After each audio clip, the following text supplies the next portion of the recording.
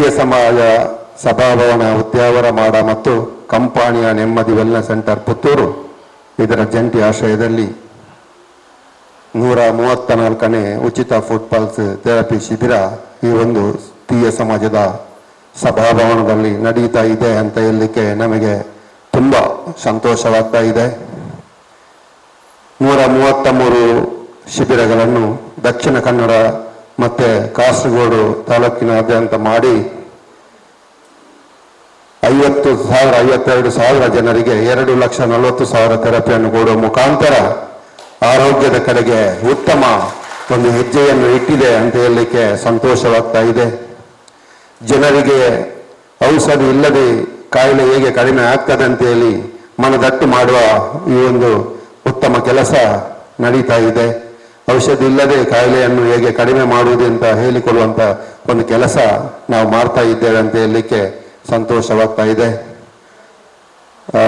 ಇನ್ನೊಂದು 133ನೇ ಶಿಬಿರವು ತಲಪಾಡಿಯಲ್ಲಿ ನಡೀತಾ ಇದೆ.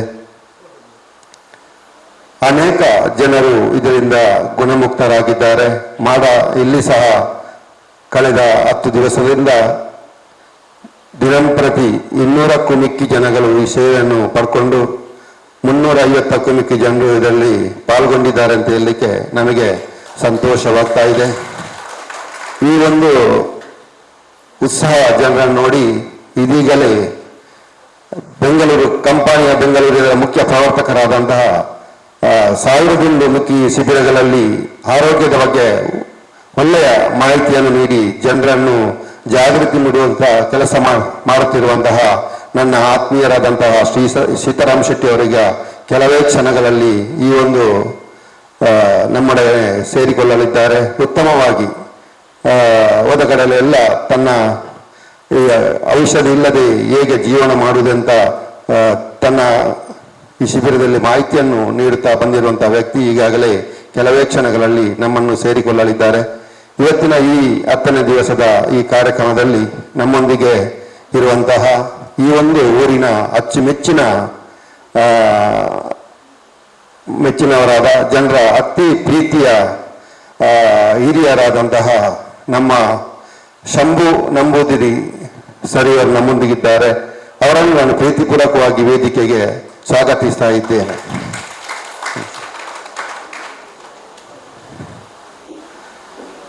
ನಮ್ಮೊಂದಿಗೆ 10 ದಿವಸದಿಂದಲೂ ಒಟ್ಟಿಗೆ ಸೇರಿಕೊಂಡು ನಮ್ಮೊಂದಿಗೆ ಪ್ರೀತಿಯಿಂದ ಮಾತಾಡಿಕೊಂಡು ನಮ್ಮನ್ನು ಉತ್ತೇಜನ ಕೊಡುವ ಮುಖಾಂತರ ಈ ಒಂದು ಕಾರ್ಯಕ್ರಮದಲ್ಲಿ ಭಾಗವಹಿಸಿರುವಂತಹ ಮತ್ತೊಬ್ಬರು ಆತ್ಮೀಯರಾದಂತಹ ಅನ್ನದೈವದ ಪಾತ್ರೆಯಾದಂತಹ ಶ್ರೀ ರಾಜಬೆಲ್ಚಪಾಡ ಇವರನ್ನು ಕೂಡ ನಾನು ಪ್ರೀತಿಪೂರ್ವಕವಾಗಿ ವೇದಿಕೆಗೆ ಸ್ವಾಗತಿಸ್ತಾ ಇದ್ದೇನೆ. ಅದೇ ರೀತಿ ನಮ್ಮೊಟ್ಟಿಗೆ ಸದಾ ಇರುವಂತಹ ಆತ್ಮೀಯರಾದ ಮತ್ತೊಬ್ಬರು ತಮ್ಮ ದೈವದ ಪಾತ್ರಿ ತಿಮಿರಿ ಬೆಲ್ಚಪಾಡ ಇವರನ್ನು ಸಹ ಪ್ರೀತಿಪೂರ್ವಕವಾಗಿ ವೇದಿಕೆಗೆ ಸ್ವಾಗತಿಸ್ತಾ ಇದ್ದೇನೆ. ಅದೇ ರೀತಿ ಹಿರಿಯ ಸಮಾಜದ ಅಧ್ಯಕ್ಷರಾದಂತಹ ಆತ್ಮೀಯರಾದಂತಹ ಶ್ರೀ ನೀಲಯ್ಯ ಬೋಮಣ್ಣ ಇವರನ್ನು ಕೂಡ ಪ್ರೀತಿಪೂರ್ವಕವಾಗಿ ವೇದಿಕೆಗೆ ಸ್ವಾಗತಿಸ್ತಾ ಇದ್ದೇನೆ. ಅದೇ ರೀತಿ ಈ ಉದ್ಯಾವರ ಮಾಡದ ಗುರಿಕಾರರಾಗಿರುವಂತಹ ಶ್ರೀ ಪದ್ಮನಾಭ ಗುರಿಕಾರ ಇವರನ್ನು ಕೂಡ ನಾನು ಪ್ರೀತಿಪೂರ್ವಕವಾಗಿ ಈ ಕಾರ್ಯಕ್ರಮಕ್ಕೆ ಸ್ವಾಗತಿಸ್ತಾ ಇದ್ದೇನೆ. ನನಗೆ ಈ ಹಿರಿಯ ಸಮಾಜದಲ್ಲಿ ಈ ಒಂದು ಶಿಬಿರವನ್ನು ಮಾಡಲು ಕಾರಣಕರ್ತರಾದಂತಹ ನನಗೆ ಉತ್ತೇಜನ ನೀಡಿ ನಮ್ಮಲ್ಲಿ ಮಾಡಿ ನೀವು ಬನ್ನಿ ನಿಮಗೆ ನಾವು ವಾಲ್ನ ವ್ಯವಸ್ಥೆ ಮಾಡಿಕೊಡ್ತೇನೆ ಅಂತ ಹೇಳಿ ನಮ್ಮಲ್ಲಿ ಕರ್ಕೊಂಡು ಬಂದು ಹಲವು ಬಿರುದನ್ನು ಗಳಿಸಿ ಸಮಾಜ ಸೇವೆಯನ್ನು ಮಾಡಿಕೊಂಡು ಹಲವು ಬಿರುದನ್ನು ಗಳಿಸಿ ಧಾರ್ಮಿಕ ಸೇವೆಯೊಂದಿಗೆ ಸಮಾಜ ಸೇವೆಯನ್ನು ಮಾಡಿಕೊಂಡು ಬರುತ್ತಿರುವಂತಹ ಆತ್ಮೀಯರಾದ ಹರೀಶ್ ಶೆಟ್ಟಿ ಮಾಡ ಇವರನ್ನು ನಾನು ಪ್ರೀತಿಪೂರ್ವಕವಾಗಿ ವೇದಿಕೆಗೆ ಸ್ವಾಗತಿಸ್ತಾ ಇದ್ದೇನೆ. ಅದೇ ರೀತಿ ಕಂಪಾನಿಯ ಬೆಂಗಳೂರು ಇದರ ಮುಖ್ಯ ಪ್ರವರ್ತಕರಾಗಿ 1000ಕ್ಕೂ ಮಿಕ್ಕಿ ಶಿಬಿರಗಳಲ್ಲಿ ತನ್ನ ಮಾಹಿತಿಯನ್ನು ಆರೋಗ್ಯದ ಬಗ್ಗೆ ಉಚಿತವಾಗಿ ಮಾಹಿತಿಯನ್ನು ನೀಡಿದಂತಹ ಆತ್ಮೀಯರಾದ ಸೀತಾರಾಮ್ ಶೆಟ್ಟಿ ಅವರನ್ನು ಕೂಡ ನಾನು ಪ್ರೀತಿಪೂರ್ವಕ ವೇದಿಕೆಗೆ ಸ್ವಾಗತಿಸ್ತಾ ಇದ್ದೇನೆ. ಮಾಜಿ ಪಂಚಾಯತ್ ಸದಸ್ಯರಾದಂತಹ ಶ್ರೀಮತಿ ಜಯಶ್ರೀ ಮೇಡಮ್ ನಮ್ಮೊಟ್ಟಿಗಿದ್ದಾರೆ. ಇವರನ್ನು ಕೂಡ ಪ್ರೀತಿಪೂರ್ವಕವಾಗಿ ವೇದಿಕೆಗೆ ಸ್ವಾಗತಿಸ್ತಾ ಇದ್ದೇನೆ. ಅದೇ ರೀತಿ ಸಮಾಜ ಸೇವಕರಾದ ಆತ್ಮೀಯರಾದಂತಹ ವಾಮನ ಮಾಡ ಇವರನ್ನು ಕೂಡ ನಾನು ಪ್ರೀತಿಪೂರ್ವಕವಾಗಿ ವೇದಿಕೆಗೆ ಸ್ವಾಗತಿಸ್ತಾ ಇದ್ದೇನೆ. ಬಂದಂತ ಎಲ್ಲರನ್ನು ಮತ್ತೊಮ್ಮೆ ಈ ಕಾರ್ಯಕ್ರಮಕ್ಕೆ ಪ್ರೀತಿಯಿಂದ ಸ್ವಾಗತಿಸುತ್ತಾ ಇದೀಗ ಈ ಒಂದು ಕಾರ್ಯಕ್ರಮದಲ್ಲಿ ನಮ್ಮೆಲ್ಲರನ್ನು ಸ್ವಾಗತಿಸಲಿದ್ದಾರೆ. ಧಾರ್ಮಿಕ ಸಾಮಾಜಿಕ ಕಳಕಳಿಯ ವ್ಯಕ್ತಿ, ಅನೇಕ ಬಿರುದುಗಳನ್ನು ಪಡೆದಂತಹ ಆತ್ಮೀಯರಾದ ಹರೀಶ್ ಶೆಟ್ಟಿ ಮಾಡ ಇವರು ಸ್ವಾಗತವನ್ನು ಮಾಡಬೇಕಾಗಿ ಕೇಳಿಕೊಳ್ತೇನೆ. ಶ್ರೀ ಗುರುಭ್ಯೋ ನಮಃ. ಆರಾಧ್ಯ ದೇವರಾದಂಥ ಶ್ರೀ ಉದ್ಯಾವರ್ಷಿ ದೀಪಗಳು ಮಹಾಲಿಂಗೇಶ್ವರ ತಾಯಿ ಭಗವತಿಯನ್ನ ಸ್ಮರಿಸುತ್ತಾ ಈ ಒಂದು ನಮ್ಮ ಪ್ರಭಾಕರನ್ನ ನಮ್ಮ ಶನೀಶ್ವರ ದೇವಸ್ಥಾನದಲ್ಲಿ ಅವರ ನಮಗೆ ಪರಿಚಯ ಆದದ್ದು. ಹೀಗೆ ಮಾತಾಡ್ತಿರುವಾಗ ಇಂಥ ಒಂದು ಚಿಕಿತ್ಸೆ ಬಗ್ಗೆ ಅವರು ಹೇಳಿದರು. ಖಂಡಿತವಾಗಿ ನಮ್ಮಲ್ಲಿ ಮಾಡುವಂಥ ಒಂದು ಭರವಸೆಯನ್ನು ಅವರಿಗೆ ನೀಡಿ ನನಗೆ ಬರಲಿಕ್ಕೆ ಆಗಲಿಲ್ಲ, ಯಾಕಂದರೆ ತುಂಬ ಕಾರ್ಯಕ್ರಮ ಒತ್ತಡ ಇದ್ದೇನೆ. ಮಾಣಿಲದಲ್ಲಿ 41 ದಿವಸದ ಕಾರ್ಯಕ್ರಮ ಆಗ್ತಿದೆ. ಅದೇ ರೀತಿ ಒಡಿಯೂರು ಸ್ವಾಮೀಜಿಯವರ ಜನ್ಮದಿನೋತ್ಸವ ಕಾರ್ಯಕ್ರಮ, ಅದು ದೊಡ್ಡ ಕಾರ್ಯಕ್ರಮ. ಅದೇ ರೀತಿಯಲ್ಲಿ ನಮ್ಮ ಗಣೇಶೋತ್ಸವದ ಕಾರ್ಯಕ್ರಮ ಇದೆ, ಆಮಂತ್ರಣ ಪತ್ರ ಮುದ್ರಿಸುವಂಥದ್ದೆಲ್ಲ. కానీ ನಾನು ಅದರ ಬಗ್ಗೆ ವಿಚಾರಿಸಿದ್ದೇನೆ. ಇಲ್ಲಿಯ ಎಲ್ಲ ಒಂದು ಥೆರಪಿಸ್ಟ್ಗಳು ಕೂಡ ಒಳ್ಳೆ ರೀತಿಯಲ್ಲಿ ವ್ಯವಸ್ಥೆಯನ್ನು ಮಾಡಿದ್ದಾರೆ. ಅದಕ್ಕಾಗಿ ತಮ್ಮಲ್ಲಿ ಮೊದಲಾಗಿ ನಾನು ಕ್ಷಮೆಯನ್ನು ಯಾಚಿಸಿದ್ದೇನೆ. ಯಾಕಂದ್ರೆ ಈ ಒಂದು ಕಾರ್ಯಕ್ರಮವನ್ನು ಸಂಯೋಜಿಸಿದ ಆದರೆ ನಾನು ಇಲ್ಲಿ ಇರಲಿಲ್ಲ. ಅದು ಕೂಡ ನಿಮಗೆಲ್ಲ ಒಂದು ಮನಸ್ಸಿಗೆ ಒಂದು ಹಿತ ಆಗಿರಬಹುದು ಅಂತೇಳಿ ನಾನು ಭಾವಿಸಿಕೊಳ್ಳುತ್ತಾ, ಇಂದಿನ ಒಂದು ಕಾಲದಲ್ಲಿ ನಮಗೆ ಒಂದು 45% ಜನರಿಗೆ ಔಷಧಿ ಆಹಾರವಾಗಿದೆ. ಯಾಕಂದ್ರೆ ನಮ್ಮ ಜೀವನ ಶೈಲಿ, ಜೀವನ ಪದ್ಧತಿ, ನಮ್ಮೆಲ್ಲ ಒಂದು ಆಹಾರ ಪದ್ಧತಿಗಳಿಂದ ಇಂತೆಲ್ಲ ಒಂದು ಸಮಸ್ಯೆಗಳು ಬರಲಿಕ್ಕೆ ನಾವು ಯಾವಾಗಲೂ ಹೇಳಿಕೊಂಡು ನನ್ನ ಜೀವನದಲ್ಲಿ ನಾನು ಬದುಕಲಿಕ್ಕೆ ತಿನ್ನಬೇಕು ತಿನ್ನಲಿಕ್ಕಾಗಿ ಬದುಕಿರಬಾರದು ಅಂತೇಳಿ, ಜೀವನಕ್ಕೆ ಹಣ ಬೇಕು, ಹಣವೇ ಮಾಡಿದ ಜೀವನ ಆಗಬಾರದು ಅಂತೇಳಿ, ಇದ್ರಲ್ಲಿ ನಾವು ಏನನ್ನ ಸಾಧಿಸ್ಲಿಕ್ಕೆ ಆಗುದಿಲ್ಲ ಅಂತ ಒಂದು ಔಷಧ ರಹಿತವಾಗಿ ಇಂಥ ಒಂದು ಚಿಕಿತ್ಸೆಯನ್ನ ನೀಡುವಂತ ಒಂದು ವ್ಯವಸ್ಥೆಯನ್ನ ಮಾಡಿದಂತ ನಮ್ಮ ಎಲ್ಲ ಪ್ರಭಾಕರನವರೆಲ್ಲ ತಂಡದವರಿಗೆ ನಾನು ಮೊದಲಾಗಿ ಅಭಿನಂದನೆ ಸಲ್ಲಿಸ್ತಾ, ಇಂದಿನ ಈ ಕಾರ್ಯಕ್ರಮದಲ್ಲಿ ನಮ್ಮೊಂದು ಇರುವಂತ ನಮ್ಮ ಹಿರಿಯರಾದಂತ ಶಂಭು ನಂಬುದರಿಯವರು, ಯಾಕಂದ್ರೆ ಅವರು ಕೂಡ ಒಂದು ಪವಾಡ ಸದೃಶವಾಗಿ ಒಂದು ದೊಡ್ಡ ಕಾಯಿಲೆಯಿಂದ ಪಾರಾದವರು. ಯಾಕಂದ್ರೆ ನಾನು ಒಂದು 40 ವರ್ಷಗಳಿಂದ ಈ ಒಂದು ಜೀವನದಲ್ಲಿದ್ದೇನೆ. ಅವರಿಗೆ ಕೂಡ ಒಂದು ದೊಡ್ಡ ಕಾಯಿಲೆ ಬಂದಿತ್ತು, ಅರ್ಬುದ ರೋಗ, ಅದು ಕೂಡ ಗಂಟಲಿನಲ್ಲಿ. ಆದರೆ ಅವರ ಒಂದು ಆಹಾರದ ಮಿತಿಯಿಂದ, ಔಷಧಿಯಿಂದ ತನ್ನ ರೋಗವನ್ನ ಮದ್ದಿನೊಂದಿಗೆ ತನ್ನ ರೋಗವನ್ನ ಗುಣಪಡಿಸಿದ್ದಾರೆ. ಒಂದು 20-30 ವರ್ಷ ಆಗ್ಬೋದು ಅಂತ ಕಾಣ್ತದೆ ಅವರಿಗೆ ಕ್ಯಾನ್ಸರ್ ಚಿಕಿತ್ಸೆ ಬಂದು. ಆದರೆ ಇದೇ ಆರೋಗ್ಯವಂತರಾಗಿದ್ದಾರೆ. ಯಾಕಂದ್ರೆ ಅವರ ಜೀವನ ಒಂದು ಶೈಲಿಯಲ್ಲಿ ಅವರು ಇಷ್ಟೊಂದು ಆರೋಗ್ಯಪೂರ್ಣರಾಗಿದ್ದಾರೆ 85 ವರ್ಷ ಆಗುವಾಗ. ಅಂತ ವ್ಯಕ್ತಿ ನಮ್ಮೊಂದಿಗಿದ್ದಾರೆ. ಶಂಭು ನಂಬುದರಿಯವರ ನಮ್ಮೆಲ್ಲ ಪರವನ್ನು ಗೌರವಪೂರ್ವಕವಾಗಿ ಸ್ವಾಗತಿಸ್ತಾ ಇದ್ದೇನೆ. ಅದೇ ರೀತಿಯಲ್ಲಿ ಇನ್ನೊಂದಿಗೆ ನಮ್ಮೊಂದಿಗೆ ಇರುವವರು ನಮ್ಮ ಹಿರಿಯರಾದಂಥ ರಾಜ ಬೈಚಪಾಟ್ರವರು. ಅವರು ಕೂಡ ಎಲ್ಲ ಒಂದು ಕೆಲಸ ಕಾರ್ಯ ಕೂಡ ಜೊತೆ ಕೂಡಿಕೊಡೋರು. ಈ ಒಂದು ಪ್ರದೇಶದಲ್ಲಿ ಧಾರ್ಮಿಕ ಆಗಿರ್ಬೋದು, ಸಾಮಾಜಿಕ ಆಗಿರ್ಬೋದು, ಸಾಂಸ್ಥಿಕ ಆಗಿರ್ಬೋದು, ಎಲ್ಲ ಯಾವುದೇ ಕೆಲಸ ಇದ್ರೂ ಕೂಡ ಅದೆಲ್ಲ ಮುಂಚೆ ಇರುವಂತ ನಮಗೆಲ್ಲರಿಗೂ ಬೇಕು ಪ್ರೀತಿಯ ರಾಜ ಬೈಚಪಾಟ್ರು ಅನ್ನದೈದ ಪಾತ್ರೆ. ಮುಂದೆ ಕೂಡ ನಿಮ್ಮ ಒಂದು ಆ ಸೇವಾ ಚಟುವಟಿಕೆ ನಡೀತಿರಲಿ ಅಂತ ಪ್ರಾರ್ಥಿಸ್ತಾ ತಮ್ಮನ್ನು ಕೂಡ ನಮ್ಮೆಲ್ಲರ ಪರ ನಾನು ಗೌರವಪೂರ್ವಕ ಸ್ವಾಗತಿಸಿದ್ದೇನೆ. ಅದೇ ರೀತಿಯಲ್ಲಿ ಈ ಒಂದು ಸಭಾಭರಣ ನಮಗೆ ಅದು ಸಿಗಬೇಕಾದರೆ ಈ ತೀಯ ಸಮಾಜದ ಎಲ್ಲ ಬಾಂಧವರು, ಅದೇ ರೀತಿಯಲ್ಲಿ ಅದರ ಅಧ್ಯಕ್ಷರು, ಯಾಕಂದ್ರೆ ಅಧ್ಯಕ್ಷರು ಹೇಳಿದ್ರೆ ಆಗುದಿಲ್ಲ, ಸಮಿತಿಯವರು ಕೂಡ ಹೇಳಬೇಕು. ನಾವು ಬಂದು ಮಾತಾಡುವಾಗ ತಕ್ಷಣ ನಮ್ಮ ಪದ್ಮ ಗುರಿಕರ್ ಹೇಳಿದರು, ನೀಲ ಸಂಜೆ ಬರ್ತಾರೆ ನೀವು ಮಾತಾಡಿ ಅಂತ. ಈ ಒಂದು ಯಾವಾಗಲೂ ಅವನ್ನ ಅಭಿನಂದಿಸಬೇಕು ನಮ್ಮ ತೀಯ ಸಮಾಜ ಸಭಾಭವನದ ಎಲ್ಲ ಬಂಧುಗಳನ್ನ. ಯಾಕಂದ್ರೆ ಇಲ್ಲಿ ಯಾವುದೇ ಒಂದು ಕಾರ್ಯಕ್ರಮ ಆಗಿದ್ದರೂ, ಜನಸ್ನೇಹಿ ಕಾರ್ಯಕ್ರಮ ಆಗಿದ್ದರೆ, ಸಮಾಜ ಸೇವೆ ಯಾವ ಕಾರ್ಯಕ್ರಮ ಕೂಡ ಉಚಿತವಾಗಿ ಈ ಒಂದು ದೊಡ್ಡ ಸಮಾನ ನೀಡುವಂತ ದೊಡ್ಡ ಮನಸ್ಸಿನ ಒಂದು ವ್ಯಕ್ತಿಗಳು ನಮ್ಮ ತೀಯ ಸಮಾಜದವರು. ಅದರ ಅಧ್ಯಕ್ಷರಂತ ನಮ್ಮ ನೀಲಯಪ್ಪ ಮಣ್ಣು, ಇವರನ್ನು ಕೂಡ ನಮ್ಮೆಲ್ಲ ಪರವನ್ನು ಗೌರವಿಸ್ತಾ ಇದ್ದೇವೆ. ಅದಕ್ಕೆ ಇನ್ನೊಂದು ನಮ್ಮೊಂದಿಗಿರುವವರನ್ನು ನಮ್ಮ ಪದ್ಮನಾಭ ಗುರಿಕರ್ ಅವರಿದ್ದಾರೆ. ಅವರು ಕೂಡ ಎಲ್ಲ ಕೆಲಸಗಳಿಗೆ ಕೂಡ ನಮ್ಮೊಂದಿಗೆ ಜೊತೆ ಎಲ್ಲ ಯುವಕರಿಗೊಂದು ಸ್ಫೂರ್ತಿಯಾಗಿರುವಂತಹ ಒಬ್ಬ ವ್ಯಕ್ತಿಯಾಗಿದ್ದಾರೆ. ಗುರಿಕರ್ ಆದರೂ ಕೂಡ ಅವರೊಂದು ಆ ಸ್ಥಾನದಲ್ಲಿ ಗುರಿಕರಾಗಿರ್ಬೋದು, ಬೇರೆ ಸಮಾಜದಲ್ಲಿ ನಮ್ಮೊಂದಿಗೆ ಒಂದು ಆತ್ಮೀಯರಾಗಿ ಬೆರೆಯುವಂತ ಒಬ್ಬ ವ್ಯಕ್ತಿ ತೊಳ್ಳುವಂತ ನಮ್ಮ ಪದ್ಮನಾಭ ಗುರಿಕರ್ ಅವರನ್ನು ಕೂಡ ನಮ್ಮೆಲ್ಲ ಪರ ಗೌರವಪೂರ್ವಕವಾಗಿ ಸ್ವಾಗತಿಸಿದ್ದೇವೆ. ಅದೇ ರೀತಿಯಲ್ಲಿ ಇವತ್ತಿನ ಎಲ್ಲ ಒಂದು ಇದರ ಬಗ್ಗೆ ಮಾಹಿತಿ ನೀಡುವಂತ ಒಂದು ವಿಶೇಷ ವ್ಯಕ್ತಿ, ಸಂಪನ್ಮೂಲ ವ್ಯಕ್ತಿ ನಮ್ಮೊಂದಿಗೆ ಬಂದಿದ್ದಾರೆ, ಸೀತಾರಾಮ ಅವರು. ಅವರನ್ನು ಕೂಡ ನಿಮ್ಮ ಇನ್ನಷ್ಟು ಒಂದು ಸೇವೆಗಳು ಈ ಸಮಾಜಕ್ಕೆ ದೊರಕಲಿ, ಅದರ ಸದುಪಯೋಗ ಪಡೆಯುವಂತ ಅವಕಾಶ ಎಲ್ಲ ಸಜ್ಜನ ಬಂಧುಗಳಿಗೆ ಸಿಗಲಿ ಆಶಿಸ್ತಾ ತಮ್ಮನ್ನು ಕೂಡ ನಮ್ಮೆಲ್ಲರ ಪರವಾಗಿ ನಾನು ಗೌರವಪೂರ್ವಕವಾಗಿ ಸ್ವಾಗತಿಸ್ತಾ ಇದ್ದೇನೆ. ಅದೇ ರೀತಿಯಲ್ಲಿ ಇನ್ನೊಬ್ಬರು ನಮ್ಮ ಜಯಶ್ರೀ, ಬಹಳಷ್ಟು ಒಂದು ಪಂಚಾಯತ್ ಸದಸ್ಯರಾಗಿದ್ದುಕೊಂಡು ಬಹಳಷ್ಟು ಸೇವೆಯನ್ನು ಮಾಡಿದ, ಕುಟುಂಬಶ್ರೀಯಲ್ಲಿ ಕೂಡ ಬಹಳಷ್ಟು ಕೆಲಸ ಕಾರ್ಯ ಮಾಡುವಂತ ಒಬ್ಬ ಒಂದು ಪಾದರ್ಶದ ಚಟುವಟಿಕೆ ಅಂತ ಒಂದು ವ್ಯಕ್ತಿ, ಮಹಿಳೆ ಆಗಿದ್ದಾರೆ ನಮ್ಮ ಜಯಶ್ರೀ ಅವರು.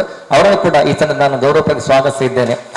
ಇನ್ನೊಬ್ಬರು ವಾಮನನ್ನ, ಮುಂಬೈಯಲ್ಲಿ ಅವರ ಉದ್ಯೋಗ ಇದಿದೆ, ವ್ಯವಹಾರ ಇದೆ, ದುಬೈಯಲ್ಲಿ ಕೂಡ ವ್ಯವಹಾರ ಇದೆ. ಆದರೆ ಇಲ್ಲಿ ಆಗುವ ಎಲ್ಲ ಕಾರ್ಯಕ್ರಮ ಕೂಡ ನಮ್ಮೊಂದಿಗೆ ಜೊತೆಗೂಡಿಸಿಕೊಳ್ಳುವವರು ವಾಮನ ಮಾಳಿಗೆ ಮನ ಅಂತೇಳಿ ಅವರು ಕೂಡ ನಮ್ಮೊಂದಿಗಿದ್ದಾರೆ. ಅವರನ್ನು ಕೂಡ ನಿಮ್ಮೆಲ್ಲ ಪರವಾಗಿ ನಾನು ಗೌರವಪೂರ್ವಕವಾಗಿ ಸ್ವಾಗತಿಸ್ತಾ ಇದ್ದೇನೆ. ಅದೇ ರೀತಿಯಲ್ಲಿ ವೇದಿಕೆಯಲ್ಲಿ ಈ ಒಂದು ಸಭಾ ನೆರೆದಿರುವ ಎಲ್ಲ ನನ್ನ ಆತ್ಮೀಯ ಬಂಧುಗಳನ್ನ, ಮಿತ್ರರನ್ನ, ಅದೇ ರೀತಿಯಲ್ಲಿ ಮಾತೆಯರನ್ನ, ಎಲ್ಲರನ್ನ, ಹಿರಿಯರನ್ನ, ಕಿರಿಯರನ್ನ ನಾನು ಸ್ವಾಗತಿಸ್ತಾ ಈ ಒಂದು ಥೆರಪಿಯ ಪ್ರಯೋಜನ ಪಡೆದಂತ ತಮಗೆಲ್ಲರಿಗೂ ದೇವರು ಒಳ್ಳೆದಂತ ಆಯುಷ್ಯಪೂರ್ಣದ ಆರೋಗ್ಯ. ಯಾಕಂದ್ರೆ ನಮಗೆ ಆಯುಷ್ಯ ಅಲ್ಲಂತಂದ್ರೆ ಆರೋಗ್ಯಪೂರ್ಣವಾದ ಆಯುಷ್ಯ ಬೇಕು ನಮಗೆ. ಯಾಕಂದ್ರೆ ನಮ್ಗೆ ಎಷ್ಟು ಆಯುಷ್ಯ ಇದ್ರೂ ಕೂಡ ಆರೋಗ್ಯ ಇಲ್ಲದ್ರೆ ಯಾಕೆಪ್ಪ ನಾನೊಂದು ದೇವರ ಕೊಣಪುಲ್ಲಜ್ಜರ ಅಂತ ಮಾತು ಬರದಾಗಿ ಎಲ್ಲರಿಗೂ ಕೂಡ ಆರೋಗ್ಯಪೂರ್ಣವಾದ ಆಯುಷ್ಯವನ್ನ ದೇವರು ಅನುಗ್ರಹಿಸಬೇಕು ಅಂತ ನಮ್ಮೆಲ್ಲರಿಗೂ ನಾನು ಒಂದೇ ಮಾತಲ್ಲಿ ನಮ್ಮ ಸ್ವಾಗತವನ್ನು ಬಯಸ್ತಾ ನನ್ನ ಮಾತುಗಳಿಂದ ವಿರಮಿಸ್ತಿದ್ದೇನೆ. ಇದೀಗ ಈ ಉದ್ಯೋಗ ಮಾಡೋಕ್ಕೆ ಬೆಂಗಳೂರಿಂದ ಬಂದು ನಮಗೆ ಮಾಹಿತಿಯನ್ನು ನೀಡಿರುವಂತಹ ಸೀತಾರಾಮ ಶೆಟ್ಟಿಯವರಿಗೆ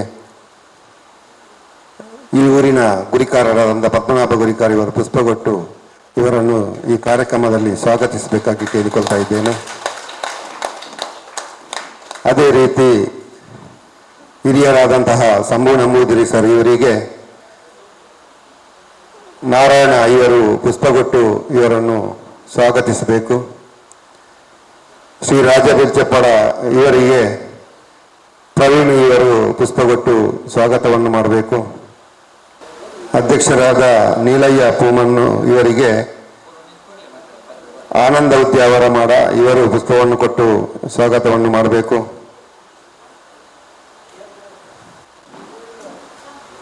ಹಾಗೂ ಪದ್ಮನಾಭ ಗುರಿಕಾರ ಇವರಿಗೆ ಗಿರೀಶ್ ಮಂಜೇಶ್ವರ ಇವರು ಪುಷ್ಪ ಕೊಟ್ಟು ಇವರನ್ನು ಸ್ವಾಗತಿಸಬೇಕು.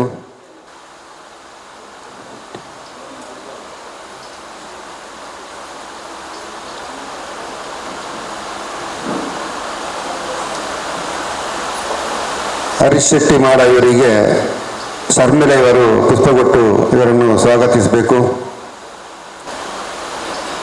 ಜಯಶ್ರೀ ಮಾಡ ಇವರಿಗೆ ಉಷಾ ಇವರು ಪುಷ್ಪವನ್ನು ಕೊಟ್ಟು ಸ್ವಾಗತಿಸಬೇಕು. ವಾಮನ ಮಾಡ ಇವರಿಗೆ ಅಶೋಕ್ ಇವರು ಪುಷ್ಪವನ್ನು ಕೊಟ್ಟು ಸ್ವಾಗತವನ್ನು ಮಾಡಬೇಕು. ಅಶೋಕ್.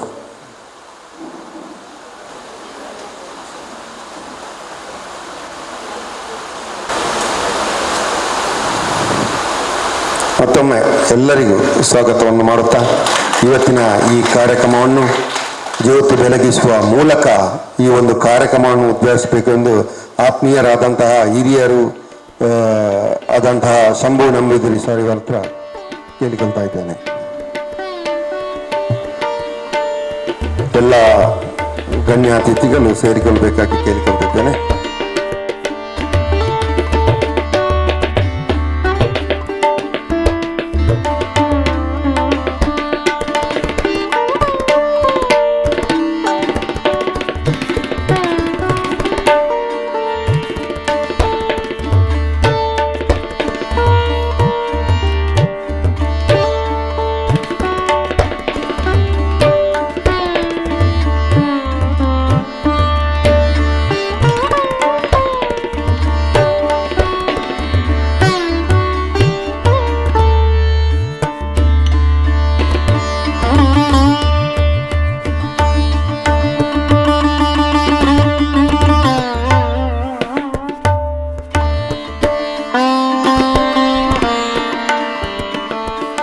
ವೇದಿಕೆಯಲ್ಲಿ ಇರುವಂತಹ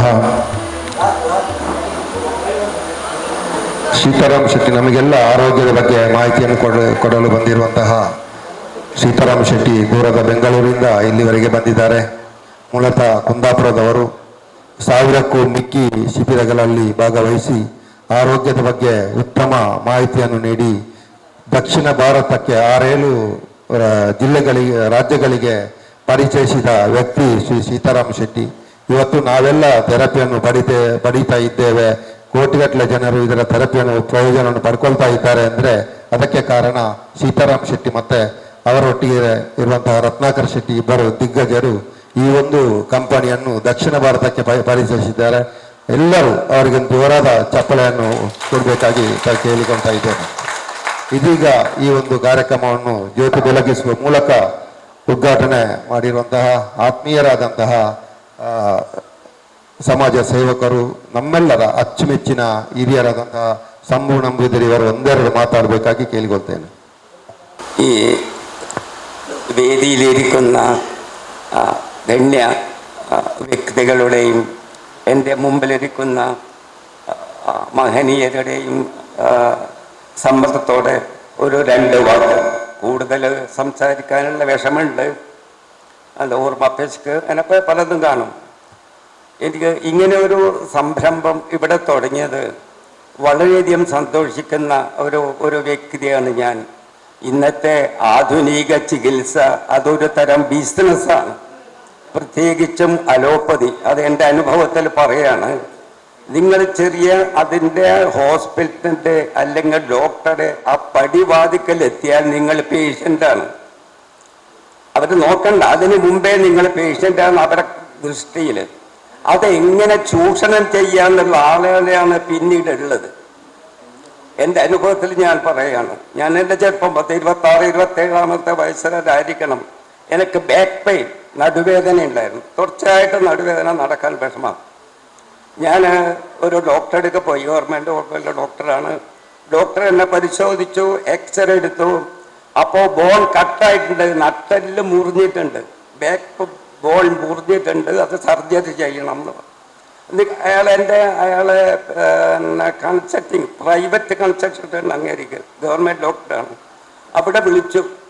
അപ്പോൾ അയാളെല്ലാം സംസാരിച്ച് അത് സർജറി ചെയ്യെങ്കിൽ 2000 റുപ്പീസ് അയാൾക്ക് കൊടുക്കണം അവിടെ ആ റൂമിൽ, ബാക്കിയെല്ലാം ഫ്രീയാണ്. അപ്പം ഞാൻ പറഞ്ഞു അങ്ങനെ വരാൻ വഴിയില്ലല്ലോ. എന്നെ ചെറുപ്പത്തിൽ വീണിട്ടുണ്ടോ എന്ന് ചോദിച്ചു. ഓക്കെ, വീണിട്ടുണ്ട് 2-3 പ്രാവശ്യം. നമ്മൾ കുട്ടി കളിക്കുമ്പോൾ ഇങ്ങനെ വീഴും, അത് സർജറിയെ പറ്റുമെന്ന് പറഞ്ഞാൽ. ഇപ്പോൾ 2000 റുപ്യ അന്ന് കൊടുക്കാൻ എൻ്റെ കയ്യിലില്ല, തുച്ഛമായ ശമ്പളം. പിന്നെ ഒരു സർജറി എന്നൊക്കെ പറഞ്ഞാൽ അതിനായി അഭിമുഖീകരിക്കേണ്ട മറ്റുള്ള കോംപ്ലിക്കേഷൻസ്. അപ്പം ഞാൻ മംഗലാപുരം പോർട്ടസിൽ ജോലി ചെയ്യാം, ന്യൂമേങ്കിൾ പോർട്ടസിൽ. അവരുടെ ഫ്രീ ട്രീറ്റ്മെൻറ്റാണ്. അവിടെയുള്ള ഒരു ഡോക്ടറായിട്ട് ഞാൻ കൺസൾട്ട് ചെയ്തു. ഡോക്ടർ നീലകണ്ഠൻ എന്ന് പറഞ്ഞാൽ, അയാൾ പാലക്കാട്ടുകാരനാണ്. അയാൾ പറഞ്ഞ ബാക്ക് പെയിന് സർജറി വേണ്ട, നിങ്ങൾ സർജറി ചെയ്താൽ കിടന്നു പോവും, ജീവിതകാലം മുഴുവൻ കിടന്നു പോവും, അതിന് സൈഡ് എഫക്റ്റ് അത്രയുണ്ട്, നട്ടെല്ല് തൊട്ട് കിടന്നു. ഇവൻ ബാക്ക് പെയിൻ അങ്ങനെ സഹിക്കാൻ കഴിയുന്നില്ലെങ്കിൽ പെയിൻ കില്ലർ ഇട്ടോളൂ, ആയുർവേദം നിങ്ങൾ ആയുർവേദം തുടങ്ങാം. അങ്ങനെ ഞാനത് പിന്നെ സർജറി ഒഴിവാക്കി, ആവില്ല പറഞ്ഞു. അപ്പോൾ മറ്റുള്ളൊരു ഡോക്ടറോട് ഞാൻ കൺസൾട്ട് ചെയ്തു. അത് പിന്നെ പ്രായമാകുമ്പം വിഷമം വരും, അത് കിടന്നു പോകും എന്നൊക്കെ. ഞാനൊരു ആയുർവേദ ഡോക്ടറെ കണ്ടു, നീലേശ്വരത്ത്, ഒരു പഴയ വയസ്സായ. അയാൾ എന്നോട് പറഞ്ഞത് ഈ ബാക്ക് പെയിൻ വരാൻ കാരണം നീരിറക്കാണ്. നമ്മൾ തല കുളിക്കുമ്പോൾ സ്നാനം ചെയ്യുമ്പോൾ വരുന്ന നീര് ശരിയായിട്ടത് ഡ്രൈ ഇത് തോർത്താൻ നിന്ന അത് നീരിറക്ക വർത്തിപ്പറയി ബാക്ക് ബോണിലേക്ക് കൂടെ തലയിൽ കൂടെ പോയിട്ട് അവിടെ വെള്ളം നീര് കെട്ടി നിന്നിട്ട് നീരിറക്കാൻ വരാനുള്ള സാധ്യതയുണ്ട്. അപ്പോൾ തല കുളിക്കണ്ടെന്നാണ് പറഞ്ഞത്. അപ്പം അങ്ങനെ വൈദ്യർ അങ്ങനെ തല കുളിക്കാതെയുണ്ട് സ്നാനം. മനസ്സിലാവില്ല, മലയാളം മനസ്സിലാവും. തലസ്നാനം അത് വേടാന്ത എഴുതരും അല്ല. ಹಾಗೆ ಮಾಡಲಿಕ್ಕೆ ಆಗ್ತದೆ. ನಮಗೆ ಸಂಧ್ಯಾವಂದನ ಬ್ರಾಹ್ಮಣ എന്നുള്ള നിലക്ക് 2 നേരം കുളിയും സന്ധ്യാവന്ദനം അല്ല, അതാവില്ല. ആഴ്ചയിൽ 1 ദിവസമോ 2 ദിവസമോ കുളിച്ചാൽ മതി, സ്നാനം ചെയ്താൽ മതി എന്ന് പറഞ്ഞു. അന്ന് മുതൽ ചെറിയ ബാക്ക് പെയിൻ എന്തെങ്കിലും ഒരു സംശയം വന്നു കഴിഞ്ഞാൽ തലസ്നാനം ചെയ്യുന്നത് ഒഴിവാക്കും എന്ന് പറഞ്ഞാൽ ചെറിയ 1 മഗ് വെള്ളെടുത്ത് ലാസ്റ്റിൽ എല്ലാ സ്നാനം കഴിഞ്ഞു 1 മഗ് വെള്ളെടുത്ത് തല തോർത്തി അപ്പം തന്നെ ഇമ്മീഡിയറ്റ്ലി ഉണങ്ങിയ ബട്ട കൊണ്ട് തോർത്തി വൃത്തിയാക്കി വരും. ബാക്ക് പെയിന് കുറഞ്ഞു. പിന്നെ അതിനുശേഷം കുറച്ചൊരു ട്രീറ്റ്മെൻറ്റ്, ക്ഷേതം കാര്യങ്ങളെല്ലാം എടുത്തു. അന്ന് പറഞ്ഞ പ്രായമാകുമ്പം കിടന്നു പോകുന്നവന്ന് ഇന്ന് 85 വയസ്സിലും എനിക്ക് നട്ടലിന് ഒരു കുഴപ്പമില്ല, ഒരു സർജറി ചെയ്തിട്ടില്ല. ഇന്ന് ഞാൻ നീർന്ന് നടക്കണം എന്തല്ലേ. അതിനുശേഷം വേറെ ഒരു കുറച്ച് വർഷം, ഒരു 10 വർഷം മുമ്പേ ഒരു സസ്യം ഇങ്ങനെ അതിൻ്റെ വേര് പിടിച്ച് വലിച്ചു. ഞാൻ കുത്തി വീണു. ഈ കൈ പൊങ്ങുന്നില്ലായിരുന്നു, താഴ്ത്തു ഇത്രയും പൊങ്ങും. അധികഠിന വേദനയുണ്ടായിരുന്നു. ഞാനൊരു ബോൺ വിദഗ്ധ ഡോക്ടറെ കണ്ടു, എക്സ്റേ എടുത്തിട്ട്. ഇല്ല, അത് ശരിയാവില്ല എന്ന് പറഞ്ഞു. അയാൾ എൻ്റെ കൈ ഇങ്ങനെ പിടിച്ച് പൊത്തി, അത് വീണു, അത് ശരിയാവില്ല. അപ്പോൾ ഫീസ് എത്രയാണ്? ഫീസ് വേണ്ട, പോക്കോളാൻ പറഞ്ഞു. ഞാൻ എന്നിട്ട് നീലേശ്വരം കാഞ്ഞക്കാടിൻ്റെ മധ്യത്തിന് ഒരു ഗവൺമെൻറ് ആയുർവേദ ഹോസ്പിറ്റല്, അവിടെ പോയിട്ട് അയാൾ കാണിച്ചു. അപ്പം കൈ മടങ്ങുന്നുണ്ട്, കുഴപ്പമില്ല. അയാൾ അങ്ങേര് ഇവിടെ എവിടെയോ ഒന്ന് പ്രസ് ചെയ്തു ബാക്കിൽ, കൈ ശരിക്കും കൈ പൊങ്ങുന്നുണ്ട്. ഇവിടെ എവിടെയോ ഒരു മർമ്മുണ്ട്, ഏതാ നമുക്കറിയില്ല, അയാൾക്ക് ഏതാ അറിയും. അയാൾ പറഞ്ഞാൽ നേരെ ഫിസിയോതെറാപ്പി ചെയ്താൽ മതി. ഇവിടെ ആ ഹോസ്പിറ്റലിൽ ഫിസിയോതെറാപ്പി സൗകര്യമില്ല. അപ്പോൾ ഒരു പ്രൈവറ്റ് പോയി, അവിടെ പോയിട്ട് ഫിസിയോതെറാപ്പി ചെയ്തു. ചെറിയ എക്സസൈസ് അയാളൊരു എണ്ണയിട്ട് തടയും. എനിക്കിപ്പോൾ സുഖമായിട്ട് കൈ പൊക്കാം, ഒരു പ്രശ്നവുമില്ല. ഇങ്ങനെ കുറേ അനുഭവങ്ങളുണ്ട്. മെഡിസിൻ വേണ്ട, ഹെവി ട്രീറ്റ്മെൻറ്റ് വേണ്ട. ഇവിടെ ഇപ്പോൾ ഇത്ര ദിവസം കാണിച്ച് ഇതൊരു നല്ലതാണ്. എല്ലാവർക്കും അത് ഭരിച്ചോളുന്നില്ല, കാരണം അയാളുടെ ദേഹപ്രകൃതി വേറെയുണ്ട്. അയാൾ അതിനൊരു നമ്മൾ ജീവിതത്തിൽ അനുകരിക്കുന്ന ചില പഥ്യങ്ങൾ എന്നൊക്കെ പറയും, ചില ജീവിത രീതി, ആഹാരം, വിഹാരം, ഇതിൻ്റെ എല്ലാം പഴവ് കൊണ്ട് നമുക്ക് രോഗം വരും. പൊതുവെ ആയുർവേദം ഹിതബുക്ക്, മിതബുക്ക്, ഋതുബുക്ക്. അതിൻ്റെ അർത്ഥം ഹിതമായിട്ടുള്ള, അവരവർക്ക് ഹിതം, ദേഹത്തിന് അനുകൂലിക്കുന്ന, നമുക്ക് അത് വിഷാംശം വരാത്ത ഹിതബുക്ക്, ഹിതമായത് മാത്രം ഭക്ഷിക്കണം. മനുഷ്യനിപ്പം ഏതാണ് തനിക്ക് ഹിതെന്ന് തിരിച്ചറിയാത്ത ഒരവസ്ഥയാണ് ഇപ്പം. രുചിൻ്റെ പിന്നാലെ ഇപ്പം നമ്മൾ പോണത്, രുചിൻ്റെ പിന്നാലെ. ഈ കഴിഞ്ഞ പ്രാവശ്യം ഒരു അനുഭവം എല്ലാവരും ധരിക്കാൻ വേണ്ടിയിട്ട് പറയാം. ഇപ്പോൾ കരിമ്പ് ജ്യൂസ്, കപ്പിന ഹാലും ഇവിടെ എല്ലാം കൊടുത്തുകൊണ്ടുണ്ടായി. അവർ തരുന്ന ഹബ്ബിനെല്ലാം നല്ല മധുരമുണ്ട്. നമ്മൾ കരിമ്പിൻ്റെ ജ്യൂസ് ഉണ്ടാക്കിയാൽ അതിന് മധുരമില്ല. ഇവിടെ ചന്ത പോയ ശേഷം നെക്സ്റ്റ് ഡേ എൻ്റെ ഗേറ്റിൻ്റെ മുമ്പിൽ കരിമ്പ് കപ്പിന ഹാല് കൊടുത്തിട്ടുണ്ടായിരുന്നു, കരിമ്പ് ജ്യൂസ്. അപ്പം ഞാനൊക്കെ ഗേറ്റിലല്ല, അവിടെ കുറേ വേസ്റ്റ് ഉണ്ട്. ക്ലീനാക്കുമ്പോൾ അവിടെ പഞ്ചസാരേൻ്റെ, ശർക്കരേൻ്റെ പേപ്പർ ഉണ്ടായിരുന്നു പൊതിഞ്ഞിട്ട്. പിന്നെ ഗ്ലൂക്കോസ്, അത് പൊട്ടിക്കാത്ത ഗ്ലൂക്കോസ്, ഇതാണ് അതിലിടുന്നത്. കരിമ്പ് ജ്യൂസിൻ്റെ മേലെ വെച്ച വെള്ളത്തിൽ കലക്കി വെക്കും, കിട്ടുന്ന കരിമ്പ് ജ്യൂസ് വരെ ചേർക്കും. നമ്മൾ ഈ ഷുഗർ പേഷ്യൻ്റ് കിടക്കുന്നത് ഈ ശർക്കര മിക്സോ ഗ്ലൂക്കോസ് മിക്സോ ജ്യൂസായി കുടിപ്പിക്കുന്നത്. നിങ്ങൾക്ക് അനുഭവം എന്താ? ഞാൻ കണ്ടത്, ഞാൻ എൻ്റെ അനുഭവം പറയുന്നത്. നമ്മൾ അവസ്ഥയിൽ പോയിട്ട് കഴിക്കുന്ന ഭക്ഷണം നമ്മൾ ഹിതത്തിനല്ല, അത് ഹിതത്തിനായിരിക്കണം ഏതായാലും. അപ്പം എനിക്ക് ഹിതയക്കുന്നത് മറ്റൊരാൾക്ക് ഹിതമായിക്കൊള്ളണമെന്നില്ല. അവരെ ഹിതത്തിനനുസരിച്ച് ആഹാരം, ഹിതബുക്ക്, അത് മിതമായിരിക്കണം. മിതബുക്ക് ഇതുള്ളതാണ്, മിതമായിട്ട്, കൂടുതൽ കഴിക്കാൻ പാടില്ല. അവർക്ക് എത്രയോ വേണം അത്ര കഴിക്കും. ഋതുബുക്ക്, കാലാവസ്ഥക്കനുസരിച്ച് മഴക്കാലവും ഉഷ്ണകാലവും 2-3, നമ്മളെ കേരളത്തിൽ 3 ഋതുക്കളേ ഉള്ളൂ, 6 ഉണ്ടെങ്കിലും. അപ്പം അതിനനുസരിച്ചിട്ട് ഭക്ഷണം കഴിക്കുക. രോഗം ലക്ഷണം നമുക്ക് എന്താണ്? പെയിൻ, അത് രോഗമല്ല. ഈ വേദന, പെയിൻ രോഗമല്ല. രോഗം നമ്മുടെ ദേഹത്തിലെന്തോ പ്രശ്നം ഉണ്ട് എന്ന് അറിയിക്കുന്ന ഒരു ലക്ഷണം മാത്രമാണ് പെയിൻ. നിങ്ങൾക്ക് കാലിനോ കൈനോ പെയിൻ ഉണ്ടെങ്കിൽ നിങ്ങൾ സജീവാണ്, അത് സുഖപ്പെടുത്താവുന്നതാണ് എന്നുള്ളതിൻ്റെ ലക്ഷണം കൂടെ നമ്മൾ മനസ്സിലാക്കേണ്ടത്. ഇപ്പോൾ സ്ട്രോക്ക് വന്നു കഴിഞ്ഞാൽ പിന്നെ പെയിൻ ഇല്ല, അയാൾക്ക് കൈയാണെങ്കില്ല. ഇപ്പോൾ എൻ്റെ സുഹൃത്തിൻ്റെ മകന് ഈടെ സ്ട്രോക്ക് വന്നു, ഒരു കൈ പോയി, എനിക്ക് വേദനയില്ല, കൈ സ്വാധീനമില്ല. ഇപ്പം ചില ആൾക്കാർ വന്ന് വേദനയുണ്ട്, വേദനയല്ല, അവിടെ ചെറിയ വേറൊരു പ്രശ്നമാണ്. ആ പ്രശ്നം നിങ്ങൾ അറിയിക്കുകയാണ് വേദന എന്ന് പറയും, പെയിൻ. നമ്മളത് മനസ്സിലാക്കുക. ഇങ്ങനെ ചെറിയ ചെറിയ കാര്യങ്ങൾ. എൻ്റെ ഒരു സുഹൃത്തിൻ്റെ ഭാര്യ, എൻ്റെ ചേച്ചി, കണ്ണ് കാണില്ല, കുറച്ച് പ്രോബ്ലം ഉണ്ട്. അങ്ങനെ ഹോസ്പിറ്റലിൽ അഡ്മിറ്റായി. അപ്പോൾ കണ്ണിൻ്റെ എല്ലാം ചോദിച്ചാൽ വേറെ എന്തെങ്കിലും പ്രശ്നമുണ്ടോ എന്ന് ചോദിച്ചു. വേറെ ഏതൊരു പ്രശ്നമില്ല, ഗസുണ്ട് നോക്കുന്നുണ്ടോ എന്ന് എഴുതാം. ഹെങ്കസ് പെണ്ണുങ്ങളാ. ഓ അപ്പം ശരി, നേരെ തിയേറ്ററിലേക്ക് എത്തി. അത് ബയോപ്സി എടുക്കണം. ഒറ്റ വാക്കേ പറഞ്ഞിട്ടുള്ളൂ, സ്വന്തം നടുവേദനയുണ്ടെന്ന്. അവിടെ നിന്നിട്ട് കുനിച്ച് തട്ടിപ്പൊടിച്ചിട്ട് അവിടെ പറ്റി പറയുന്ന ബയോപ്സി എടുക്കുകയാണ്. ഒരാഴ്ച കഴിഞ്ഞിട്ട് കണ്ണിൻ്റെ കഴിഞ്ഞ് ഡിസ്ചാർജ് ചെയ്ത് അതിൻ്റെ റിസൾട്ട് കിട്ടിയില്ല. ഒരു നടുവേദന, ഒരു ബാക്ക് പെയിൻ വന്ന ബയോപ്സിന്റെ അതൊക്കെ ലാസ്റ്റിലാണ് വേണ്ടത്. അങ്ങനെ ഒരു നമ്മൾ മറ്റുള്ള ട്രീറ്റ്മെന്റ് ചെയ്ത ശേഷം അത് മാറുന്നില്ലെങ്കിൽ ബയോപ്സി, ക്യാൻസർ, ബയോപ്സി മിക്കവാറും കൾച്ചർ ട്രീറ്റ്മെന്റ് ക്യാൻസർ ഉണ്ടോ നോക്കാനാണ്. നമ്മൾ ഒരാൾ അവരെ കയ്യിൽ കിട്ടിയാൽ അവരെ കസ്റ്റമറാണ്, നമ്മൾ അവർ ചൂഷണം ചെയ്യാണ്. ഇത് നമ്മൾ മനസ്സിലാക്കേണ്ടത് എവിടെയാണ് പോകേണ്ടതെന്നുള്ളത്. ഞാൻ പറയാൻ കാരണം ഇവിടെ ഇത് വളരെ സിമ്പിളാണ്. നിങ്ങൾ പല രോഗത്തിനും ഇതൊരു പരിഹാരമാണ്, പല രോഗത്തിനും ഒരു പരിഹാരമാണ്. എനിക്ക് നെർവസ് കുഴപ്പമുണ്ട്, സ്വല്പം പേര് ഓർമ്മയില്ല, നെർവസ് തടിക്കുന്നത്. ഞാൻ 2 ദിവസമേ വന്നിട്ടുള്ളൂ, അതിൻ്റെ സ്വല്ലിങ് കുറഞ്ഞിട്ടുണ്ട്. ഞാൻ പിന്നെ എണ്ണിട്ട് തടകാറുണ്ട്, അതൊക്കെ ഉണ്ട്. ജസ്റ്റ് അതിൻ്റെ മേലെ വെരിക്കോസ്, ഇപ്പൊ ഇവിടെയൊക്കെ തടിച്ചിട്ടുണ്ട്. അത് എണ്ണിട്ടിട്ട് ഒരു 64 പ്രാവശ്യം അതിൻ്റെ മേലെ കൂടെ ഇങ്ങനെ കൈയിട്ട് വരക്കും. ഇമ്മീഡിയറ്റ്ലി ആ വെരിക്കോസ് കുറയും, അന്ന് കുറയും. പിന്നെ ഒരു ഉച്ചയാകുമ്പോൾ, രാവിലെയാണ് ഇത്, ഉച്ചയാകുമ്പോഴേക്ക് അത് ആദ്യം കുറേശ്ശെ വലിയ മേലോട്ട് വരും. ഇപ്പം എനിക്ക് വെരിക്കോസ് ഇല്ല. ഞാൻ വളരെ സിമ്പിൾ എൻ്റെ അനുഭവത്തിലെ കൂടെയാണ് നിങ്ങൾ പറഞ്ഞു, കാരണം നിങ്ങളത് മനസ്സിലാക്കേണ്ടതാണ്.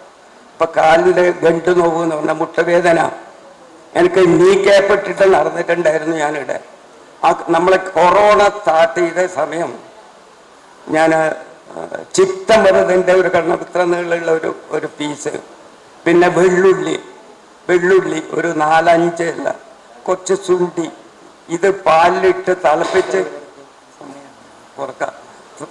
അത് പാലിട്ട് വെച്ച് ഒരു 2 ഗ്ലാസ് പാല് തിളപ്പിച്ച് 1 ഗ്ലാസ്സായിട്ട് അത് കുടിക്കുക. 2-3 വർഷം ആകുമ്പോഴേക്കും എൻ്റെ ജോയിന്റ് പെയിൻ പോയില്ല, എനിക്ക് പെയിനില്ല. ഇതൊക്കെ നമ്മളൊക്കെ ആലോചിക്കേണ്ടതാണ്. നമുക്ക് സ്വയം ചിന്തിച്ചിട്ട് ഇത് ഒരുപാട് കാര്യങ്ങൾ ചെയ്യാൻ പറ്റും. എനിക്ക് അനുവദിച്ച സമയം വളരെ കുറവാണ്, അപ്പം ഞാൻ കൂടുതലൊന്നും കിട്ടുന്നില്ല. ഞാൻ പറയുന്നത്, ഇമ്മ്യൂണിറ്റി നിങ്ങൾക്ക് എന്തെങ്കിലും ഒരു രോഗലക്ഷണം കണ്ടാൽ അത് എന്താണെന്ന് തൻ്റെ ദിനചര്യൻ്റെ പഴവ് കൊണ്ടാണോ എന്ന് ആലോചിച്ചാൽ അത് നേരെയാക്കുക, ഒന്ന് ക്ഷമിക്കുക, നമ്മളെ പറ്റി തന്നെ ചെയ്യുക നമുക്ക് എന്താണെന്ന്. എന്നിട്ട് ഡോക്ടറെ സമീപിക്കുക. ഡോക്ടറോട് പറയുമ്പോൾ അതിൻ്റെ സ്റ്റാർട്ടിങ് മുതൽ പറയുക, ശരിക്കും അവർക്ക് മനസ്സിലാക്കുക.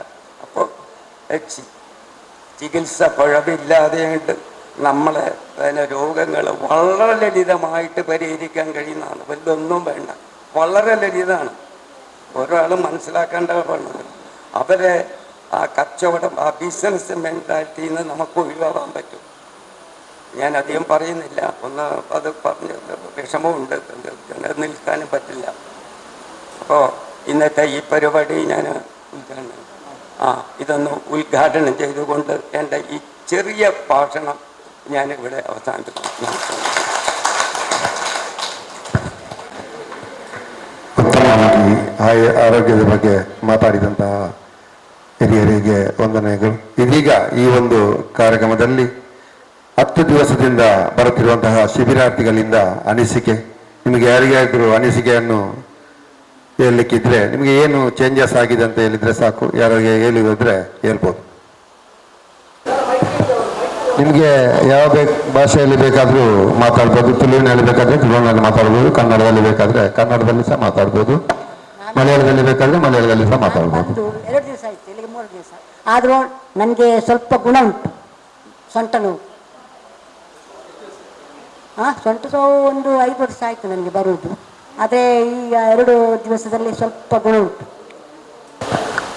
ಎಂಕ್ ಕೈ ಕಾಲು ಜಾಸ್ತಿ ಪಿಜಿನ್ ಪರಕ್ಟ್ ಒಂದಿತ್ತು ಅವು ಉಂಟು ಬೊಕ ನಿದ್ರೆ ಒಂಜಿ ಕರೆಕ್ಟ್ ಬರೋಂದುಂಡಿತ್ತೆ. ನಾನು ಇಲ್ಲಿಗೆ 7 ದಿವಸ ಆಯಿತು ಬಂದು, 7ನೇ ದಿನ.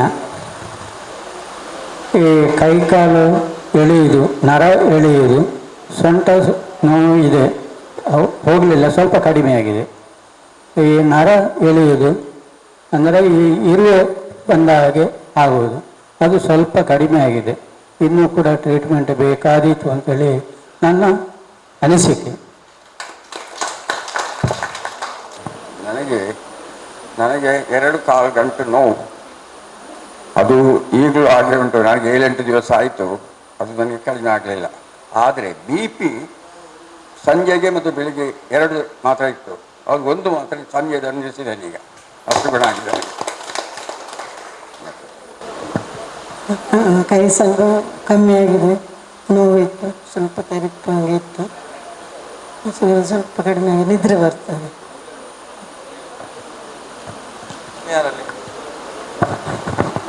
ನನ್ನ ಕಾಲಿಗೆ ಸ್ವಲ್ಪ ಇರುವೆ ಬರುವಾಗಿತ್ತು, ಅದೀಗ ಸ್ವಲ್ಪ ಕಮ್ಮಿ ಆಗಿದೆ. ಮತ್ತು ಸ್ವಲ್ಪ ಲಂಪ್ಸ್ ಪ್ರಾಬ್ಲಮ್ ಇತ್ತು, ಅದೀಗ ವೀಸಿಂಗ್ ಸ್ವಲ್ಪ ಸ್ವಲ್ಪ ಕಮ್ಮಿ ಆದಾಗೆ ಉಂಟು, ವೀಸಿಂಗ್ ಸರಿಯಾಗಿದೆ. ಮತ್ತು ನಿದ್ರೆ ಸ್ವಲ್ಪ ಸರಿ ಬರ್ತಾ ಉಂಟು. ಓಕೆ, ತೊಂದರೆ ಇಲ್ಲ, ಒಳ್ಳೆ റിസൾട്ട് ഉണ്ട്. കാല് മുട്ടുവേദന നല്ലോണം ഉണ്ടായിരുന്നു. വേറെ അടുത്ത് മരുന്ന് വാങ്ങിയിട്ട് ഗുണം കിട്ടിയിട്ടില്ല. ഇവിടുത്തെ മരുന്നെടുത്തതിൻ്റെ പിന്നെ ഒരു 60% കുറവുണ്ട്. നല്ല ಆರೋಗ್ಯമാണ്.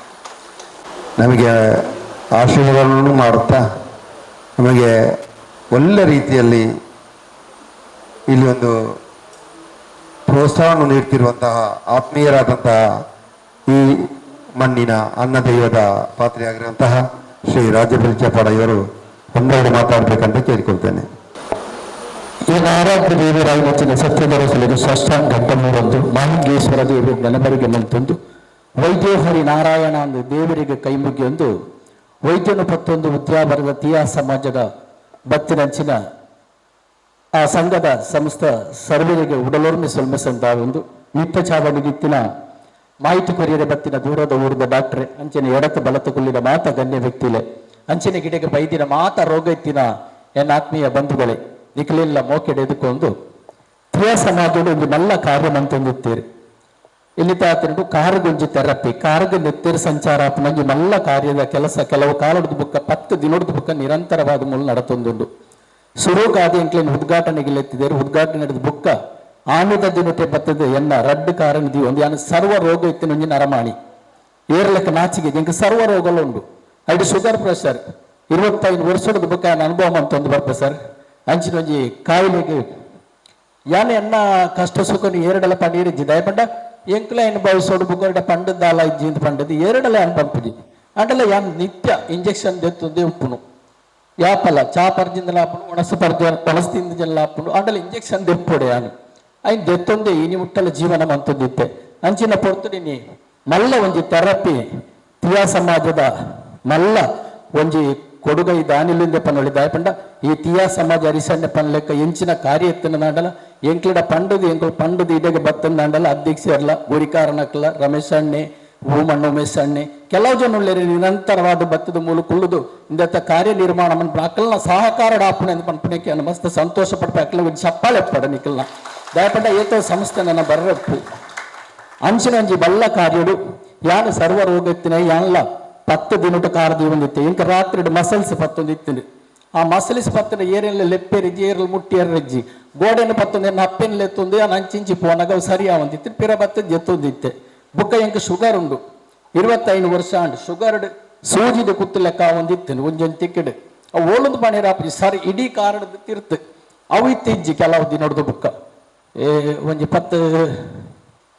7-8 ದಿನದ ಬುಕ್ಕ ಮಸ್ತ್ ಶುಗರ್ ಉಂಡು ఒక కన్ను ఎంక తోజది జన కన్ను ఆపరేషన్ అవుతుంది ಒಂಜಿ ಆಪರೇಷನ್ ಆತಿ ಆ ಒಂಜಿ ಕಣ್ಣು ಆಪರೇಷನ್ ಒಂದು ನೀನು ಬಲ ಉಂಡು ಏನು ಮಸ್ತ್ ಸಂತೋಷ ಪಡಬೇ ಸರ್ ಈ ಒಂಜಿ ಹಿಂದೆಟ್ಟು ಎನ್ನ ವೈಯಕ್ತಿಕವಾದ ಎಲ್ಲ ಬೇಜಾರು ಮಾಡ್ಪಡೆ ಎಂಕ ಅಂತ ಆಗ್ತಿದ್ದಿ ಇಂಚ ಆಗ್ತಿದ್ದಿ ಎನ್ನ ವೈಯಕ್ತಿಕವಾದ ಎನ್ನ ಧರ್ಮದ ಮನ್ನಡಿ ಅನಪನೊಂದಿಲ್ಲ ಐನು ನಿಖಲು ಸ್ವೀಕಾರ ಮನ್ಪಡವು ನಿಖಲ ಎತ್ತೆ ಅರೆ ಸಮ್ಮನಂಬುದ್ರಿ ಪಂಡೇರು ದೇಹ ಮಾತ್ಯನ್ನೆಲ್ಲ ಒಂಜೆ ಲೆಕ್ಕೊಪ್ಪಂದು ಮಿಸನಡೆ ಸರಿಯಾ ಅವನು ಪನ್ಪಡತ್ತೆ ಅಂಡೆಲ್ಲ ಒಂತ ಲಾಭ ಉಂಡಾಯ್ತು ಖಂಡಿತ ಸರ್ ಅಂಚನೆ ಮೂಲ ಬತ್ತು ನಂಚಿನ ಸಿಬ್ಬಂದಿ ವರ್ಗದಕ್ಕಲು ಆಕಲ್ಲ ಮಸ್ತ್ ಸೇವೆ ಮುಲ್ಪ ಆಕಲ ಒಂಜಿ ಒಡನಾಟಿಕೆ ಮಾತಲ್ಲ ಖುಷಿ ಅನ್ಸರ್ ಅಂಚಿನ ಒಂದು ಕಾರ್ಯಕ್ರಮ ಈ ಕಾರ್ಯಕ್ರಮದ ಇನಿತ ತಿರುಡು ನಮ್ಮ ನಿಜವಾದ ಪಾತ್ರದ ಬಲ್ಲಿ ನಿಕುಳ್ಳ ನಿರುವಲು ಬೇಕಲ್ಲ ವ್ಯಾಪಕದಲ್ಲ ಮೂಲ ಭಾಷಣ ನಿಜವಾದ ಡಾಕ್ಟರ್ ಬೈದಿರ ನಮ್ಮ ಮಾಹಿತಿಗೆ ಏನಗ ಈ ಯಂತ್ರ ನಮಕ್ ಕಮ್ಮಿಡು ತಿಕ್ಕಡ ದೈವ ದೇವರಡ ನಟ್ಟೊಂದುಲ್ಲೆ ಬೋಡಾಯಿನ ಕುಳಿದಪ್ಪಲೆ ಮಾತಿರ್ಲತ್ತು ಬೋಡಿತ್ತಿನ ಇತ್ತಿನ ನಾಂಡ ನಮಕ್ ಇಲ್ಲಲ್ಲಿ ಇತ್ತಿನ ನಾಂಡ ಇದು ಖಂಡಿತ ಇಡ್ಡೆ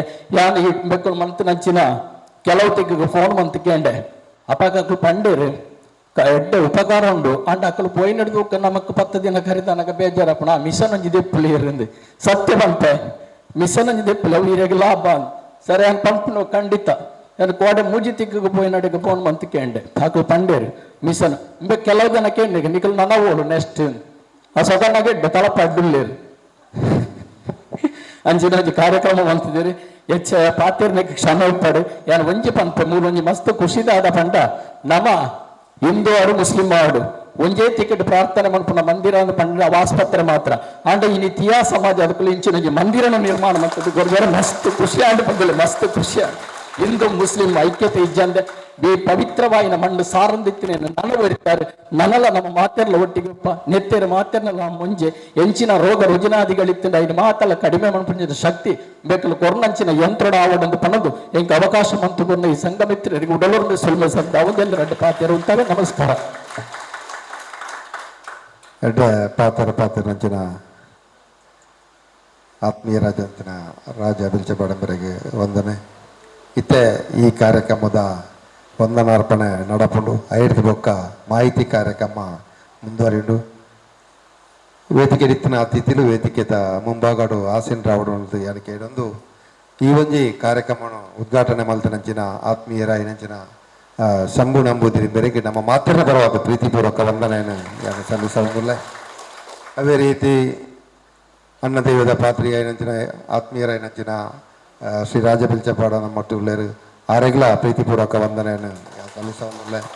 ಅದೇ ರೀತಿ ಈ ಒಂಜಿ ತೀಯ ಸಮಾಜದ ಅಧ್ಯಕ್ಷರ ಏನಂಚಿನ ನೀಲಯ್ಯ ಪೂಮಣ್ಣ ನಮ್ಮ ಮಟ್ಟುಳ್ಳೇರು ಆರೆಗ್ಲ ಪ್ರೀತಿಪೂರ್ವಕ ವಂದನೆಯನ್ನು ಸಲ್ಲಿಸೋದಿಲ್ಲ. ಐದಕ್ಕ ಈ ಒಂಜಿ ಮಣ್ಣದ ಗುರಿಕಾರ್ ಪದ್ಮನಾಭ ಗುರಿಕಾರ್ ನಮ್ಮ ಮಟ್ಟುಳ್ಳೇರು ಆರೆಗ್ಲ ಪ್ರೀತಿಪೂರ್ವಕ ವಂದನೆಯನ್ನು ಸಲ್ಲಿಸೋದಿಲ್ಲ. ಬೆಂಗಳೂರು ಇಡೇ ಮುಟ್ಟ ಬರ್ತದೆ ನಂಗೆ ಇತ್ತೇನೆ ಮಾಹಿತಿ ಕೊರಿಯರ್ ಇಪ್ಪನಂಚಿನ ಆತ್ಮೀಯರ ಸೀತಾರಾಮ್ ಶೆಟ್ಟಿ ಸರ್ ನಮ್ಮೊಟ್ಟುಕೊಳ್ಳಿರ ಅರೆಗ್ಲ ಪ್ರೀತಿಪೂರ್ವಕವಾದ ವಂದನೆ ಸಲ್ಲಿಸಬಹುದು. ಈ ಒಂದು ಕಾರ್ಯಕ್ರಮ ಮಲ್ಪರ ಅವಕಾಶ ಮಲ್ತಕೊರ್ನಂಚಿನ ಹಲವು ಬಿರುದು ಪಡೆಯಿನಂಚಿನ ಸಮಾಜ ಸೇವಕರು ಧಾರ್ಮಿಕ ಮುಂದಾಲಾಯಿನಂಚಿನ ಹರೀಶ್ ಶೆಟ್ಟಿ ಮಾಡ ನಮ್ಮೊಟ್ಟುಕೊಳ್ಳಿರ ಅರೆಲ್ಲ ಪ್ರೀತಿಪೂರ್ವಕವಾದ ವಂದನೆ ಅರೆಗ್ಲ ಸಲ್ಲಿಸಬಹುದು. ಪಂಚಾಯತ್ದ ಮಾಜಿ ಸದಸ್ಯರ ಏನಂಚಿನ ಜಯಶ್ರೀ ಮಾಡ ಮೇಡಮ್ ನಮ್ಮೊಟ್ಟುಗೊಳ್ಳೆರ ಅರೆಗ್ಲ ಪ್ರೀತಿಪೂರ್ವಕ ವಂದನೆಯನ್ನು ಸಲ್ಲಿಸಬಹುದು. ನಮ್ಮೊಟ್ಟಿಗೆ ಬುಕ್ಕೋರಿ ಅತಿಥಿ ವಾಮನ್ ಮಾಡ ಬೆರ್ಲೊಳ್ಳೆರು ಅರೆಗ್ಲ ಪ್ರೀತಿಪೂರ್ವಕ ವಂದನೆಯನ್ನು ಸಲ್ಲಿಸಬಹುದು. ಬತ್ತಿನಂಚಿನ ಮಾತಿರೆಗ್ಲ ಪ್ರೀತಿಪೂರ್ವಕ ವಂದನೆಯನ್ನು ಸಲ್ಲಿಸೋದು ಎಂಕ್ಲೆಗೆ ಈಡೇ ಒಂಜಿ ಅವಕಾಶ ಕೊರ್ನಂಚಿನ ಅಧ್ಯಕ್ಷರು ಪದಾಧಿಕಾರಿಗಳು ಸದಸ್ಯರು ತೀಯ ಸಮಾಜದ ಮಾತಾ ವಂದನೆಯನ್ನು ಪ್ರೀತಿಪೂರ್ವಕ ವಂದನೆಯನ್ನು ಸಲ್ಲಿಸಬಹುದು. ಈ ವಂದನಾರ್ಪಣೆಯನ್ನು ಮುಗಿತೊಂದುಲ್ಲ ಇತ್ತೆ ಮಾಹಿತಿ ಕಾರ್ಯಕ್ರಮ ಪ್ರಾರಂಭ ಆಪುಂಡು ಮಾತಾ ಎನ್ನ ಪ್ರೀತಿದ ಬಂಧುಗಳ ಒಂದು ವಿನಂತಿ ನಿಖಲ್ನ ಮೊಬೈಲ್ ಫೋನ್ ಒಂದು ಅರ್ಧ ಗಂಟೆ ಸೈಲೆಂಟ್ ದೀವೋಡು ದಯಪಂಡ ರಿಂಗಾಣದ ಅಂಡ ನಮ್ಮ ಮನಸ್ಸು ಓಡೋಡೆ ತಿರುಗು ನೆಡ್ದಾರ ಒಂದು ಎಡ್ಡೆ ಮಾಹಿತಿನ ನಮ್ಮ ಕೇನೋಡು ಅಪಗ ನಮ್ಮ ಈ ಒಂದು ಮೊಬೈಲ್ ಫೋನ್ ಮಾತೆಲ್ಲ ಒಂದು ಅರ್ಧ ಗಂಟೆ ಸೈಲೆಂಟ್ ಮಲ್ಪೋಡು ಬಣ್ಣದ ನಿಖಲ್ರ ಏನು ವಿನಂತಿ ಮಲ್ತೊಂದುಲ್ಲ ಇತ್ತೆ ಮಾಹಿತಿ ಕಾರ್ಯಕ್ರಮ ಪ್ರಾರಂಭ ಆಪುಂಡು ವೇದಿಕೆ ರೀತಿನ ಅತಿಥಿಗಳು ವೇದಿಕೆದ ಮುಂಭಾಗೋಡು ಆಸೀನ್ ರಾವಡು ಬಣ್ಣದು ಏನು ಕೇಳೋದಿಲ್ಲ. ತಿಂಡಿ ಆಯ್ತಾ ಇಲ್ದದ್ದು ಬೇಜಾರಲ್ಲಿದ್ದಾಗಿದೆ ಕೆಲವರೆಲ್ಲ ಹಿಂದೆ ಬೇಜಾರಿಲ್ವಾ? ಒಂದ್ಸಲ ಜೋರು ಚಪ್ಪಾಳೆ ಹೊಡೀರಿ ನೋಡು.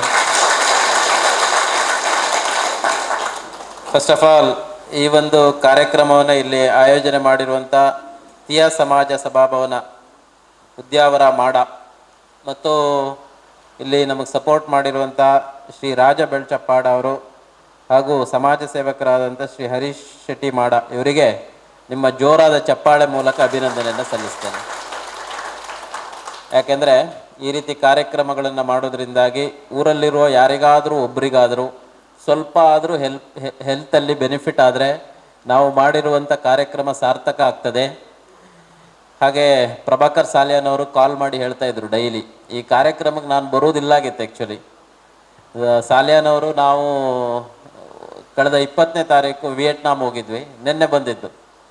ಈ ಬರ್ಲಿಕ್ಕೆ ಮನಸ್ಸಿಲ್ಲ, ತುಂಬ ಟಯರ್ಡು, ಸಿಕ್ಕಾಪಟ್ಟೆ ಜರ್ನಿ ಮಾಡಿ ರಾತ್ರಿ ಎಲ್ಲ ಓವರ್ ನೈಟ್ ಜರ್ನಿ ಮಾಡಿ ಬೆಂಗಳೂರಿಂದ ಬಂದು ನಿನ್ನೆ ಒಂದು ದಿನ ಮಾತ್ರ ರೆಸ್ಟ್ ಮಾಡಿದ್ದು.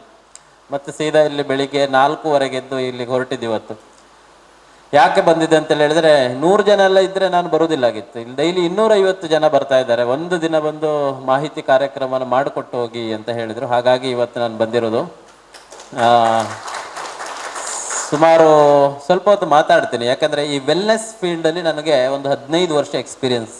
ಈ ಕ್ಯಾಂಪ್ ಇದೆ ನೋಡಿ, ಈಗ ಇಲ್ಲಿ ಒಂದು ಆಗ್ತಾ ಇದೆ ನೋಡಿ, ಕರ್ನಾಟಕದಲ್ಲಿ ಒಟ್ಟು 60 ಕಡೆಗಳಲ್ಲಿ ನಡೀತಾ ಇದೆ. ಇದು ದಕ್ಷಿಣ ಭಾರತದಲ್ಲಿ 275 ಕಡೆಗಳಲ್ಲಿ ನಡೀತಾ ಇದೆ ಈ ಕ್ಯಾಂಪ್ ಇವಾಗ ಅಟ್ ಪ್ರೆಸೆಂಟ್. ಪ್ರತಿ 15 ದಿನಗಳಿಗೆ ಈ ರೀತಿ ಆಗ್ತಾಯಿದೆ. ಇದು ಕಳೆದ 12 ವರ್ಷದಿಂದ ನಿರಂತರವಾಗಿ ನಡೀತಾ ಇದೆ. ಈ ಸುಳ್ಯ, ಪುತ್ತೂರು ಮತ್ತು ಬೆಳ್ತಂಗಡಿ ಈ ಭಾಗ, ಕಾಸರಗೋಡು ಭಾಗದಲ್ಲಿ ಇದು 34ನೇ ಕ್ಯಾಂಪ್. ನಮ್ಮ 100ನೇ ಕ್ಯಾಂಪನ್ನು ಪುತ್ತೂರು ಮಾಲಿಂಗೇಶ್ವರ ದೇವಸ್ಥಾನದಲ್ಲಿ ಮಾಡಿದ್ವಿ. ಡೈಲಿ 800 ಜನ ಬಂದು ಥೆರಪಿ ತಗೊಳ್ತಾ ಇದ್ರು. ಯಾಕೆ ಮಾಡ್ತೀವಿ? ಕೊರೋನಾ ಬರೋದಕ್ಕಿಂತ ಮುಂಚೆ ನಾವು ನಮ್ಮ ಆಫೀಸಲ್ಲಿ ಮಾತ್ರ ಥೆರಪಿ ಕೊಡ್ತಾ ಇದ್ವಿ. ಈ ಆಫೀಸಲ್ಲಿ ಥೆರಪಿ ಕೊಟ್ಟರೆ ಎಂತ ಆಗ್ತಾ ಇತ್ತು ಅಂತ ಹೇಳಿದ್ರೆ, ಇಲ್ಲೇ ಹತ್ತಿರದಲ್ಲಿ ಇತ್ತು ನಮ್ಮದು ಕೊರೋನಾಕ್ಕಿಂತ ಮುಂಚೆ. ಉಪ್ಪಳ ಇಲ್ಲೇ ಹತ್ತಿರ ಅಲ್ವಾ? ಉಪ್ಪಳದ ಬಸ್ ಸ್ಟ್ಯಾಂಡಿಂದ ಮೇಲೆ ಫಸ್ಟ್ ಫ್ಲೋರಲ್ಲಿ ನಮ್ಮ ಆಫೀಸ್ ಇತ್ತು. ಮಂಗಳೂರಲ್ಲಿ, ಪುತ್ತೂರಲ್ಲಿ ಎಲ್ಲ ಕಡೆಗಳಲ್ಲಿ ಆಫೀಸಲ್ಲಿ ಮಾತ್ರ ಥೆರಪಿ ಕೊಡ್ತಾ ಇದ್ದೆವು. ಈ ಆಫೀಸಲ್ಲಿ ಕೊಟ್ಟರೆ ಎಂತ ಆಗ್ತದೆ ಕೇಳಿದ್ರೆ, ಅಕ್ಕಪಕ್ಕದಿಂದ 1 ಕಿಲೋಮೀಟರ್ ರೇಡಿಯಸ್ ಇಂದ ಜನ ಬಂದು ವರ್ಷ ಪೂರ್ತಿ ಅವರು ಮಾತ್ರ ಬರ್ತಾ ಇರ್ತಾರೆ. ಎಲ್ಲ ಜನರಿಗೆ ಇದು ನಮಗೆ ರೀಚ್ ಆಗ್ಲಿಕ್ಕೆ ಆಗ್ತಾ ಇರಲಿಲ್ಲ. ಹಾಗಾಗಿ ನಾವು ಎಂತ ಮಾಡಿದ್ವಿ, ಕೊರೋನಾ ಬಂದ ಆದ ನಂತರ 2021ನೇ ಇಸ್ವಿಯಿಂದ ಗ್ರಾಮ ಪಂಚಾಯಿತಿ, ಕೋಆಪರೇಟಿವ್ ಸೊಸೈಟಿ, ದೇವಸ್ಥಾನಗಳು, ರೋಟರಿ ಕ್ಲಬ್, ಲಯನ್ಸ್ ಕ್ಲಬ್ಗಳಲ್ಲಿ ಈ ರೀತಿ ಫ್ರೀ ಕ್ಯಾಂಪ್ ಮಾಡೋದಕ್ಕೆ ಶುರು ಮಾಡಿದ್ವಿ. ಯಾಕೆ ಮಾಡ್ಬೇಕಂತೇಳಿ ನಿಮಗೆ ಪ್ರಶ್ನೆ ಬರ್ಬೋದು ಈಗ ಅಲ್ವಾ? ಸುಮಾರು ಹಾಸ್ಪಿಟಲ್ ಇದೆ, ಆಯುರ್ವೇದ ಇದೆ, ಅಲೋಪತಿ ಇದೆ, ಹೋಮಿಯೋಪತಿ ಇದೆ, ನಾಟಿ ಔಷಧ ಇದೆ. ಹಾಗಿದ್ರೆ ಈ ಥೆರಪಿಯನ್ನು ನಾನು ಯಾಕೆ ತಗೊಳ್ಬೇಕು? ನಿಮಗೆಲ್ಲ ಡೌಟ್ ಬಂದೇ ಬರ್ತದೆ. ಕರೆಂಟ್ ಶಾಕ್ ಕೊಟ್ಟಾಗ ಆಗ್ತದೆ, ಜುಮ್ ಆಗ್ತದೆ, ಸ್ವಲ್ಪ ಸೈಡ್ ಎಫೆಕ್ಟ್ ಇರ್ಬೋದೇನೋ ಸುಮಾರು ವರ್ಷ ತಗೊಂಡ್ರೆ, ಈ ಥರ ಎಲ್ಲ ಸುಮಾರಷ್ಟು ನಿಮ್ಮ ಪ್ರಶ್ನೆಗಳಿರ್ತದೆ. ಅದನ್ನೆಲ್ಲ ನಾನು ಆನ್ಸರ್ ಮಾಡ್ತೀವಿ. ಸುಮಾರಷ್ಟು ಹಾಸ್ಪಿಟಲ್ ಇದ್ದರೂ ಯಾಕೆ ಈ ಥೆರಪಿಗೆ ಜನ ಬರ್ತಾರೆ ಕೇಳಿದ್ರೆ, ಕೆಲವೊಂದು ಕಾಂಪ್ಲೆಕ್ಸ್ ಇಶ್ಯೂಸ್, ಕೆಲವೊಂದು ಮೆಡಿಕಲ್ ಸೈನ್ಸಲ್ಲಿ ಆಗದೇ ಇರುವಂಥ ಕೆಲವೊಂದು ಕಾಯಿಲೆಗಳು ಇದರಿಂದ ಗುಣಮುಖವಾಗಿದೆ. ಅದು ತುಂಬ ಕೆಲವೊಂದು ಎಕ್ಸಾಂಪಲ್ಗೆ ನಾನು ಹೇಳುವುದಾದರೆ, ಗ್ಯಾಂಗ್ರೀನ್ ಅಂತ ಒಂದು ಕಾಯಿಲೆ ನಿಮಗೆ ಗೊತ್ತಿರ್ಬೋದು. ಶುಗರ್ ಜಾಸ್ತಿ ಆದರೆ ಕಾಲಿನಲ್ಲಿ ಸ್ಪರ್ಶ ಜ್ಞಾನ ಕಡಿಮೆ ಆಗಿ ಕಾಲಿಗೆ ಕಲ್ಲು ಮುಳ್ಳು ಎಂತಾದರೂ ಚುಚ್ಚಿದ್ರೆ ಆ ಗಾಯ ಗುಣ ಆದರೆ ಖುಷಿ, ಆಗಲಿಲ್ಲ ಅಂದರೆ ಆ ಬೆರಳನ್ನು ಡಾಕ್ಟ್ರು ಎಂತ ಮಾಡ್ತಾರೆ? ಕಟ್ ಮಾಡ್ತಾರೆ. ಇನ್ನೂ ಜಾಸ್ತಿ ಆದರೆ ಕಾಲನ್ನು ಕಟ್ ಮಾಡ್ತಾರೆ. ಈಗ ನೋಡಿ, ಇದಕ್ಕೆ ಮೆಡಿಕಲ್ ಸೈನ್ಸಲ್ಲಿ ಟ್ರೀಟ್ಮೆಂಟ್ ಇಲ್ಲ, ಕಟ್ ಮಾಡೋದು ಮಾತ್ರ ಟ್ರೀಟ್ಮೆಂಟ್. ಆದರೆ ನಮ್ಮ ಥೆರಪಿಯಿಂದ ಕಳೆದ 10 ವರ್ಷದಲ್ಲಿ 4,000ಕ್ಕಿಂತ ಜಾಸ್ತಿ ಜನರ ಕಾಲು ಕಟ್ ಮಾಡೋದನ್ನು ನಾವು ಕ್ಯಾನ್ಸಲ್ ಮಾಡಿಸಿದ್ದೀವಿ. 4,000ಕ್ಕಿಂತ ಜಾಸ್ತಿ. ಅರ್ಥ ಆಯ್ತಾ? ಇಂಥದ್ದು ಸುಮಾರಿದೆ, ಇನ್ಕ್ಲೂಡಿಂಗ್ ನಿಮ್ಮ ಮಾಜಿ MLA, ಇವರು ಸುಳ್ಯದ ಮಾಜಿ MLA ಕುಶಾಲಪ್ಪ ಅಂತ ನಿಮಗೆ ಗೊತ್ತಿರ್ಬೋದು ಅಲ್ವಾ? ಕುಶಾಲ ಅವರ 2 ಬೆರಳು ಕಟ್ ಮಾಡಿದ್ದಾರೆ. ನಮ್ಮ ಥೆರಪಿಗೆ ಬಂದ ನಂತರ ಕಾಲು ಕಟ್ ಮಾಡೋದು ಕ್ಯಾನ್ಸಲ್ ಆಯ್ತು. ಅರ್ಥ ಆಯ್ತು ನಿಮಗೆ? ಬೇಕಾದಷ್ಟು ಈ ರೀತಿ ಸುಮಾರಷ್ಟು ಎಕ್ಸಾಂಪಲ್ಗಳಿದೆ. ನಾನು ಲಾಸ್ಟಲ್ಲಿ ತೋರಿಸ್ತೀನಿ. ಅಂದರೆ ಕೆಲವೊಂದಕ್ಕೆ ಮೆಡಿಕಲ್ ಸೈನ್ಸಲ್ಲಿ ಆಗದೇ ಇರುವಂಥದ್ದು ಇದರಲ್ಲಿ ಯಾವುದೆಲ್ಲ ಆಗ್ತದೆ ಅಂತ ನಾನು ಹೇಳ್ತೀನಿ. ಈಗ ನೋಡಿ, ನನ್ನ ಈ ವೆಲ್ನೆಸ್ ಎಕ್ಸ್ಪೀರಿಯನ್ಸ್ ಏನಂತ ಕೇಳಿದರೆ, ನಮ್ಮ ಭಾರತೀಯರು ಆರೋಗ್ಯದ ಬಗ್ಗೆ ಕಾಳಜಿ ಮಾಡೋದು ತುಂಬ ಕಡಿಮೆ. ಹೆಲ್ತ್ ಅವೇರ್ನೆಸ್ ಎನ್ನುವಂಥದ್ದು ನಮಗಿಲ್ಲ. ನಮಗೆ ಫಸ್ಟು ದುಡ್ಡು ಮಾಡಬೇಕು, ಚಿನ್ನ ಮಾಡಬೇಕು, ಸೈಟ್ ತಗೊಳ್ಬೇಕು, ಜಾಗ ತಗೊಳ್ಬೇಕು, ಮನೆ ಕಟ್ಟಬೇಕು, ಲಾಸ್ಟಲ್ಲಿ ಮಕ್ಕಳಿಗೆ ಮದುವೆ ಮಾಡಬೇಕು, ಲಾಸ್ಟಲ್ಲಿ ಪುರ್ಸೊತ್ತಿದ್ರೆ ಸ್ವಲ್ಪ ಹೆಲ್ತ್ ಬಗ್ಗೆ, ಆರೋಗ್ಯದ ಬಗ್ಗೆ ಗಮನ ಕೊಡ್ತೀವಿ. ಸ್ವಲ್ಪ ಹೆಲ್ತ್ ಅವೇರ್ನೆಸ್ ಇರೋರು ಎಂತ ಮಾಡ್ತಾರೆ ಕೇಳಿದ್ರೆ, ಇಂಡಿಯಾದಲ್ಲಿ ಒಂದು ಹೆಲ್ತ್ ಇನ್ಶೂರೆನ್ಸ್ ಮಾಡ್ತಾರಂತೆ ಅಲ್ವಾ? ಏನೋ ಹೆಲ್ತ್ ಇನ್ಶೂರೆನ್ಸ್ ಮಾಡ್ತಾರೆ. ಯಾಕೆ ಮಾಡೋದು? ಲಾಸ್ಟಲ್ಲಿ ಅದಾದ್ರೂ ದುಡ್ಡು ಖರ್ಚಾಗೋದಿದ್ರೆ ನನ್ನ ಜಾಬಿಂದ ಹೋಗಬಾರ್ದು, ಇನ್ಶೂರೆನ್ಸ್ ಕಂಪನಿಯಿಂದ ಹೋಗಲಿ ಅಂತ ಬಿಟ್ಟರೆ ಇದರಿಂದ ನಮ್ಗೆ ಯಾವುದೇ ಇಂಟರ್ನಲ್ ಆದಂಥ ನಮಗೆ ಆಂತರಿಕವಾಗಿ ನಮ್ಮ ಆರೋಗ್ಯದಲ್ಲಿ ಯಾವ ಬದಲಾವಣೆಯೇ ಆಗೋದಿಲ್ಲ. ನೋಡಿ, ಧಾರ್ಮಿಕ ಕಾರ್ಯಕ್ರಮಗಳಲ್ಲಿ ನೀವು ಭಾಗವಹಿಸಿರ್ತೀರ, ರಾಜಕೀಯ ಕಾರ್ಯಕ್ರಮಗಳಲ್ಲಿ ಭಾಗವಹಿಸಿರ್ತೀರ. ಈ ಹೆಲ್ತ್ ಅವೇರ್ನೆಸ್ ಪ್ರೋಗ್ರಾಮ್ ಎಲ್ಲೂ ಮಾಡೋದೇ ಇಲ್ಲ. ಯಾಕೆ ಕೇಳಿದ್ರೆ ಇದಕ್ಕೆ ಜನ ಬರುವುದೂ ಇಲ್ಲ, ನಮಗೆ ಇಂಟ್ರೆಸ್ಟೂ ಇಲ್ಲ ಇದ್ರ ಬಗ್ಗೆ ಅಲ್ವಾ? ಹೆಲ್ತ್ ಬಗ್ಗೆ ನಾವು ಥಿಂಕ್ ಮಾಡೋದು ಯಾವಾಗ? ಕಾಯಿಲೆ ಬಂದ ಮೇಲೆ. ಭಾರತೀಯರು ಮಾತ್ರ ಕಾಯಿಲೆ ಬಂದ ಮೇಲೆ ಥಿಂಕ್ ಮಾಡೋದು. ಬಂದ ಮೇಲೆ ಥಿಂಕ್ ಮಾಡುವಂಥದ್ದಲ್ಲ, ಬರೋದಕ್ಕಿಂತ ಮುಂಚೆ ಏನು ಮಾಡ್ಬೇಕಂತೇಳಿ ಸ್ವಲ್ಪ ಹೊತ್ತು ಡಿಸ್ಕಸ್ ಮಾಡುವ. ಯಾವ ಕಾಯಿಲೆಗಳು ಭಾರತದಲ್ಲಿ ಜಾಸ್ತಿ ಇದೆ ನೋಡೋದಾದ್ರೆ, ಪ್ರಪಂಚದಲ್ಲಿ ಅತಿ ಹೆಚ್ಚು ಶುಗರ್ ಪೇಷಂಟ್ ಇರುವಂಥ ದೇಶ ಯಾವುದು? ಭಾರತ, ನಂಬರ್ 1. ಓಕೆನಾ? Indian Council for Medical Research ಕೊಟ್ಟಿರುವಂಥ ಲೆಕ್ಕದ ಪ್ರಕಾರ 2019ರಲ್ಲಿ ಭಾರತದಲ್ಲಿ 7 ಕೋಟಿ ಶುಗರ್ ಪೇಷಂಟ್ ಇದ್ರು. 2023ರಲ್ಲಿ ಅವರ ಸಂಖ್ಯೆ 13 ಕೋಟಿ ಆಯಿತು. 2027ರಲ್ಲಿ 25 ಕೋಟಿ ಜನ ಭಾರತದಲ್ಲಿ ಶುಗರ್ ಪೇಷಂಟ್ ಇರ್ತಾರಂತೆ. ಪ್ರಪಂಚದಲ್ಲಿ ನಂಬರ್ 1 ಶುಗರ್ ಪೇಷಂಟ್ ಇರುವಂಥ ದೇಶ. ಪ್ರಪಂಚದಲ್ಲಿ ಅತಿ ಹೆಚ್ಚು ವೆಸರಲ್ ಫ್ಯಾಟ್ ಅಂತ ಕರಿತೇವೆ, ಹೊಟ್ಟೆಯಲ್ಲಿ ಬೊಜ್ಜು ಮತ್ತೆ ಗಟ್ ಹೆಲ್ತ್ ಪ್ರಾಬ್ಲಮ್ ಇರುವಂಥ ದೇಶ ಭಾರತ. ಚೈಲ್ಡ್ ಒಬೆಸಿಟಿ, ಇವಾಗ ಹೊಸದು ಬಂದಿರೋದು, ಚೈಲ್ಡ್ ಒಬೆಸಿಟಿ, ಚಿಕ್ಕ ಮಕ್ಕಳಲ್ಲಿ ಬೊಜ್ಜಿನ ಪ್ರಮಾಣ ಭಾರತದಲ್ಲಿ ನಂಬರ್ 1 ಅಂತೆ. ಪ್ರಪಂಚದಲ್ಲಿ ಹೈಯೆಸ್ಟ್ ಚೈಲ್ಡ್ ಒಬೆಸಿಟಿ ಇರುವಂಥದ್ದು ಭಾರತ. ಸ್ಟ್ರೋಕ್, ಹಾರ್ಟ್ ಅಟ್ಯಾಕ್ ನೀವು ನೋಡ್ತಾ ಇರ್ತೀರ, ಹಾರ್ಟ್ ಪ್ರಾಬ್ಲಮ್ ನೀವು ನೋಡ್ತಾ ಇರ್ತೀರ ಟಿವಿಗಳಲ್ಲಿ, ನ್ಯೂಸ್ಗಳಲ್ಲಿ. ಯಾವುದು ಬೇಡ, ಲೈಫ್ ಎಕ್ಸ್ಪೆಕ್ಟೆನ್ಸಿ ಅಂತ ಕರಿತೀವಿ, ಸರಾಸರಿ ಜೀವಿತಾವಧಿ, ಎಷ್ಟು ವರ್ಷ ನಾವು ಸರಾಸರಿ ಬದುಕ್ತೀವಿ ಅಂತೇಳಿ ಗೊತ್ತಾ ನಿಮಗೆ? ಭಾರತೀಯರಿಗೆ ಆಯಸ್ಸು ಎಷ್ಟಿದೆ? ಇದೆಲ್ಲ ನಮ್ಗೆ ಎಂತಕ್ಕೆ ಅಲ್ವಾ? ಒಂದಿನ ಹೋಗುದು, ಹಾಗೆ ಹೇಳುದು ನಾವು ಇಂಡಿಯನ್ಸ್ ಅಂತ ಹೇಳುದು ಹೇಳಿ. ಎಲ್ಲರೂ ಹೋಗ್ತಾರೆ, ನಾನು ಒಂದಿನ ಹೋಗುದಲ್ವಾ, ಹಾಗೆ ಹೇಳುದು. ಮತ್ತೆ ಅದ್ರ ಬಗ್ಗೆ ಯಾಕೆ ಚಿಂತೆ ಮಾಡ್ಬೇಕಂತೇಳಿ. ಆದ್ರೂ ಒಂದು ಲೆಕ್ಕ ನೋಡುದಾದ್ರೆ ಎಷ್ಟಿದೆ ಆಯಸ್ಸು ನಮಗೆ? 100 ಬದುಕ್ತೀವ? ಹೌದು ಹೌದು. 80 70? ಹೌದು. ಈಗ ನೋಡಿ 60. ವೇದಗಳ ಪ್ರಕಾರ 120 ವರ್ಷ ಆಯಸ್ಸಂತೆ ನಮಗೆ, 120 ವರ್ಷ. ಆದ್ರೆ ಅಷ್ಟು ಬದುಕೋದಿಲ್ಲ ನಾವು ಅಲ್ವಾ. ನಮಗೆ ಜಾತಕ ಬರೀತಾರೆ ನೋಡಿ, 120 ವರ್ಷಕ್ಕೆ ಕುಂಡಲಿ ಇರ್ತದಂತೆ. ಆದ್ರೆ ನಾವು ಎಷ್ಟು ಬದುಕ್ತೀವಿ ಅದನ್ನ ನಾವು ನೋಡ್ಬೇಕಾಗ್ತದೆ. ಈಗ ನೋಡಿ, ಗೌರ್ಮೆಂಟಿಗೆ ಒಂದು ಲೆಕ್ಕ ಸಿಗ್ತದೆ ನಮ್ಗೆ ಎಷ್ಟು ಸರಾಸರಿ ಆಯಸ್ಸು ಅಂತೇಳಿ. ಸತ್ತಾಗ ನಾವು ಒಂದು ಲೆಕ್ಕ ಕೊಡ್ತೀವಲ್ಲ, ಗ್ರಾಮ ಪಂಚಾಯತಿಂದ ಡೆತ್ ಸರ್ಟಿಫಿಕೇಟ್ ಎಲ್ಲ ತಗೊಂಡು ಬರ್ತೀವಲ್ಲ, ಅವಾಗ ಗೌರ್ಮೆಂಟಿಗೆ ಒಂದು ಲೆಕ್ಕ ಸಿಗ್ತದೆ. ಭಾರತ ಸರ್ಕಾರ ಕೊಟ್ಟಿರುವಂತ ಲೆಕ್ಕದ ಪ್ರಕಾರ ಭಾರತೀಯರ ಆಯಸ್ಸು ಎಷ್ಟು ವರ್ಷ ಇದೆ ಕೇಳಿದ್ರೆ, 80 70 100 ಹೇಳಿದ್ರಲ್ಲ, ಭಾರತದ ಆವರೇಜ್ ಲೈಫ್ ಎಕ್ಸ್ಪೆಕ್ಟೆನ್ಸಿ ಅನ್ನುವಂಥದ್ದು 68 ವರ್ಷ. ಎಷ್ಟು?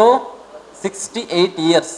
ಕೆಲವರು 100ಕ್ಕೆ ಹೋದ್ರೆ, ಊರಲ್ಲಿ ಯಾರೋ ಒಬ್ರು, ಕೆಲವರು 40 50ಕ್ಕೆ ಹೋಗಿರ್ತಾರಲ್ವಾ, ಆಗ ಆವರೇಜ್ ತೆಗೆದಾಗ 68 ವರ್ಷ. ಇದು 3 ವರ್ಷದ ಹಿಂದಿದೆ ಲೆಕ್ಕ, ಓಕೆನಾ? ಅದು ಗಂಡಸರಿಗೆ ಅಷ್ಟಿಲ್ಲ, ನಿಮಗ್ ಮಾತ್ರ ಲೇಡೀಸ್ಗೆ 68, ಗಂಡಸರಿಗೆ ಇನ್ನೂ 3 ವರ್ಷ ಕಡಿಮೆ, 65 ವರ್ಷ, ಓಕೆನಾ? ನಿಮಗೆಲ್ಲ ಖುಷಿ ಆಯ್ತಲ್ಲ ಈಗ? ನಾವು ಸ್ವಲ್ಪ ಜಾಸ್ತಿ. ಹೌದು, ಎಲ್ಲರ ಮನೆ ಗೋಡೆ ಮೇಲೂ ಗಂಡಸರದ್ದೇ ಫೋಟೋ ಇರೋದಲ್ವಾ, ಹೆಂಗಸರದ್ದು ಕಡಿಮೆ. ಹೌದು. ಈ ವರ್ಷ ಒಂದು ಹೊಸ ಲೆಕ್ಕ ಬಂದಿದೆ. ಈ ಲೆಕ್ಕದ ಪ್ರಕಾರ ಹೆಂಗಸರಿಗೆ ಭಾರತದಲ್ಲಿ 70 ವರ್ಷ 6 ತಿಂಗಳು, ಗಂಡಸರಿಗೆ 68 ವರ್ಷ 6 ತಿಂಗಳು. ಕೇರಳದಲ್ಲಿ 74 ವರ್ಷ ಇದೆ, ಕರ್ನಾಟಕದಲ್ಲಿ 71 ವರ್ಷ ಇದೆ. ಈ UP ಬಿಹಾರ ಎಲ್ಲ ಸೇರಿಸಿದ್ರೆ ನಮ್ಮ ದೇಶದ ಸರಾಸರಿ ಆಯಸ್ಸು 68ರಿಂದ 70 ವರ್ಷ ಅಷ್ಟೇ. ಎಲ್ಲ ದೇಶದಲ್ಲೂ ಇಷ್ಟೇ ಇರ್ತದಾ? ಇಲ್ಲ.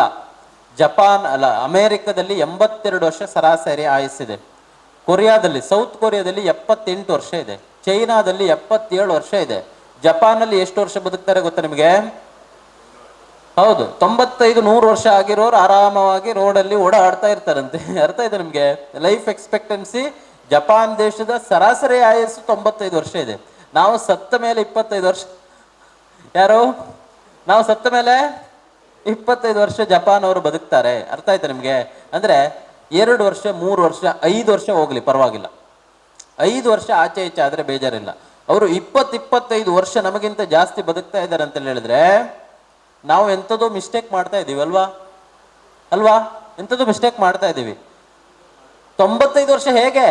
ಸುಮ್ಮನೆ ಹಾಸ್ಪಿಟ್ಲಿಗೆ ಹೋಗಿ ಬರುವುದಲ್ಲ, ಆ ಥರ ಬದುಕುದಲ್ಲ, ಆರೋಗ್ಯವಾಗಿ ಬದುಕ್ತಾರೆ. ನಾವಿಲ್ಲಿ 70 ಬದುಕಿದ್ರು ಲಾಸ್ಟ್ 20 ವರ್ಷ ಎಲ್ಲಿರೋದು? ಡೈಲಿ ಹಾಸ್ಪಿಟಲ್ಗೆ ಹೋಗಿ ಬರು, ಆ ಥರ ಲೈಫ್ ಸ್ಟೈಲ್ ಅಲ್ವಾ ನಮ್ದು?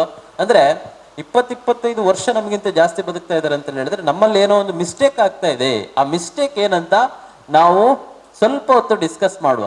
ಮೊನ್ನೆ ಒಂದು ಮಿಸ್ಟೇಕ್ ಮಾತ್ರ ಎಂತ ನೋಡ್ಕೊಂಡು ಬಂದ್ವಿ, ನಾನು ಪ್ರಭಾಕರ್ ಸಾಲೇನ್ ಸರ್ ವಿಯೆಟ್ನಾಮಿಗೆ ಹೋದಾಗ. ಎಂತ ಗೊತ್ತಾ? ವಿಯೆಟ್ನಾಮಲ್ಲಿ ನಾವು ನೋಡಿರೋದೆಲ್ಲ ಫಾರಿನರ್ಸ್ ಎಲ್ಲ ಬಂದಿರ್ತಾರೆ. ಅವ್ರದ್ದೆಲ್ಲ ಹೊಟ್ಟೆ ಹೇಗಿರ್ತದೆ ಕೇಳಿದ್ರೆ ಬೆನ್ನಿಗೆ ಅಂಟುಕೊಂಡಿರ್ತದೆ. ನಾವು ಇಂಡಿಯನ್ಸ್ 30 ಜನ ಹೋಗಿದ್ದೀವಿ, ಇದರಲ್ಲೊಂದು 20 ಜನರ ಹೊಟ್ಟೆ ಇಲ್ಲಿರ್ತದೆ. ಮತ್ತಿನ್ನೊಂದು ನೋಡಿದ್ರೆ ರಾತ್ರಿ ಊಟದ ಸಮಯ, ನಮ್ಗಲ್ಲಿ ಲೋಕಲ್ ಟೂರಿಸ್ಟ್ ಗೈಡ್ ಬಂದಿದ್ರು. ಅವ್ರು ಎಂತ ಹೇಳೋದು ಕೇಳಿದ್ರೆ, ಊಟ ಎಷ್ಟು ಗಂಟೆಗೆ ಮಾಡ್ತೀರಿ ಕೇಳಿದ್ರು. ನಾವು 9 ಗಂಟೆಗೆ ಹೋಗ್ತೀವಿ ಅಂತೇಳಿ ಹೇಳಿದ್ರು. ಆ ಟೂರಿಸ್ಟ್ ಗೈಡ್ ಫುಲ್ ಶಾಕ್, ಯಾಕೆ ನೀವು ಅರ್ಧ ರಾತ್ರಿಗೆ ಊಟ ಮಾಡೋದು ಅಂತಾನೆ? 9 ಗಂಟೆ ರಾತ್ರಿ ಅನ್ನುವಂಥದ್ದು ಮಿಡ್ ನೈಟ್, ಅಷ್ಟು ಲೇಟ್ ಯಾಕೆ ಊಟ ಮಾಡ್ತೀರಾ? 8:15 ಮಾಡಿ. 8:15ಗೆಲ್ಲ ಇಲ್ಲಿ ಊಟ ಇಲ್ಲ, ನೀವು 8 ಗಂಟೆ ಒಳಗಡೆ ಮಾಡ್ಬೇಕು ರೆಸ್ಟೋರೆಂಟ್ ಇಲ್ಲಿ ಅಂತೇಳಿ ಹೇಳಿದ್ರು. ಅಲ್ಲೊಂದು ನಾನು ನೋಡಿರೋದೇನಂತ ಕೇಳಿದ್ರೆ 5:30 6 ಗಂಟೆ ಆಗುವಷ್ಟರಲ್ಲಿ ಸಾಯಂಕಾಲದ ಊಟವನ್ನು ಎಲ್ಲರೂ ಮನೆಯಲ್ಲಿರೋರೆಲ್ಲ ಹೊರಗಡೆ ಬಂದು ಟೇಬಲ್ ಹಾಕೊಂಡು ತಿಂತಾ ಇರ್ತಾರೆ. ಲಾಸ್ಟ್ ಮುಗೀತು 5:30 6 ಗಂಟೆಗೆ. ನಮ್ಮಲ್ಲಿ ಎಂತ ಮಾಡುದು ಹೇಳಿ, ನಾವು 12 ಗಂಟೆ ರಾತ್ರಿ ಬಂದು ಚೆನ್ನಾಗಿ ಎಲ್ಲಿವರೆಗೆ ಇಂಡಿಯನ್ಸ್ ಊಟ ಮಾಡೋದು ಹೇಗೆ ಹೇಳಿ? ಊಟ ಇಲ್ಲಿವರೆಗೆ ಮಾಡೋದು ನಾವಲ್ವಾ?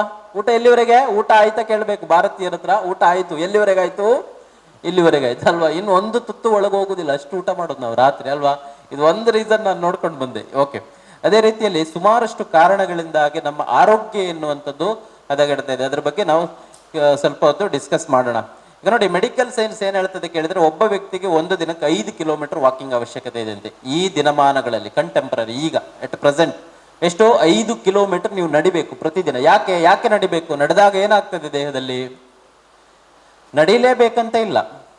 ತೋಟದಲ್ಲಿ ಹೋಗಿ 1 ಗಂಟೆ ಹಾರೆ ಪಿಕಾಸಿ ಹಿಡ್ಕೊಂಡು ಕೆಲಸ ಮಾಡಿದ್ರು ಓಕೆ, ಇಲ್ಲದಿದ್ರು 1 ಗಂಟೆ ಬೋರ್ಡ್ ಹಾಕಿದ್ರು ನೋಡಿ, ಯೋಗ ಎಲ್ಲಿದೆಯೋ ಅಲ್ಲಿ ಏಳಿಗೆ ಸ್ವಾತಂತ್ರ್ಯ ಸ್ವರ್ಗ ಸುಖ ಅಲ್ವಾ?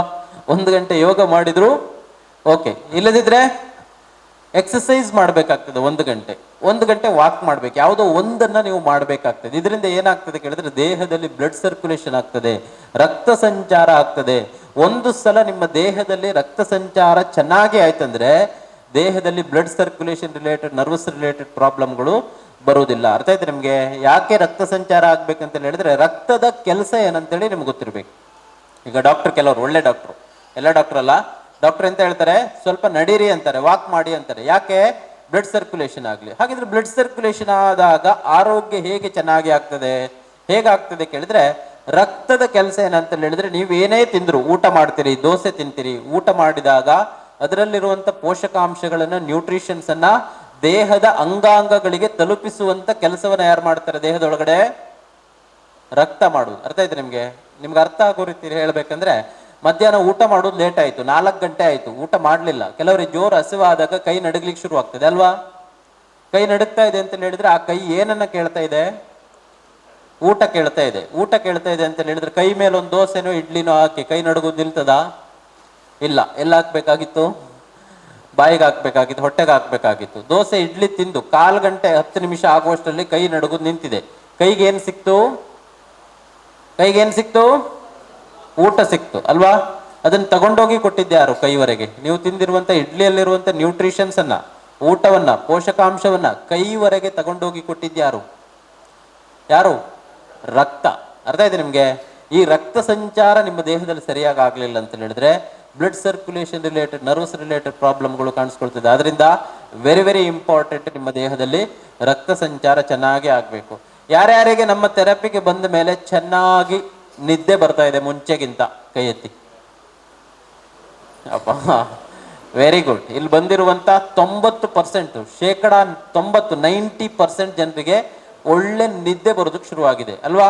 ಎಂಥದ್ದು ಒಂದು ಆದ್ರೆ ಮಾತ್ರ ನೀವು ನಾಳೆ ಬರ್ತೀರಾ, ಇಲ್ಲದಿದ್ರೆ ಬರೋದಿಲ್ಲ. ಡೈಲಿ 250 ಜನ ಬರ್ತಾ ಇದ್ದೀರಂದ್ರೆ ನಿಮ್ಗೆ ಏನೋ ಒಂದು ಆಗಿರ್ಬೇಕು. ಅದರಲ್ಲಿ ಫಸ್ಟ್ ಚೇಂಜ್ ಆಗಿರುವಂಥದ್ದು ನಿಮ್ಗೆ ಗಾಢವಾದಂತ ನಿದ್ದೆ ಅಲ್ವಾ? ನಿದ್ದೆ ಹೇಗಿರ್ತದೆ ಕೇಳಿದ್ರೆ, ನಮ್ಮ ಥೆರಪಿ ಆದ ನಂತರ ರಾತ್ರಿ ಮಲಗಿರೋದು ಗೊತ್ತಿರ್ತದೆ, ಮತ್ತೆ ಬೆಳಿಗ್ಗೆ ಏಳೋದು ಗೊತ್ತಿರ್ತದೆ. ಮಧ್ಯದಲ್ಲಿ ನಿಮ್ಗೆ ಎಂತ ಮಾಡಿದ್ರು ಗೊತ್ತಾಗೋದಿಲ್ಲ. ಆ ರೀತಿ ಯಾಕಾಯ್ತು? ಯಾಕೆ ಆಗ್ತದೆ ಕೇಳಿದ್ರೆ, ದೇಹದಲ್ಲಿ ಅರ್ಧ ಗಂಟೆ ನೀವು ಥೆರಪಿ ತಗೊಳ್ಳೋದ್ರಿಂದ 5 ಕಿಲೋಮೀಟರ್ ವಾಕಿಂಗ್ ಮಾಡಿದಾಗ ಯಾವ ಪ್ರಮಾಣದ ರಕ್ತ ಸಂಚಾರ ನಿಮ್ಮ ದೇಹದಲ್ಲಿ ಆಗ್ತದೆ ಅಷ್ಟು ಬ್ಲಡ್ ಸರ್ಕ್ಯುಲೇಷನ್ ನಿಮ್ಮ ದೇಹದಲ್ಲಿ ಆಗ್ತದೆ. ಆಗ ಫಸ್ಟ್ ಚೇಂಜ್ ಆಗುವಂಥದ್ದು ನಿದ್ದೆ. ನಿದ್ದೆಗೂ ಗಾಢ ನಿದ್ದೆಗೂ ವ್ಯತ್ಯಾಸ ಇದೆ, ಗೊತ್ತಾ ನಿಮ್ಗೆ? ಕೆಲವರಿಗೆ ಗಾಢ ನಿದ್ದೆ ಹೇಗಿರುತ್ತೆ ಹೇಳಿ ನೋಡುವ. ಕೆಲವರಿಗೆ ಪಕ್ಕದ ಮನೆ ನಾಯಿ ಬೊಗಳಿದ ತಕ್ಷಣ ಎಚ್ಚರ ಆಗ್ತದೆ, ಇದು ಗಾಢ ನಿದ್ದೆಯಾ? ರಾತ್ರಿ ಧಾರಾವಾಹಿ ನೋಡ್ಕೊಂಡು ಮಲಗಿರ್ತೀರ, ಬೆಳಿಗ್ಗೆ ಅವ್ರಿಗೆ ಕನ್ಸಲ್ಲಿ ಬರ್ತಾ ಇದ್ರೆ ಇದು ಗಾಢ ನಿದ್ದೆಯಾ? ಅಲ್ಲ. ಗಾಢ ನಿದ್ದೆ ರಾತ್ರಿ ಮಲಗಿರೋದು ಗೊತ್ತಿರ್ಬೇಕು, ಬೆಳಿಗ್ಗೆ ಹೇಳೋದು ಗೊತ್ತಿರ್ಬೇಕು, ಇದು ಗಾಢ ನಿದ್ದೆ. ಗಾಢ ನಿದ್ದೆಯಲ್ಲಿ ನಮ್ಮ ದೇಹದಲ್ಲಿ ಮ್ಯಾಜಿಕ್ ಆಗ್ತದೆ. ಏನ್ ಮ್ಯಾಜಿಕ್ ಆಗ್ತದೆ ಗೊತ್ತಾ ನಿಮ್ಗೆ? ನೋಡಿ, ನೀವು ಸುಮಾರು ಒಂದು 2-3 ದಿನ ಎಲ್ಲೋ ಜರ್ನಿ ಮಾಡಿ ಬರ್ತೀರಾ, ಬಂದು ಒಂದು 2 ದಿನ ಒಳ್ಳೆ ನಿದ್ದೆ ಮಾಡಿದ್ರೆ ನಿಮ್ಮ ಬಾಡಿ ಸರಿ ಆಗ್ತದಲ್ವಾ? ಯಾಕೆ ನಿದ್ದೆ ಮಾಡಿದ್ರೆ ಬಾಡಿ ಸರಿ ಆಗುದು? ನಿದ್ದೆಯಲ್ಲೇ ಮ್ಯಾಜಿಕ್ ಆಗುದು. ನಿದ್ದೆಯಲ್ಲಿ, ಗಾಢ ನಿದ್ದೆಯಲ್ಲಿ, ನಿದ್ದೆಯಲ್ಲಿ ಅಲ್ಲ, ಗಾಢ ನಿದ್ದೆಯಲ್ಲಿ ಗ್ರೋತ್ ಹಾರ್ಮೋನ್ ಎನ್ನುವಂತ ಒಂದು ಹಾರ್ಮೋನ್ ರಿಲೀಸ್ ಆಗ್ತದೆ ನಮ್ಮ ದೇಹದಲ್ಲಿ. ಈ ಗ್ರೋತ್ ಹಾರ್ಮೋನ್ ಏನ್ ಮಾಡ್ತದೆ ಕೇಳಿದ್ರೆ, ಚಿಕ್ಕ ಮಕ್ಕಳಲ್ಲಿ ದೇಹದ ಬೆಳವಣಿಗೆಗೆ ಸಹಕಾರಿ ಆಗ್ತದೆ. ಗಾಢ ನಿದ್ದೆ ಮಾಡುದು ಯಾರು ಕೇಳಿದ್ರೆ ಮಕ್ಕಳು. ಮಕ್ಕಳಷ್ಟು ಗಾಢ ನಿದ್ದೆ ಮಾಡ್ಲಿಕ್ಕೆ ಯಾರಿಗೂ ಆಗುದಿಲ್ಲ. ಅರ್ಥ ಆಯ್ತಾ? ನೀವು ಕೇಳಿರ್ಬೋದು, ಚಿಕ್ಕ ಮಕ್ಕಳಿಗೆ ಊಟ ಆದ್ರೂ ಸ್ವಲ್ಪ ಆಚೆ ಈಚೆ ಆದ್ರೆ ತೊಂದರೆ ಇಲ್ಲ, ಆದ್ರೆ ನಿದ್ದೆ ಮಾತ್ರ ಅವರಿಗೆ ಪ್ರಾಬ್ಲಮ್ ಆಗಬಾರ್ದು. ಅವರ ದೇಹದ 90% ಬೆಳವಣಿಗೆ ಆಗುವಂಥದ್ದು ನಿದ್ದೆಯಲ್ಲಿ. ಮಕ್ಕಳಿಗೆ ಗ್ರೋತ್ ಹಾರ್ಮೋನ್ ಇಂದ ಬೆಳವಣಿಗೆ ಆಗ್ತದೆ. ಹಾಗಿದ್ರೆ ದೊಡ್ಡವರು ನಮಗೆ ಎಂತ ಆಗ್ತದೆ? ದೊಡ್ಡವರು ನಮ್ದು ಬೆಳವಣಿಗೆ ಎಲ್ಲ ಆಗಿ ಆಯ್ತಲ್ವಾ? ನಮ್ಮ ದೇಹದಲ್ಲಿ ಏನಾಗ್ತದೆ ಕೇಳಿದ್ರೆ, ಈ ಗ್ರೋತ್ ಹಾರ್ಮೋನ್ ಅಲ್ಲಿ ದೇಹದ ರಿಪೇರಿ ಕೆಲಸ ಆಗ್ತದೆ. ಓಕೆನಾ? ನಿಮ್ಮ ಟಿಶ್ಯೂಸ್ ಇರ್ಬೋದು, ಸೆಲ್ಸ್ ಇರ್ಬೋದು, ಡ್ಯಾಮೇಜ್ ಆಗಿರ್ತದೆ, ಜೀವಕೋಶಗಳಲ್ಲಿ ಪ್ರಾಬ್ಲಮ್ ಆಗಿರ್ತದೆ. ಇದನ್ನೆಲ್ಲ ರಿಪೇರಿ ಮಾಡುವಂಥದ್ದು ಗ್ರೋತ್ ಹಾರ್ಮೋನ್. ಇದು ಯಾವಾಗ ರಿಲೀಸ್ ಆಗ್ತದೆ ಕೇಳಿದ್ರೆ, ಗಾಢ ನಿದ್ದೆಯಲ್ಲಿ ರಿಲೀಸ್ ಆಗ್ತದೆ. ಅರ್ಥ ಇದೆ ನಿಮ್ಗೆ? ಆದ್ರಿಂದ ಯಾರು ಗಾಢ ನಿದ್ದೆ ಮಾಡೋದಿಲ್ಲ ನೋಡಿ, ಅವರ ದೇಹ ರಿಪೇರಿ ಆಗುದಿಲ್ಲ. ರಿಪೇರಿ ಆಗದೆ ಇರುವಂತ ಗಾಡಿ ಜಾಸ್ತಿ ದೂರ ಓಡುವುದಿಲ್ಲ, ದಾರಿಯಲ್ಲಿ ಕೈ ಕೊಡ್ತದೆ. ಅರ್ಥ ಇದೆ ನಿಮ್ಗೆ? ನಿಮ್ಮ ದೇಹವೆಂಬ ಗಾಡಿ ಜಾಸ್ತಿ ದೂರ ಓಡಬೇಕಂದ್ರೆ ಫಸ್ಟ್ ಎಂತ ಮಾಡ್ಬೇಕು? ನಿದ್ದೆ ಮಾಡ್ಬೇಕು. ಓಕೆನಾ? ಒಳ್ಳೆ ನಿದ್ದೆ ಮಾಡ್ಬೇಕು. Okay, very very important. ಯಾಕೆ ಕೇಳಿದ್ರೆ, ಇಂಟರ್ನೆಟ್ ರೆವಲ್ಯೂಷನ್ ಆದ ನಂತರ ಭಾರತದಲ್ಲಿ ಇನ್ಸೋಮೇನಿಯಾ ಅಂತ ಒಂದು ಕಾಯಿಲೆ ಜಾಸ್ತಿ ಆಗ್ತದೆ ಅಂತೆ. ಇನ್ಸೋಮೇನಿಯಾ ಅಂದ್ರೆ ಏನ್ ಹೇಳಿ? ನಿದ್ರಾಹೀನತೆ. ಇದು ಈ ಕಾಯಿಲೆ ಭಾರತದಲ್ಲಿ ಜಾಸ್ತಿ ಆಗ್ತಿದೆ. ಇದನ್ನು ಸ್ವಲ್ಪ ಗಮನದಲ್ಲಿ ಇರಲಿ ಅಂತ ಹೇಳುವಂಥದ್ದು. ಓಕೆನಾ? ಓಕೆ, ಈಗ ಯಾವ್ಯಾವ ಕಾಯಿಲೆ ಯಾರ್ಯಾರಿಗೆ ಎಷ್ಟೆಷ್ಟಿದೆ ನೋಡಿಕೊಂಡು ಅದರ ಆಧಾರದ ಮೇಲೆ ಮಾತಾಡು, ಓಕೆನಾ? ಶುಗರ್ ಇರೋರೆಲ್ಲ ಕೈ ಎತ್ತಿ, ಸಕ್ಕರೆ ಕಾಯಿಲೆ ಇರೋರೆಲ್ಲ ಕೈ ಎತ್ತಿ. ಎಲ್ಲರಿಗಿದೆಯಾ? ಓಕೆ, ಈಚೆ ಎಲ್ಲರಿಗಿದೆ. ನೀವೆಲ್ಲ ಪಾರ್ಟ್ ಮಾಡಿ ಶುಗರ್ ಇರೋರೆಲ್ಲ ಈಚೆ ಕೂತ್ಕೊಂಡಿದ್ದ? ಹೌದು, ಕೆಲವರು ಓಕೆ, ಅವ್ರಿಗೆ ಖುಷಿ ನೋಡಿ ಅಲ್ವಾ? ಹೌದು, ಸುಮಾರು ಜನ ಕೈ ಎತ್ತಿ, ಅರ್ಧ ಕೈ ಎತ್ತಿ ಕೆಳಗೆ ಹಾಕಿದ್ರೆ ಯಾಕೆ? ನಂಗೆ ಶುಗರ್ ಇದೆ ಅಂತೇಳಿ ಊರಿಗೆಲ್ಲ ಯಾಕೆ ಗೊತ್ತಾಗ್ಬೇಕು ಅಂತೇಳಿ ಅಲ್ವಾ? ಹೌದು, ಈ ಕಡೆ ಎಲ್ಲ ಕೈ ಎತ್ತಿ ನೋಡುವ, ಶುಗರ್ ಇರೋರು ಮಾತ್ರ. ಈಚೆ ಶುಗರ್ ಇರೋರೆಲ್ಲ ಕೈ ಎತ್ತಿ. ಈಚೆ ಶುಗರ್ 3 ಜನವಾ? 4 ಜನ, ವೆರಿ ಗುಡ್. ಓಕೆ, ಜಾಸ್ತಿ ಜನರಿಗೆ ಶುಗರ್ ಅಲ್ವಾ ಪ್ರಶಾಂತ್ ಮೇಡಮ್? ಜಾಸ್ತಿ ಜನರಿಗೆ ಶುಗರ್. ಓಕೆ, ಎಲ್ಲರಿಗೂ ಶುಗರ್ ಎಲ್ಲ ಕಾಮನ್ ಆಗಿದೆ ಈಗ ಅಲ್ವಾ? ಶುಗರ್ BP ಎಲ್ಲ ಕಾಮನ್ ಅಲ್ವಾ? ಎಲ್ಲ ಮನೆಯಲ್ಲಿ ಶುಗರ್ BP ಕಾಮನ್ ಅಲ್ವಾ ಈಗ? ಹೌದು, ಈಗ ನೋಡಿ, ಓಕೆ, ಎಲ್ಲ ಕಾಯಿಲೆ ಕೇಳುವ. ಶುಗರ್ ಆಯ್ತು, ಶುಗರ್ ಇಂದಾಗಿ ಕಾಲು ಉರಿ ಯಾರಿಗೆ ಬರ್ತದೆ? ಪಾದ ಉರಿ ಬರುವವರು ಯಾರಿದ್ದೀರಾ? ಓಕೆ, ಶುಗರ್ ಇಂದಾಗಿ ರಾತ್ರಿ ಮೂತ್ರಕ್ಕೆ 2-3 ಸಲ ಹೇಳ್ತೀನಿ ನಾನು ಅನ್ನೋರು ಕೈ ಎತ್ತಿ. ಡಯಾಬಿಟಿಕ್ ಎಲ್ಲಿ? ಶುಗರಲ್ಲೇ ಪ್ರಮೋಷನ್ ಆಗಿದೆ ನಿಮ್ಗೆ. ಓಕೆ, ನೆಕ್ಸ್ಟು ಈ ಮೊಣಕಾಲು ಮಂಡಿ ಗಂಟು ನೋವು ಇರೋರು ಕೈ ಎತ್ತಿ. ಇದು ಎಲ್ಲರಿಗಿದೆ ಅಲ್ವಾ? ಇದು ಯಾರಿಗಿಲ್ಲ ಅಂತ ಕೇಳಿದ್ರೆ ಕಡಿಮೆ. ಹೌದು, ಗಂಟು ನೋವೆಲ್ಲ ಈಚೆ ಕೂತಿದ್ದಾರೆ. ಓಕೆ ಓಕೆ, ಸರ್ವಿಕಲ್ ಸ್ಪಾಂಡಲಿಸಿಸ್, ಈ ಕುತ್ತಿಗೆ ಕೆಳಭಾಗದಲ್ಲಿ ನೋವು ಜೊತೆಗೆ ಕೈ ನೋವು ಬರೋರು. ಓಕೆ, ಸಯಾಟಿಕ, ವಿಪರೀತ ಸೊಂಟ ನೋವು ಜೊತೆಗೆ ಕಾಲು ನೋವು ಬರೋರು ಕೈ ಎತ್ತಿ. ಓಕೆ, ಥೈರಾಯ್ಡ್ ಇರೋರು ಇದ್ದೀರಾ? ಥೈರಾಯ್ಡ್. ಓಕೆ, ಹೈಪರ್ ಆಸಿಡಿಟಿ, ವಿಪರೀತ ಗ್ಯಾಸ್ಟ್ರಿಕ್, ಎಂತ ತಿಂದ್ರು. ಹೌದು, ವೆರಿಕೋಸ್ ವೇನ್ ಇರೋರು ಕೈ ಎತ್ತಿ. ವೆರಿಕೋಸ್ ವೇನ್ ಇರೋರು ಕೈ ಎತ್ತಿ. Okay, very good. ಎಲ್ಲ ಇದೆ ಅಲ್ವಾ? ಎಲ್ಲ ಸ್ವಲ್ಪ. ಹೌದು, ಶುಗರು ಮತ್ತೆ ಮಂಡಿ ನೋವು, ಗಂಟು ನೋವು ಜಾಸ್ತಿ, ಬಾಕಿ ಉಳಿದಿರೋದು ಎಲ್ಲ ಪ್ರಾಬ್ಲಮ್ ಇದೆ. ಶುಗರ್ ಹೈಯೆಸ್ಟ್ ಅಲ್ವಾ? ಓಕೆ, ಶುಗರ್ ಒಬ್ಬರು ಇಲ್ಲದಿದ್ದರೂ ನಾನು ಶುಗರ್ ಬಗ್ಗೆ 10 ನಿಮಿಷ ಮಾತಾಡಿ ಬರುದು ಎಲ್ಲ ಕಡೆ. ಯಾಕೆ ಕೇಳಿದ್ರೆ, ನಮ್ಮನ್ನ, ಈ ನಮ್ಮ ದೇಶವನ್ನ ಹಾಳು ಮಾಡಲಿಕ್ಕೆ, ಸಾಯಿಸ್ಲಿಕ್ಕೆ ಈ ಪಾಕಿಸ್ತಾನ, ಚೈನಾ ಎಲ್ಲ ಬೇಡ. ಸ್ವಲ್ಪ ವರ್ಷದಲ್ಲಿ ಯಾರು ಸಾಕು? ನಾವೇ ಸಾಕು, ನಾವೇ ಹೋಗ್ತೀವಿ ಇಲ್ಲಿ. ಯಾಕೆ ಹೇಳಿ? ಆ ಪ್ರಮಾಣದಲ್ಲಿ ಭಾರತದಲ್ಲಿ ಯಾವುದು ಜಾಸ್ತಿ ಆಗ್ತಿದೆ? ಶುಗರ್ ಜಾಸ್ತಿ ಆಗ್ತಿದೆ. ಇಡೀ ದೇಶ ರೋಗಗ್ರಸ್ತವಾಗ್ತಾ ಇದೆ. ಇನ್ನು ಜನ ಎಚ್ಚೆತ್ತುಕೊಳ್ತಾ ಇಲ್ಲ. ಮುಂಚೆ 60 ವರ್ಷಕ್ಕೆ ಬರ್ತಾ ಇತ್ತು ಕಾಯಿಲೆ, ಒಂದು 25 ವರ್ಷದ ಹಿಂದೆ. ಆಮೇಲೆ 40 ವರ್ಷಕ್ಕೆ ಬರೋದಕ್ಕೆ ಶುರುವಾಯಿತು. ಈಗ 30 ವರ್ಷಕ್ಕೆ ಬರ್ತಾ ಇದೆ. ಇನ್ನೊಂದು 5-10 ವರ್ಷದಲ್ಲಿ 20 ವರ್ಷಕ್ಕೆ ಬರೋದಕ್ಕೆ ಶುರುವಾಗ್ತದೆ. ಮಕ್ಕಳಲ್ಲಿ ಶುಗರ್ ಶುರುವಾಗ್ತಾ ಇದೆ. ಆದ್ರೂ ನಮ್ಮ ಜನ ಇದ್ರ ಬಗ್ಗೆ ಥಿಂಕ್ ಮಾಡೋದಿಲ್ಲ. ಇದನ್ನೆಲ್ಲ ಕಾಮನ್ ಮಾಡಿದ್ದೀವಿ. ನೋಡಿ, ಜಪಾನ್ ಮತ್ತೆ ಕೊರಿಯಾ ದೇಶದಲ್ಲಿ ಒಂದು ಕಾಯಿಲೆ ಬಂದ್ರೆ ಅವ್ರನ್ನ ಕಾಮನ್ ಮಾಡ್ತಾರೆ. ಹೇಗೆ ಕಾಮನ್ ಮಾಡ್ತಾರೆ ಕೇಳಿದ್ರೆ, ನಂಗೀಗ ಶುಗರ್ ಬಂದಿದೆ ಅಂದ್ರೆ ನಾನು ಎಕ್ಸಸೈಸ್ ಮಾಡಿ, ವಾಕಿಂಗ್ ಮಾಡಿ, ಫುಡ್ ಕಂಟ್ರೋಲ್ ಮಾಡಿ ಆ ಶುಗರ್ ಕಾಯಿಲೆಯಿಂದ ಆಚೆ ಬಂದು ಎಲ್ಲರ ಜೊತೆ ನಾನು ಕಾಮನ್ ಆಗ್ತೀನಿ. ಭಾರತದಲ್ಲಿ ಹೇಗೆ ಕಾಮನ್ ಮಾಡ್ತಾರೆ ಕೇಳಿದ್ರೆ, ನಂಗೊಬ್ಬನಿಗೆ ಶುಗರ್ ಇದ್ರೆ ಬೇಜಾರು, ಎಂತದಾಗ್ತದೇನೋ ಭಯ ಆಗ್ತದೆ. ನಂಗೂ ಶುಗರ್ ಇದೆ, ಪಕ್ಕದ ಮನೆಯಲ್ಲಿ ನನ್ನ ಫ್ರೆಂಡ್ಗೂ ಶುಗರ್ ಇದ್ರೆ ಜೋಡಿ ಆಯ್ತಲ್ವಾ? ಕಾಮನ್ ಈಗ. ಹೌದು, ಊರಲ್ಲೆಲ್ಲ ಒಂದು 5-6 ಜನರಿಗೆ ಶುಗರ್ ಇದ್ರೆ ನಮ್ದೇ ಮೆಜಾರಿಟಿ ಅಲ್ವಾ?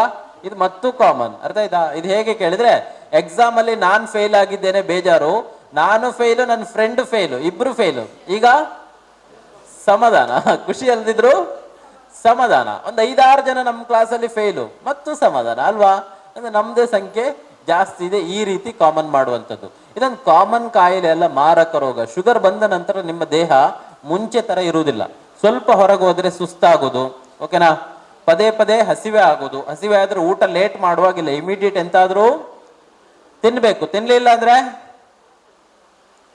ಅಂದ್ರೆ ಶೇಕ್ ಶುರುವಾಗ್ತದೆ. ಇನ್ನೊಂದು 5 ವರ್ಷ ಆಗುವಾಗ ಕಾಲು ಉರಿ ಶುರುವಾಗ್ತದೆ, ಪಾದ ಉರಿ, ಪದೇ ಪದೇ ಮೂತ್ರಕ್ಕೆ ಹೋಗ್ಲಿಕ್ಕೆ ಶುರುವಾಗ್ತದೆ. ಇದಕ್ಕೆ ಡಯಾಬಿಟಿಕ್ ನ್ಯೂರೋಪತಿ ಅಂತ ಕರಿತೀವಿ. ಇನ್ನೊಂದು 8-10 ವರ್ಷ ಆಗುವಷ್ಟರಲ್ಲಿ ನಿಮ್ಮಲ್ಲಿ ಸ್ಪರ್ಶ ಜ್ಞಾನ ಕಡಿಮೆ ಆಗ್ತದೆ. ನಿಮ್ಮ ಕಾಲ್ ಬೆರಳು ನೀವು ಮುಟ್ಟಿಕೊಂಡ್ರೆ ನಿಮ್ಗೆ ಗೊತ್ತಾಗುದಿಲ್ಲ. ಇನ್ನೊಂದು 12-13 ವರ್ಷ ಆಗುವಷ್ಟರಲ್ಲಿ ಅರ್ಲಿ ಟೂತ್ ಲಾಸ್ ಆಗುತ್ತೆ. ನಿಮ್ಮ ಹಲ್ಲುಗಳು ಬೇಗ ಅಲುಗಾಡ್ಲಿಕ್ಕೆ ಶುರುವಾಗ್ತದೆ.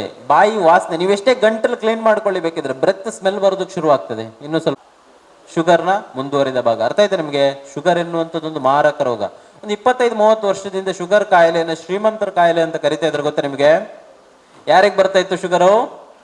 ಊರಲ್ಲಿರುವ ಸಾಹುಕಾರರಿಗೆ, ಹಣವಂತರಿಗೆ, ದುಡ್ಡಿರೋರಿಗೆ ಬರ್ತಾ ಇತ್ತು. ಈಗ ಎಲ್ಲರಿಗೂ ಬರ್ತಾ ಇದೆ. ಯಾಕೆ ಶ್ರೀಮಂತರಿಗೆ ಮುಂಚೆ ಬರ್ತಾ ಇತ್ತು ಕೇಳಿದ್ರೆ, ಒಂದು ಸಲ ಶ್ರೀಮಂತರಾದ್ರೆ ಅವರು ಫಸ್ಟ್ ತರೋದು ಕಾರು, ಜೀಪು, ಓಡಾಟ ಕೈದಾಯ್ತಲ್ವಾ? ಫಿಸಿಕಲ್ ಆಕ್ಟಿವಿಟಿ ಕಡಿಮೆ ಆಯ್ತು. ಕಾರ್, ಜೀಪ್ ಅವ್ರ ಮನೆಯಲ್ಲೇ ಬರ್ತಾ ಇತ್ತು. ಈ ಮಿಕ್ಸಿ, ಗ್ರೈಂಡರ್, ವಾಷಿಂಗ್ ಮಿಷಿನ್ ಎಲ್ಲ 25-30 ವರ್ಷದಿಂದ ಯಾರ ಮನೆಯಲ್ಲಿ ಇರ್ತಾ ಇತ್ತು? ಶ್ರೀಮಂತರ ಮನೆಯಲ್ಲಿ. ಕೂತ್ಕೊಂಡು ನೋಡ್ಲಿಕ್ಕೆ ಟಿವಿ ಯಾರ ಮನೇಲಿ ಇರ್ತಾ ಇತ್ತು? ಹೌದು. ಈಗ car, jeep, mixie, grinder, washing machine, fridge, TV ಶ್ರೀಮಂತರ ಮನೆಯಲ್ಲಿ ಮಾತ್ರ ಇದೆಯಾ? ಇಲ್ಲ. ಎಲ್ಲ ಬಡವರ ಮನೆಯಲ್ಲ, ಎಲ್ಲರ ಮನೆಯಲ್ಲೂ ಇದೆ. ಅರ್ಥ ಇದೆ ನಿಮಗೆ? ಈಗ ಶುಗರ್ ಶ್ರೀಮಂತರ ಮನೆಯಲ್ಲಿ ಮಾತ್ರ ಇದೆಯಾ? ಎಲ್ಲರ ಮನೆಯಲ್ಲೂ ಇದೆ. ಅರ್ಥ ಇದೆ ನಿಮಗೆ?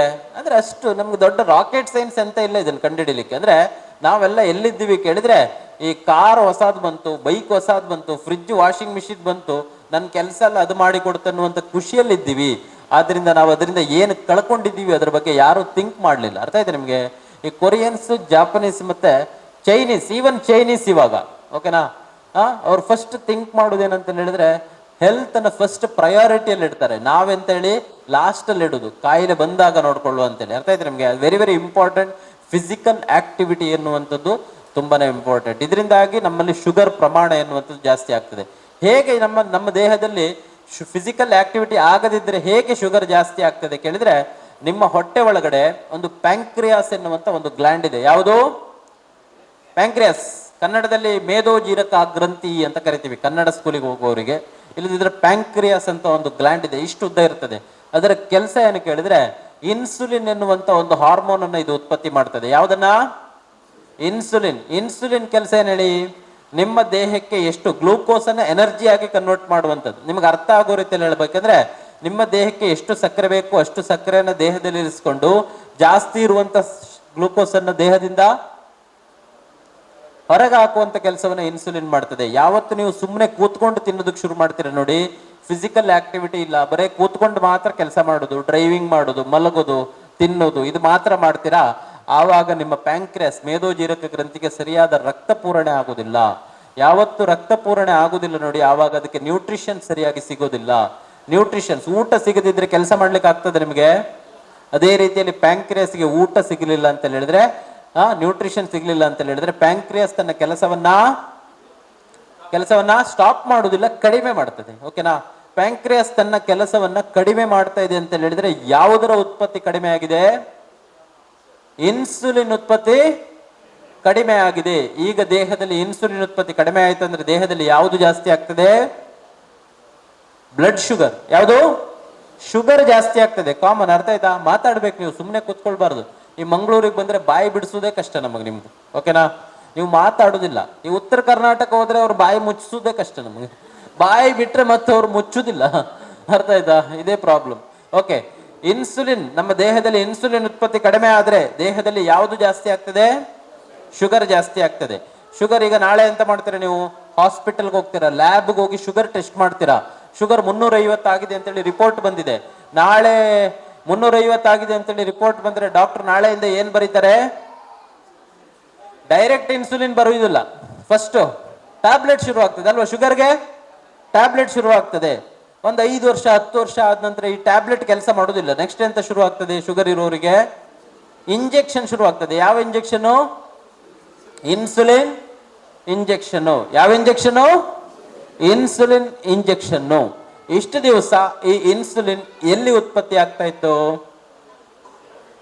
ದೇಹದಲ್ಲೇ, ಪ್ಯಾಂಕ್ರಿಯಾಸ್ ಅಲ್ಲೇ, ಮೇದೋಜೀರಕ ಗ್ರಂಥಿಯಲ್ಲಿ. ಅರ್ಥ ಆಯ್ತಾ ನಿಮಗೆ? ನಾನು ಏನು ಹೇಳಲಿಕ್ಕೆ ಹೊರಟಿದ್ದೀನಿ ಅಂದ್ರೆ, ನೀವು ಇನ್ಸುಲಿನ್ ತಗೊಳ್ಬೇಡಿ, ಟ್ಯಾಬ್ಲೆಟ್ ತಗೊಳ್ಬೇಡಿ ಅಂತ ನಾನು ಹೇಳುದಿಲ್ಲ. ಆದರೆ ನಿಮಗೆಲ್ಲರಿಗೂ ಒಂದು ವಿಚಾರ ಗೊತ್ತಿರಬೇಕೇನೆಂದ್ರೆ, ನಮಗೆ ಬೇಕಾಗುವಂತ ಎಲ್ಲಾ ಮೆಡಿಸಿನ್ ನಮ್ಮ ದೇಹದಲ್ಲೇ ಉತ್ಪತ್ತಿ ಆಗತ್ತೆ. ಅರ್ಥ ಇದೆ ನಿಮಗೆ? ಅಂದ್ರೆ ಈ ಗ್ಲ್ಯಾಂಡ್ಸ್ ಅಥವಾ ಗ್ರಂಥಿಗಳು ಅಂತ ಏನು ಕರಿತೀವಿ, ಈ ದೇವರ ಸೃಷ್ಟಿಯಲ್ಲಿ ಈ ದೇಹ ಹೇಗೆ ರಚನೆ ಆಗಿದೆ ಕೇಳಿದ್ರೆ, ನಿಮಗೆ ಬೇಕಾದಂತ ಎಲ್ಲಾ ಮೆಡಿಸಿನ್ ಅನ್ನ ಈ ದೇಹ ನಿಮಗೆ ಉತ್ಪತ್ತಿ ಮಾಡಿ ಕೊಡ್ತದೆ. ಅರ್ಥ ಆಯ್ತಾ? ಈ 30-35 ವರ್ಷ, 25-30 ವರ್ಷದವರೆಗೆ ನಿಮಗೆ ಫ್ರೀ ಇದು ಈ ಮೆಡಿಸಿನ್. ನೀವು ಎಂತ ಬೇಕಾದ್ರೂ ಮಾಡಿ, ಏನು ಬೇಕಾದ್ರೂ ತಿನ್ನಿ, ಆ ಗ್ಲ್ಯಾಂಡ್ಸ್ ಎಲ್ಲ ಕರೆಕ್ಟ್ ಆಗಿ ಕೆಲಸ ಮಾಡ್ತದೆ. ನಿಮಗೆ ಬೇಕಾದಂತ ಮೆಡಿಸಿನ್ ಎಲ್ಲ ಉತ್ಪತ್ತಿ ಆಗ್ತದೆ. ಒಂದು ಸಲ ಲೇಡೀಸ್ಗೆ ಒಂದು ಡೆಲಿವರಿ ಆಯ್ತಂದ್ರೆ, ಗಂಡಸರಿಗೆ ಸ್ವಲ್ಪ ಒಂದು 30-35 ವರ್ಷ ಆಯ್ತಂದ್ರೆ, ಇದು ನಿಮಗೆ ಫ್ರೀ ಆಗಿ ಸಿಗುದಿಲ್ಲ ಮೆಡಿಸಿನ್. Condition apply. ಓಕೆನಾ? ಫ್ರೀ ಸಿಗುದಿಲ್ಲ, ಕಂಡೀಷನ್ ಅಪ್ಲೈ. ಏನ್ ಕಂಡೀಷನ್ ಕೇಳಿದ್ರೆ, ನೀವು ಏನ್ ಮಾಡ್ಬೇಕು? ನಿಮಗೆ ಬೇಕಾದಂತ ಎಲ್ಲಾ ಮೆಡಿಸಿನ್ ನಿಮ್ ದೇಹದಲ್ಲಿ ಉತ್ಪತ್ತಿ ಆಗ್ಬೇಕಂದ್ರೆ ನಂಬರ್ 1 ಕಂಡೀಷನ್ ಏನ್ ಕೇಳಿದ್ರೆ, ಫಿಸಿಕಲ್ ಆಕ್ಟಿವಿಟಿ. ಒಂದು ದಿನದಲ್ಲಿ 24 ಗಂಟೆಯಲ್ಲಿ 1 ಗಂಟೆ ನೀವು ಆಕ್ಟಿವಿಟಿಯಲ್ಲಿ ಇರಬೇಕಾಗ್ತದೆ. ಏನ್ ಆಕ್ಟಿವಿಟಿ? ವಾಕಿಂಗ್, ಯೋಗ, ಜಿಮ್, ಎಕ್ಸಸೈಸ್, ತೋಟದಲ್ಲಿ ಹಾರೆ ಪಿಕಾಸಿ ಹಿಡ್ಕೊಂಡು ಕೆಲಸ. ಇದು ಯಾವ್ದು ಬೇಕಾದ್ರೂ ಮಾಡಿ, ನೀವು ಇದೇ ಮಾಡಿ ಅಂತ ನಾನು ಹೇಳುದಿಲ್ಲ. ನೀವು ಬರೇ ನಮ್ಮ ತೋಟ ಇದೆ, ನಾನು ವಾಕಿಂಗ್ ಎಷ್ಟೊತ್ತಿಗೆ ಮಾಡೋದು? ಬೇಡ, ವಾಕಿಂಗ್ ಮಾಡಬೇಡಿ, ಕೆಲಸ ಮಾಡಿ. ಅರ್ಥ ಆಯ್ತು ನಿಮಗೆ? ನಾನು ಯೋಗ ಮಾಡ್ತೀನಿ, ನೋ ಪ್ರಾಬ್ಲಮ್. ಓಕೆ, 1 ಗಂಟೆ ನಿಮ್ಮ ಆರೋಗ್ಯಕ್ಕೋಸ್ಕರ ಮೀಸಲಿಡಬೇಕು. ಎರಡನೇದು 25-30 ವರ್ಷದವರೆಗೆ ಹಾಳು ಮೂಳೆಲ್ಲ ತಿಂದು ಓಕೆ ಅಷ್ಟು ಓಕೆ, ಇನ್ನು ಆಗುದಿಲ್ಲ. ಇನ್ನೇನು ಮಾಡಬೇಕು? Food control. ಫುಡ್ ಕಂಟ್ರೋಲ್ ಏನಂದ್ರೆ, ಫುಡ್ ಕಂಟ್ರೋಲ್ ಅಂದ್ರೆ ಏನು ಹೇಳಿ? ಕ್ವಾಲಿಟಿ ಫುಡ್ ಅನ್ನಿದ್ರೆ ಭಾರತೀಯರಿಗೆ ಊಟಕ್ಕೇನೋ ಪ್ರಾಬ್ಲಮ್ ಇದೆ. ಈಗ ಊಟಕ್ಕೆ ಪ್ರಾಬ್ಲಮ್ ಇಲ್ಲ, ಜಾಸ್ತಿ ಆಗಿದೆ ಈಗಲ್ಲ, ಅದೇ ಪ್ರಾಬ್ಲಮ್ ಅಲ್ವಾ? ಹೌದು. ಎಷ್ಟು ಊಟ ಮಾಡಬೇಕು, ಯಾವ ಪ್ರಮಾಣದಲ್ಲಿ ಊಟ ಮಾಡಬೇಕು, ಏನು ಊಟ ಮಾಡಬೇಕು, ಆಹಾರ ಪದ್ಧತಿ ನಿಮಗೆ ಗೊತ್ತಿರಬೇಕು. ಊಟ ಬಲ್ಲವನಿಗೆ ರೋಗವಿಲ್ಲ. ಅರ್ಥ ಆಯ್ತಾ? ಮೂರನೇದೇನು ಡಿಟಾಕ್ಸಿಫಿಕೇಶನ್ಸ್. ಇದು ಯಾರು ಕೇಳಿರುವುದೇ ಇಲ್ಲ. ಭಾರತೀಯರಿಗೆ ಒಳಗೆ ತುಂಬುದು ಮಾತ್ರ ಗೊತ್ತಂತೆ, ಹೊರಗೆ ಹಾಕೋದ್ರ ಬಗ್ಗೆ ಥಿಂಕ್ ಮಾಡುವುದೇ ಇಲ್ಲ ಅಂತೆ. ನಿಮ್ಮ ದೇಹದಲ್ಲಿ ಸರಿಯಾದ ಪ್ರಮಾಣದಲ್ಲಿ ಸರಿಯಾದ ಸಮಯದಲ್ಲಿ ಬೇಡದೇ ಇರುವಂತ ಕಲ್ಮಶಗಳು ದೇಹದಿಂದ ಹೊರಗೆ ಹೋಗ್ಬೇಕು. ಅರ್ಥ ಆಯ್ತು ನಿಮ್ಗೆ? ಡಿಟಾಕ್ಸ್. 44% ಭಾರತೀಯರಿಗೆ ಕಾನ್ಸ್ಟಿಪೇಷನ್ ಪ್ರಾಬ್ಲಮ್ ಇದೆ ಅಂತೆ. ಅಂದ್ರೆ ಕಾನ್ಸ್ಟಿಪೇಷನ್ ಅಂದ್ರೆ ಮಲಬದ್ಧತೆ ಅಂದ್ರೆ ಲೂಸ್ ಮೋಷನ್ ಅಲ್ಲ. ಟಾಯ್ಲೆಟ್ಗೆ ಹೋಗಿ ಸರ್ಕಸ್ ಮಾಡಿದ್ರು ಬರುವುದಿಲ್ಲ, ಅರ್ಧ ಗಂಟೆ ಕೂತ್ಕೊಂಡ್ರು. ಅರ್ಥ ಇದೆ ನಿಮ್ಗೆ? 44% ಅಂದ್ರೆ ನೀವು ತಿನ್ನುವಂತ ಆಹಾರ ಸರಿ ಇಲ್ಲ. ಫಿಸಿಕಲ್ ಆಕ್ಟಿವಿಟಿ, ನೀವು ತಿನ್ನುವಂತ ಆಹಾರದಲ್ಲಿ 23% ನಾರಿನಾಂಶ ಇರ್ಬೇಕಂತೆ, ಫೈಬರ್ ಇರಬೇಕು. ಭಾರತೀಯರು ಕನ್ಸ್ಯೂಮ್ ಮಾಡುವಂತ ನಾರಿನ ಪ್ರಮಾಣ ಬಿಲೋ 5% ಅಂತೆ. 5% ಕಡಿಮೆ ಪ್ರಮಾಣದ ನಾರನ್ನು ನಾವು ತಗೊಳ್ತೀವಿ. ಇದರಿಂದಾಗಿ ಪ್ರಾಬ್ಲಮ್. ಅರ್ಥ ಆಯ್ತಾ? ಇದು ಮಾತ್ರ ಗೊತ್ತು, ಅದು ಗೊತ್ತಿಲ್ಲ ಇಂಡಿಯನ್ಸ್ಗೆ. 4ನೇದು ಏನು ಕೇಳಿದ್ರೆ ನಿದ್ದೆ.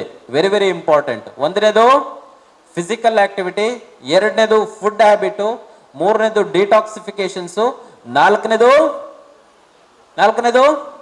ನಿದ್ದೆ. 12 ಗಂಟೆಗೆ ಮಲಗಿ 1 ಗಂಟೆಗೆ ಮಲಗಿ ಬೆಳಿಗ್ಗೆ 10 ಗಂಟೆಗೆ ಹೇಳುವುದಲ್ಲ. ನಿದ್ದೆಯ ಸಮಯ 9 ರಿಂದ 10 ಗಂಟೆ ಒಳಗಡೆ ಮಲಗಿ ಬಿಡ್ಬೇಕು ನೀವು. ಅರ್ಥ ಆಯ್ತಾ ನಿಮ್ಗೆ? ನೀವು ಚಿಕ್ಕ ವಯಸ್ಸಲ್ಲಿರುವಾಗ ಹಳ್ಳಿಗಳಲ್ಲಿ ರಾತ್ರಿ 7:30-8 ಅಲ್ವಾ ಹೈಯೆಸ್ಟ್. ಅಂದ್ರೆ ಸೀಮೆಣ್ಣೆ ಇದು ಬರ್ತಾ ಇತ್ತು ನೋಡಿ, ಅದು 1 ಗಂಟೆ ಉರಿಸ್ತಾ ಇದ್ರಿ ಅಷ್ಟೇ. ಆಮೇಲೆ ಮಲಗುದೆ, ಕತ್ತಲೆ ಆಯ್ತಂದ್ರೆ ಮಲಗುದೆ. ಈಗ 12 ಗಂಟೆ ಆದ್ರೂ ಅಡಿಗೆ ಆಗಿರೋದಿಲ್ಲ. ಅರ್ಥ ಆಯ್ತು ನಿಮಗೆ? ಸುಮಾರು ಮನೆಯಲ್ಲಿ. Very very important. ಇಷ್ಟು ಬದಲಾವಣೆಗಳನ್ನ ಮಾಡ್ಕೊಂಡ್ರೆ ಮಾತ್ರ ನಮ್ಮ ದೇಹದಲ್ಲಿ ಬದಲಾವಣೆ ಅನ್ನುವಂಥದ್ದು ಆಗ್ತದೆ. ನೋಡಿ, ನಿಮಗೆ ನಮ್ಮ ಥೆರಪಿಯಿಂದ ಶುಗರ್ ಕಡಿಮೆ ಆಗ್ತದೆ ಕೇಳಿದ್ರೆ ಲಕ್ಷಾಂತರ ಜನರಿಗೆ ಕಡಿಮೆ ಆಗಿರುವಂತ ಎಕ್ಸಾಂಪಲ್ಸ್ ಅನ್ನ ನಾನು ಕೊಡ್ತೀನಿ. ಓಕೆನಾ? ಸುಮಾರಷ್ಟು ಜನರಿಗೆ ಗ್ಯಾಂಗ್ರೀನ್ ಕಡಿಮೆ ಆಗಿರುವಂಥದ್ದು, ಶುಗರ್ ಇಂದ ಬರುವಂತ ಕಾಲು ಉರಿ ಕಡಿಮೆ ಆಗಿರುವಂಥದ್ದು. ನೋಡಿ, ನಮ್ಮ ಥೆರಪಿಗೆ ಬಂದ ನಂತರ ಶುಗರ್ ಇರೋರಿಗೆ ಸುಮಾರು ವರ್ಷದಿಂದ ಪಾದ ಉರಿ ಬರ್ತಾ ಇತ್ತು. ಇಲ್ಲಿ ಬಂದ ಮೇಲೆ ನನಗೆ ಪಾದ ಉರಿ ಕಡಿಮೆ ಆಯ್ತು ಅನ್ನೋರು ಕೈ ಎತ್ತಿ. ಪಾದ ಉರಿ ಕಡಿಮೆ ಆಗಿರೋರು 1 2 3 4 5 6 7 8 9 10 ಜನ ಕೈ ಎತ್ತಿರೋರು. ಓಕೆ, ಕೆಳಗೆ ಮಾಡಿ, ಕೈ ಕೆಳಗೆ ಮಾಡಿ. 10 ಜನ ಕೈ ಎತ್ತಿದ್ದೀರ ಅಂದ್ರೆ ಇನ್ನೊಂದು 30 ಜನ ಇದ್ದಾರೆ ಕೈ ಎತ್ತದೇ ಇರೋರು ಅಲ್ವಾ? ಅವ್ರು ಎತ್ತುದಿಲ್ಲ. ಓಕೆ, ಅಂದ್ರೆ ಪಾದ ಉರಿ, ಡಯಾಬಿಟಿಕ್ ನ್ಯೂರೋಪತಿ ಅಂತ ಕರಿತೀವಿ. ಪದೇ ಪದೇ ಮೂತ್ರಕ್ಕೆ ಹೋಗುವಂಥದ್ದು, ನಿದ್ದೆ ಬರುವಂಥದ್ದು ಆರಂಭಿಕ ಹಂತದಲ್ಲಿ ನಿಮ್ಗೆ ಸರಿ ಆಗ್ತದೆ ನಿಮ್ಗೆ. ಓಕೆನಾ? ಅದಾದ ನಂತರ ಶುಗರ್ ಇಂದಾಗಿ ಸುಮಾರಷ್ಟು ಪ್ರಾಬ್ಲಮ್ಗಳೆಲ್ಲ ಇದೆ. ಅದು ಲಾಸ್ಟ್ ಅಲ್ಲಿ ನಾನು ಹೇಳ್ತೀನಿ. ಈ ಗ್ಯಾಂಗ್ರೀನ್ ಟಾಪಿಕ್ ಅನ್ನು ನಾನು ಲಾಸ್ಟ್ ಸ್ವಲ್ಪ ತಗೊಳ್ತೀನಿ, ಆವಾಗ ಹೇಳ್ತೀನಿ. ಓಕೆನಾ? ಹೇಗಾಗ್ತದೆ? ಅಗೇನ್ ಇದ್ರಲ್ಲಿ ರಾಕೆಟ್ ಸೈನ್ಸ್ ಎಂಥದ್ದು ಇಲ್ಲ, ಎಂಥದೋ ಒಂದು ಮ್ಯಾಜಿಕ್ ಆಗ್ತದೆ ಮಿಷಿನ್ ಅಲ್ಲಿ ಇಲ್ಲ. ಎಂತ ಆಗ್ತದೆ? ಅರ್ಧ ಗಂಟೆ ನೀವು ಥೆರಪಿ ತಗೊಳ್ಳೋದ್ರಿಂದ 5 ಕಿಲೋಮೀಟರ್ ವಾಕಿಂಗ್ ಮಾಡಿದಷ್ಟು ರಕ್ತ ಸಂಚಾರ ಆಗ್ತದೆ. ಯಾವಾಗ ನಿಮ್ಮ ಪ್ಯಾಂಕ್ರಿಯಾಸ್ ಇರ್ತದೆ ನೋಡಿ ಹೊಟ್ಟೆ ಒಳಗಡೆ, ಮೇದೋಜೀರಕ ಗ್ರಂಥಿಗೂ ರಕ್ತ ಪೂರಣೆ ಆಗಿ ಇನ್ಸುಲಿನ್ ಉತ್ಪಾದನೆ ದೇಹದ ಒಳಗಡೆ ಶುರುವಾಗುವುದರಿಂದಾಗಿ ನಿಮ್ಮ ದೇಹದಲ್ಲಿ ಶುಗರ್ಗೆ ಸಂಬಂಧಿಸಿದ ಸಿಂಪ್ಟಮ್ಸ್ ಎಲ್ಲ ಕಡಿಮೆ ಆಗಿ ಸುಮಾರು ತಿಂಗಳು 3-4 ತಿಂಗಳು ನೀವು ಥೆರಪಿ ತಗೊಂಡ್ರೆ ಶುಗರು ಕಡಿಮೆ ಆಗಿರುವಂತ ಎಕ್ಸಾಂಪಲ್ಸ್ ಇದೆ. ಆದ್ರೆ ಎಲ್ಲರಿಗೂ ಒಂದೇ ಟೈಮಲ್ಲಿ ಆಗ್ತದೆ ಅಂತೇಳಿ ಹೇಳೋಕ್ಕಾಗೋದಿಲ್ಲ, ಸ್ವಲ್ಪ ಟೈಮ್ ತಗೊಳ್ತದೆ. ಓಕೆನಾ? ಈ ರೀತಿ ಶುಗರ್ ಬಗ್ಗೆ ನೀವು ಕಂಟ್ರೋಲ್ ಮಾಡಬೇಕು. ನೀವು ಮನಸ್ಸು ಮಾಡಿದ್ರೆ ಡಯಾಬಿಟಿಸ್ ಕ್ಯಾನ್ ಬಿ ರಿವರ್ಸಿಬಲ್ ಅಂತ ಕರೀತಾರೆ. ಅಂದ್ರೆ ನೀವು ಮನಸ್ಸು ಮಾಡಿದ್ರೆ ಶುಗರ್ ಇಂದ ಆಚೆ ಬರಬಹುದು, ಆದ್ರೆ ನೀವು ಮನಸ್ಸು ಮಾಡ್ಬೇಕಷ್ಟೇ. ಓಕೆನಾ? ಅದಾದ ನಂತರ ಅತಿ ಹೆಚ್ಚು ಜನರಿಗಿರುವಂಥದ್ದು ಇಲ್ಲಿ ಗಂಟು ನೋವಲ್ವಾ? ಓಕೆ, ಯಾಕೆ ಗಂಟು ನೋವಿದೆ ಅಂತೇಳಿ ನೀವು ಸ್ವಲ್ಪ ನೀವು ಥಿಂಕ್ ಮಾಡಬೇಕು. ಇಲ್ಲಿ ನೋಡಿ, ಈ ಆರೋಗ್ಯದ ಬಗ್ಗೆ ನೀವು ಮೊಬೈಲ್ಗಳಲ್ಲಿ ಹೆಲ್ತ್ ಬಗ್ಗೆ ಸ್ವಲ್ಪ ಕೆಲವೊಂದು ಆರ್ಟಿಕಲ್ಗಳನ್ನ ಜೆನ್ಯೂನ್, ಸುಮ್ಮನೆ ಯಾರ್ಯಾರೋ ಯೂಟ್ಯೂಬ್ ಅಲ್ಲಿ ಹೇಳ್ತಾರೆ ಅದಲ್ಲ, ಜೆನ್ಯೂನ್ ಆರ್ಟಿಕಲ್ಗಳನ್ನು ನೋಡಿದ್ರೆ ನಿಮ್ಗೆ ಗೊತ್ತಾಗ್ತದೆ. 2024ನೇ ಇಸ್ವಿಯಲ್ಲಿ Indian Council for Medical Research ಭಾರತ ಸರ್ಕಾರಕ್ಕೆ ಒಂದು ಲೆಟರ್ ಬರೀತದಂತೆ. ಯಾರಿಗೆ? ಗವರ್ಮೆಂಟ್ ಆಫ್ ಇಂಡಿಯಾಗೆ. ಯಾರು ಬರೆದಿರೋದು? Indian Council for Medical Research, ICMR ಅಂತ ಕೇಳಿರ್ಬೋದು. ಈ ICMR ನೀವು ಯಾವಾಗ ಕೇಳಿದಿರ ಅಂದ್ರೆ ಕೊರೋನಾ ಟೈಮಲ್ಲಿ ನೀವು ಕೇಳಿದಿರಾ? ಗೈಡ್ಲೈನ್ಸ್ ಎಲ್ಲ ರೆಡಿ ಮಾಡಿ ಕೊಡ್ತಾ ಇದ್ರು ICMR. ಇವರು ಏನ್ ಬರೀತಾರೆ ಕೇಳಿದ್ರೆ, ಭಾರತದಲ್ಲಿ 30% ಭಾರತೀಯರಿಗೆ ವಿಟಮಿನ್ ಡಿ ಡಿಫಿಷಿಯನ್ಸಿ ಇದೆ ಅಂತೆ. 45 ಕೋಟಿ ಭಾರತೀಯರಿಗೆ 2023ನೇ ಇಸ್ವಿಯಲ್ಲಿ ವಿಟಮಿನ್ ಡಿ ಕೊರತೆ ದೇಹದಲ್ಲಿ ಡಿಫಿಷಿಯನ್ಸಿ ಇದೆ ಅಂತೆ. ಈ ವಿಟಮಿನ್ ಡಿ 45 ಕೋಟಿ ಇವಾಗ ಎಷ್ಟಿದೆ ಗೊತ್ತಾ ನಿಮಗೆ? 60 ಕೋಟಿ ಭಾರತೀಯರಿಗೆ ವಿಟಮಿನ್ ಡಿ ಕೊರತೆ ಇದೆ ಅಂತೆ. ವಿಟಮಿನ್ ಡಿ ಕೊರತೆ ಉಂಟಾಯ್ತಂದ್ರೆ ಫಸ್ಟ್ ಬರೋದೇನು ಹೇಳಿ? ಗಂಟು ನೋವು, ಆಸ್ಟಿಯೋ ಆರ್ಥರೈಟಿಸ್ ಎನ್ನುವಂತ ಒಂದು ರೋಗ. ಮಂಡಿ ನೋವು, ಗಂಟು ನೋವು, ಬೋನ್ ಡೆನ್ಸಿಟಿ ಕಡಿಮೆ ಆಗುವಂಥದ್ದು, ಮೂಳೆಯ ಸಾಂದ್ರತೆ ಕಡಿಮೆ ಆಗುವಂಥದ್ದು, ಮೂಳೆ ಮುರಿತ ಆಗುವಂಥದ್ದು, ಇದೆಲ್ಲ ಆಗ್ತದೆ. ಇನ್ನು ಜಾಸ್ತಿ ಆದ್ರೆ ಆಸ್ಟಿಯೋಪೊರಾಸಿಸ್ ಎನ್ನುವಂತ ಮಾರಕ ರೋಗ ಬರುತ್ತೆ ಇದರಿಂದಾಗಿ. ಹಾಗಿದ್ರೆ ನಾನು ಏನ್ ಮಾಡ್ಬೇಕು ಕೇಳಿದ್ರೆ, ವಿಟಮಿನ್ ಡಿ ಯಥೇಚ್ಛವಾಗಿರುವಂತ ಆಹಾರ ಪದಾರ್ಥಗಳನ್ನ ತಗೊಳ್ಳುವುದರಿಂದಾಗಿ ನಿಮ್ಮ ದೇಹಕ್ಕೆ ಪ್ರಾಪರ್ ವಿಟಮಿನ್ ಡಿ ಸಿಗುತ್ತೆ. ಅದರ ಜೊತೆಗೆ ನಾವು ಸರಿಯಾದ ವಿಟಮಿನ್ ಡಿ ಬೇಕಾದ್ರೆ ನಾವೇನ್ ಮಾಡ್ಬೇಕು? ದಿನದಲ್ಲಿ 15ರಿಂದ 20 ನಿಮಿಷ ಸೂರ್ಯನ ಬೆಳಕಲ್ಲಿ, ಕರೆಕ್ಟ್ ಹೇಳಿದ್ರು ನೋಡಿ ಮೇಡಮ್, ಕರೆಕ್ಟ್ ಹೇಳಿದ್ರು, ಸನ್ಲೈಟ್ ಅಲ್ಲಿ ಇರಬೇಕು, ಬರೇ ನೆರಳಲ್ಲಿರುವುದಲ್ಲ. ಕೆಲವರು ಸಮಾಧಾನ ಮಾಡ್ಕೊಂಡಿದ್ದಾರೆ, ಬೆಳಿಗ್ಗೆನೆ ಎಳೆ ಬಿಸಿಲಿಗೆ ಹೋಗ್ಬೇಕು. ಇದು ಯಾರು ಮಾಡಿದ್ದು? ಸಮಾಧಾನ ಮಾಡ್ಕೊಳ್ಳೋದು ಎಳೆಗೆ ಈಸಿ ಆಗ್ತದೆ. ಇಲ್ಲ, ನಿಮ್ಮ ದೇಹಕ್ಕೆ ಬೇಕಾಗುವಂತ ಸಫಿಶಿಯಂಟ್ ವಿಟಮಿನ್ ಡಿ ಬೇಕಾದ್ರೆ ನೀವು 11 ಗಂಟೆಯ ನಂತರ 4 ಗಂಟೆಯ ಒಳಗಿನ, ಇದು ಕಷ್ಟ ಅಲ್ಲ, ಬಿಸಿಲಲ್ಲಿ ಸ್ವಲ್ಪ ಹೊತ್ತಾದ್ರು 3-4 ಗಂಟೆ, ನೀವು 1 ಗಂಟೆಗೆ 1 ಗಂಟೆ ಆ ಶಾರ್ಪ್ ಬಿಸಿಲಲ್ಲಿ ಹೋಗಿ ಬಿಸಿಲಲ್ಲಿ ನಿಲ್ಲಿ ಅಂತ ಹೇಳೋದಿಲ್ಲ ನಾನು, ಅರ್ಥ ಆಯ್ತಾ? ನಿಮಗೆ ಆ ವಿಟಮಿನ್ ಡಿ ಬೇಕಾದ್ರೆ ಸಿಗೋದು ಅಷ್ಟೊತ್ತಿಗೆ ಮಾತ್ರ. ಓಕೆನಾ? Very very important. ಇದು ನಿಮ್ ಗಮನದಲ್ಲಿ ನೀವು ಹೇಗೆ ಅಂದ್ರೆ ಎಲ್ಲದಕ್ಕೂ ನಾನು ನೆರಳಲ್ಲೇ ಹೋಗಿ ಇದು ಮಾಡ್ತೀನಿ, ನೋ, ಇಲ್ಲ. ವಿಟಮಿನ್ ಡಿ ಅಂದ್ರೆ ಬೆಂಗಳೂರು, ಮುಂಬೈ, ಚೆನ್ನೈ, ಡೆಲ್ಲಿ ಅಂತ ದೊಡ್ಡ ದೊಡ್ಡ ಸಿಟಿಯಲ್ಲಿ ಇದು ಯಾಕೆ ಜಾಸ್ತಿ ಇದೆ ಕೇಳಿದ್ರೆ, ನಿಮ್ಮ ಮಕ್ಕಳೆಲ್ಲ ಸುಮಾರು ಜನ ಬೆಂಗಳೂರಲ್ಲಿದ್ದಾರೆ. ಓಕೆನಾ? ಎಂತ ಕೆಲಸ ಮಾಡೋದು? ಸಾಫ್ಟ್ವೇರ್ ಅಲ್ಲಿ, IT ಅಲ್ಲಿ ಇರೋದು. AC ಕ್ಯಾಬಲ್ಲಿ ಆಫೀಸಿಗೆ ಹೋಗೋದು, AC ಆಫೀಸಲ್ಲಿ ಕೆಲಸ ಮಾಡೋದು, ರಾತ್ರಿ ಬಂದು AC ಬೆಡ್ರೂಮ್ ಅಲ್ಲಿ ಮಲಗಿದ್ರೆ ಇವರು ಸೂರ್ಯನ ಬೆಳಕು ನೋಡೋದು ಇನ್ಯಾವಾಗಲೂ. ಅರ್ಥ ಆಯ್ತು ನಿಮ್ಗೆ? ಯುರೋಪಿಯನ್ಸ್ ಎಲ್ಲ ಗೋವಾ ಬೀಚಿಗೆ ಬಂದು ಬಿಸಿಲಲ್ಲಿ ಮಲಗಿರ್ತಾರೆ, ಬೀಚಲ್ಲಿ ನೋಡಿದ್ರಾ? ನಾವೆಂತ ಅಂದ್ಕೊಂಡಿದೀವಿ? ಮಜಾ ಮಾಡ್ತಾ ಇದಾರೆ ಅಂತೇಳಿ. ಇಲ್ಲ, ಅವ್ರಿಗೆ ಪಾಪ ಬಿಸಿಲಿಲ್ಲ ಅಲ್ಲಿ. ಓಕೆನಾ? ಅದಕ್ಕೆ ಇಲ್ಲಿ ಬಂದು ಇದು ಮಾಡೋದು. ಓಕೆನಾ? ವೆರಿ ಇಂಪಾರ್ಟೆಂಟ್ ಈ ಬಿಸಿಲಿಗೆ ಹೋಗುವಂಥದ್ದು. ಹಾಗಿದ್ರೆ ಏನು ಮಾಡಬೇಕಾಗಿತ್ತು? ಇದರಿಂದಾಗಿ ಈಗ ಮಂಡಿ ನೋವಿಂದಾಗಿ ಏನಾಗ್ತದೆ ಕೇಳಿದ್ರೆ ನಿಮ್ಮ ಆರ್ಥರೈಟಿಸ್ ಎನ್ನುವಂಥ ಪ್ರಾಬ್ಲಮ್ ಬರ್ತದೆ. ಅಂದ್ರೆ ಮೂಳೆ ಸವೆತ ಎನ್ನುವಂಥದ್ದು ಕಾಣಿಸ್ಕೊಳ್ತದೆ. ಹಾಗಿದ್ರೆ ಇದನ್ನ ಏನ್ ಮಾಡ್ಬೇಕು? ಭಾರತೀಯರು ಏನ್ ಮಾಡ್ತಾರೆ ಕೇಳಿದ್ರೆ ಯೋಗನೂ ಮಾಡುವುದಿಲ್ಲ. ಮತ್ತೊಂದು ಇದರ ರಚನೆ ಹೇಗಿದೆ ಗೊತ್ತಾ? ಮಂಡಿಯ ರಚನೆ ಹೇಗಿದೆ ಕೇಳಿದ್ರೆ, ಇದು ದೇವರ ಸೃಷ್ಟಿಯಲ್ಲಿ ಯಾಕೆ ಸೃಷ್ಟಿಯಾಗಿದೆ ಮಂಡಿ ಅಥವಾ ಜಾಯಿಂಟ್ ಕೇಳಿದ್ರೆ, ಬೆಂಡ್ ಆಗೋದಕ್ಕೆ, ಮೂವ್ಮೆಂಟ್ ಆಗೋದಕ್ಕೆ ಇರುವಂಥದ್ದು. ಅಂದ್ರೆ ಈ ಜಾಯಿಂಟ್ಗಳ ಮಧ್ಯದಲ್ಲಿ ಸಿನೋವಿಯಲ್ ಫ್ಲೂಯಿಡ್ ಎನ್ನುವಂತ ಒಂದು ಜೆಲ್ ಇರ್ತದೆ. ವೆಹಿಕಲ್ ಅಲ್ಲಿ ಫ್ರಿಕ್ಷನ್ ಆಗಬಾರ್ದು, ಘರ್ಷಣೆ ಆಗಬಾರ್ದು ಅಂತೇಳಿ ಎಂತ ಯೂಸ್ ಮಾಡ್ತಾರೆ? ವೆಹಿಕಲ್ ಅಲ್ಲಿ ಘರ್ಷಣೆ ಆಗಬಾರ್ದು, ಫ್ರಿಕ್ಷನ್ ಆಗಬಾರ್ದು ಅಂದ್ರೆ ಏನ್ ಯೂಸ್ ಮಾಡ್ತಾರೆ? ಗ್ರೀಸ್ ಮತ್ತೆ ಆಯಿಲ್, ಬೇರಿಂಗ್ಸ್, ಲ್ಯೂಬ್ರಿಕೆಂಟ್ ಅಲ್ವಾ? ಜಾರ್ಲಿಕ್ಕೆ ಸಪೋರ್ಟ್ ಆಗುವಂಥದ್ದು. ಈ ರೀತಿ ಜಾರ್ಲಿಕ್ಕೆ ಸಪೋರ್ಟ್ ಆಗುವಂತಹ ಲ್ಯೂಬ್ರಿಕೆಂಟ್, ಅದೇ ರೀತಿಯ ಒಂದು ಜೆಲ್ ನಿಮ್ಮ ಗಂಟುಗಳ ಮಧ್ಯದಲ್ಲಿರ್ತದೆ. ಯಾವತ್ತು ನಿಮ್ಮ ದೇಹದಲ್ಲಿ ಆಕ್ಟಿವಿಟಿ ಕಡಿಮೆ ಆಗ್ತದೆ, ಯಾವತ್ತು ನಿಮ್ಮ ದೇಹದಲ್ಲಿ ವಿಟಮಿನ್ ಡಿ ಡಿಫಿಷಿಯನ್ಸಿ ಆಗ್ತದೆ, ಯಾವತ್ತು ನಿಮ್ಮ ಗಂಟುಗಳಿಗೆ ರಕ್ತ ಸಂಚಾರ ಸರಿಯಾಗಿ ಆಗುವುದಿಲ್ಲ, ಈ ಜೆಲ್ ಕಡಿಮೆ ಆಗ್ತಾ ಬಂದು ಮೂಳೆ ಸವೆತ ಎನ್ನುವಂಥದ್ದು ಕಾಣಿಸ್ಕೊಳ್ತದೆ. ಅರ್ಥ ಆಯ್ತು ನಿಮ್ಗೆ? Very very important. ಇಲ್ಲಿ ನೋಡಿ, ಈ ಸೂರ್ಯ ನಮಸ್ಕಾರ ಮಾಡ್ತಾರೆ. ಸೂರ್ಯ ನಮಸ್ಕಾರ ಮಾಡೋದ್ರಿಂದ ಯಾವುದಕ್ಕೆ ಎಕ್ಸಸೈಸ್ ಆಗ್ತದೆ? ಜಾಯಿಂಟ್ಸ್ ಗಳಿಗೆ ಎಕ್ಸಸೈಸ್. ಯೋಗದಲ್ಲಿ ಯಾರಿಗೆ ಎಕ್ಸಸೈಸ್ ಆಗ್ತದೆ? ಜಾಯಿಂಟ್ಸ್ ಗೆ ಎಕ್ಸಸೈಸ್ ಆಗ್ತದೆ. ಅಂದ್ರೆ ನೀವು 1 ಗಂಟೆ ಎಕ್ಸಸೈಸ್ ಮಾಡಿದ್ರೆ ಅದರಲ್ಲಿ 20 ನಿಮಿಷ ಈ ಗಂಟುಗಳಿಗೆ, ಜಾಯಿಂಟ್ಸ್ ಗಳಿಗೆ ಮಾಡ್ಬೇಕಂತೆ ನಾವು. ಯೋಗ ಅದೇ ರೀತಿ ಆಗ್ತಾ ಇತ್ತು. ಆದ್ರೆ ಈಗ ಮಾಡರ್ನ್ ಎಕ್ಸಸೈಸ್ ಯಾವ ರೀತಿ ಇದೆ ಹೇಳಿ ನೋಡುವ. ಜಿಮ್ಗೆ ಹೋಗಿ ನಮ್ಮ ಹುಡುಗರು ಏನ್ ಮಾಡ್ತಾರೆ? ಫಸ್ಟ್ ದಿವಸ 20 kg ಡಂಬಲ್ಸ್ ಎತ್ತಾರೆ. ಯಾಕೆ? ಅವ್ರಿಗೆ ಜಾಯಿಂಟ್ಸ್ ಇಂಪಾರ್ಟೆಂಟ್ ಅಲ್ಲ. ಏನ್ ಇಂಪಾರ್ಟೆಂಟು? ಚೆಸ್ಟ್ ಮಸಲ್ಸ್ ಅಲ್ವಾ, biceps, triceps. Tight T shirt ನಾಳೆಗೆ ಹಾಕೊಂಡು ಹೋಗ್ಬೇಕಲ್ವಾ? ಹಾಗಾಗಿ ಹೌದು, ವೆರಿ ವೆರಿ ಇಂಪಾರ್ಟೆಂಟ್. ಜಾಯಿಂಟ್ಸ್ಗೆ ಪ್ರಾಪರ್ ಎಕ್ಸಸೈಸ್ ಅನ್ನು, ಮಸಲ್ಸ್ ಬೇಕು, ಆದ್ರೆ ಜಾಯಿಂಟ್ಸ್ ಅನ್ನ ನೆಗ್ಲೆಕ್ಟ್ ಮಾಡಿ ನಾವು ಮಸಲ್ಸ್ ಅನ್ನ ಮಾಡುವಂಥದ್ದಲ್ಲ. ಎಕ್ಸಸೈಸ್ ವಿಧಾನ ನಮಗೆ ಗೊತ್ತಿರಬೇಕು. ಈ ರೀತಿ ಮಾಡೋದ್ರಿಂದ ಹಾಗಾದ್ರೆ ನಮ್ಮ ಥೆರಪಿಯಿಂದ ಸುಮಾರು ಜನರಿಗೆ ಗಂಟು ನೋವು ಕಡಿಮೆ ಆಗಿದೆ. ಈ ಗಂಟು ನೋವು ಕಡಿಮೆ ಆಗಲಿಲ್ಲ ಅಂದ್ರೆ ನೀವು ಡೈಲಿ ಬರುವುದೂ ಇಲ್ಲ. ಇಲ್ಲಿ ಹೇಗೆ ಕಡಿಮೆ ಆಗ್ತದೆ ಕೇಳಿದ್ರೆ, ಒಂದು ಬ್ಲಡ್ ಸರ್ಕ್ಯುಲೇಷನ್ ನಿಮ್ಮ ದೇಹದಲ್ಲಿ ಚೆನ್ನಾಗಿ ಆಗೋದ್ರಿಂದಾಗಿ, ಇನ್ನೊಂದು 1 ನಿಮಿಷ ಆದಾಗ ಒಂದೊಂದು ಪ್ರೋಗ್ರಾಮ್ ಚೇಂಜ್ ಆಗ್ತದೆ. ಅಬ್ಸರ್ವ್ ಮಾಡಿದಿರಾ? ಥೆರಪಿ ಆಗುವಾಗ 1 ನಿಮಿಷಕ್ಕೂ ಬೇರೆ ಬೇರೆ ಬರ್ತದೆ. ಅಬ್ಸರ್ವ್ ಮಾಡಿದಿರಾ? ಇದನ್ನ ಸ್ಟಿಮ್ಯುಲೇಷನ್ ಅಂತ ಕರಿತೀವಿ. ರಕ್ತ ಸಂಚಾರದ ಜೊತೆಗೆ ನಿಮ್ಮ ದೇಹದಲ್ಲಿ ಸ್ಟಿಮ್ಯುಲೇಷನ್ ಆದ್ರೆ ಎಂಡೋರ್ಫಿನ್ ಎನ್ನುವಂತ ಒಂದು ನ್ಯಾಚುರಲ್ ಪೇನ್ ಕಿಲ್ಲರ್ ನಿಮ್ಮ ದೇಹದಲ್ಲಿ ಉತ್ಪತ್ತಿ ಆಗ್ತದೆ. ಇದರಿಂದಾಗಿ ನಿಮ್ಮ ನೋವು ನಿವಾರಣೆ ಆಗುವಂಥದ್ದು. ಅರ್ಥ ಆಯ್ತು ನಿಮಗೆ? ಇದರಿಂದಾಗಿ ಸೈಂಟಿಫಿಕಲಿ ನೋಡೋದಾದ್ರೆ ಅಂದ್ರೆ ಈ ಥೆರಪಿಯನ್ನು ರೆಡಿ ಮಾಡಿರುವಂಥದ್ದೇ ಪೇನ್ ಮ್ಯಾನೇಜ್ಮೆಂಟ್ ಮತ್ತೆ ಬ್ಲಡ್ ಸರ್ಕ್ಯುಲೇಷನ್ಗೋಸ್ಕರ. ಅಂದ್ರೆ ಯಾವುದೇ ಮಾತ್ರೆ ಇಲ್ಲದೆ ಟ್ಯಾಬ್ಲೆಟ್ ಇಲ್ಲದೆ ನಿಮ್ದು ನೋವು ನಿವಾರಣೆ ಆಗಬೇಕು. ಇನ್ನು ದೇಹದಲ್ಲಿ ರಕ್ತ ಸಂಚಾರ ಚೆನ್ನಾಗಿ ಆಗೋದಕ್ಕೋಸ್ಕರನೇ ಇದನ್ನು ರೆಡಿ ಮಾಡಿರುವಂಥದ್ದು. ಯಾರು ರೆಡಿ ಮಾಡಿದ್ರು? ಅಮೆರಿಕದ ನ್ಯೂರೋ ಸೈಂಟಿಸ್ಟ್ ಮತ್ತೆ ನ್ಯೂರೋ ಫಿಸಿಷಿಯನ್ಸ್ ಇದನ್ನ ರೆಡಿ ಮಾಡಿರುವಂಥದ್ದು. ಯಾರು ಈ ಟೆಕ್ನಾಲಜಿಯನ್ನು ಡೆವಲಪ್ ಮಾಡಿದ್ರೆ ಕೇಳಿದ್ರೆ ಅಮೆರಿಕದ ಮಾಜಿ ಅಧ್ಯಕ್ಷರಾಗಿರುವಂಥ ಬೆಂಜಮಿನ್ ಫ್ರಾಂಕ್ಲಿನ್ ಅಂತ ನೀವು ಕೇಳಿರ್ಬೋದು. ಇವರು ಸೈಂಟಿಸ್ಟು, ಫಿಲಾಸಫರು, ಪಾಲಿಟಿಷಿಯನ್ ಮತ್ತು ಆಥರು. ಇವ್ರು ಏನ್ ಮಾಡಿದ್ರು, ಇದನ್ನ ಕಾಮನ್ ಪೀಪಲ್ ತಗೊಳ್ಳೋ ರೀತಿಯಲ್ಲಿ ಈ ಟೆಕ್ನಾಲಜಿಯನ್ನು ಡೆವಲಪ್ಮೆಂಟ್ ಮಾಡಿದ್ರು. ಇದಕ್ಕಿಂತ ಮುಂಚೆ ನೀವು ಹಾಸ್ಪಿಟಲ್ ಅಲ್ಲಿ ನ್ಯೂರೋ ಫಿಸಿಷಿಯನ್ ಮತ್ತೆ ಫಿಸಿಯೋಥೆರಪಿಸ್ಟ್ ಅವರದ್ದೇ ಒಂದು ದೊಡ್ಡ ಮಿಷಿನ್ ಇರ್ತಾ ಇತ್ತು, ಮ್ಯಾನುವಲಿ ಅವರು ಸೆಟ್ ಮಾಡ್ತಾ ಇದ್ರು. ಈ ರೀತಿ ನಿಮ್ಮ ತರ ಕಾಮನ್ ಪೀಪಲ್ ತಗೊಳ್ಳೋ ರೀತಿಯಲ್ಲಿ ಈ ಮಿಷಿನ್ ಅನ್ನು ರೆಡಿ ಮಾಡಿರುವಂತದ್ದು ರಿವೈಟಿವ್ ಎನ್ನುವಂತ ಒಂದು ಇಂಗ್ಲೆಂಡ್ನ ಸಂಸ್ಥೆ 2001ನೇ ಇಸ್ವಿಯಲ್ಲಿ ಇದನ್ನ ನಿಮ್ಮ ತರ ಕಾಮನ್ ಪೀಪಲ್ ನಾವೇ ಸೆಟ್ ಮಾಡಿಕೊಂಡು ನಮ್ಮ ಬಾಡಿಗೆ ನಾವೇ ಇಟ್ಕೊಂಡು ತಗೊಳ್ಳೋ ರೀತಿಯ ಮಿಷಿನ್ ಅನ್ನು ಡೆವಲಪ್ಮೆಂಟ್ ಮಾಡಿದ್ರು.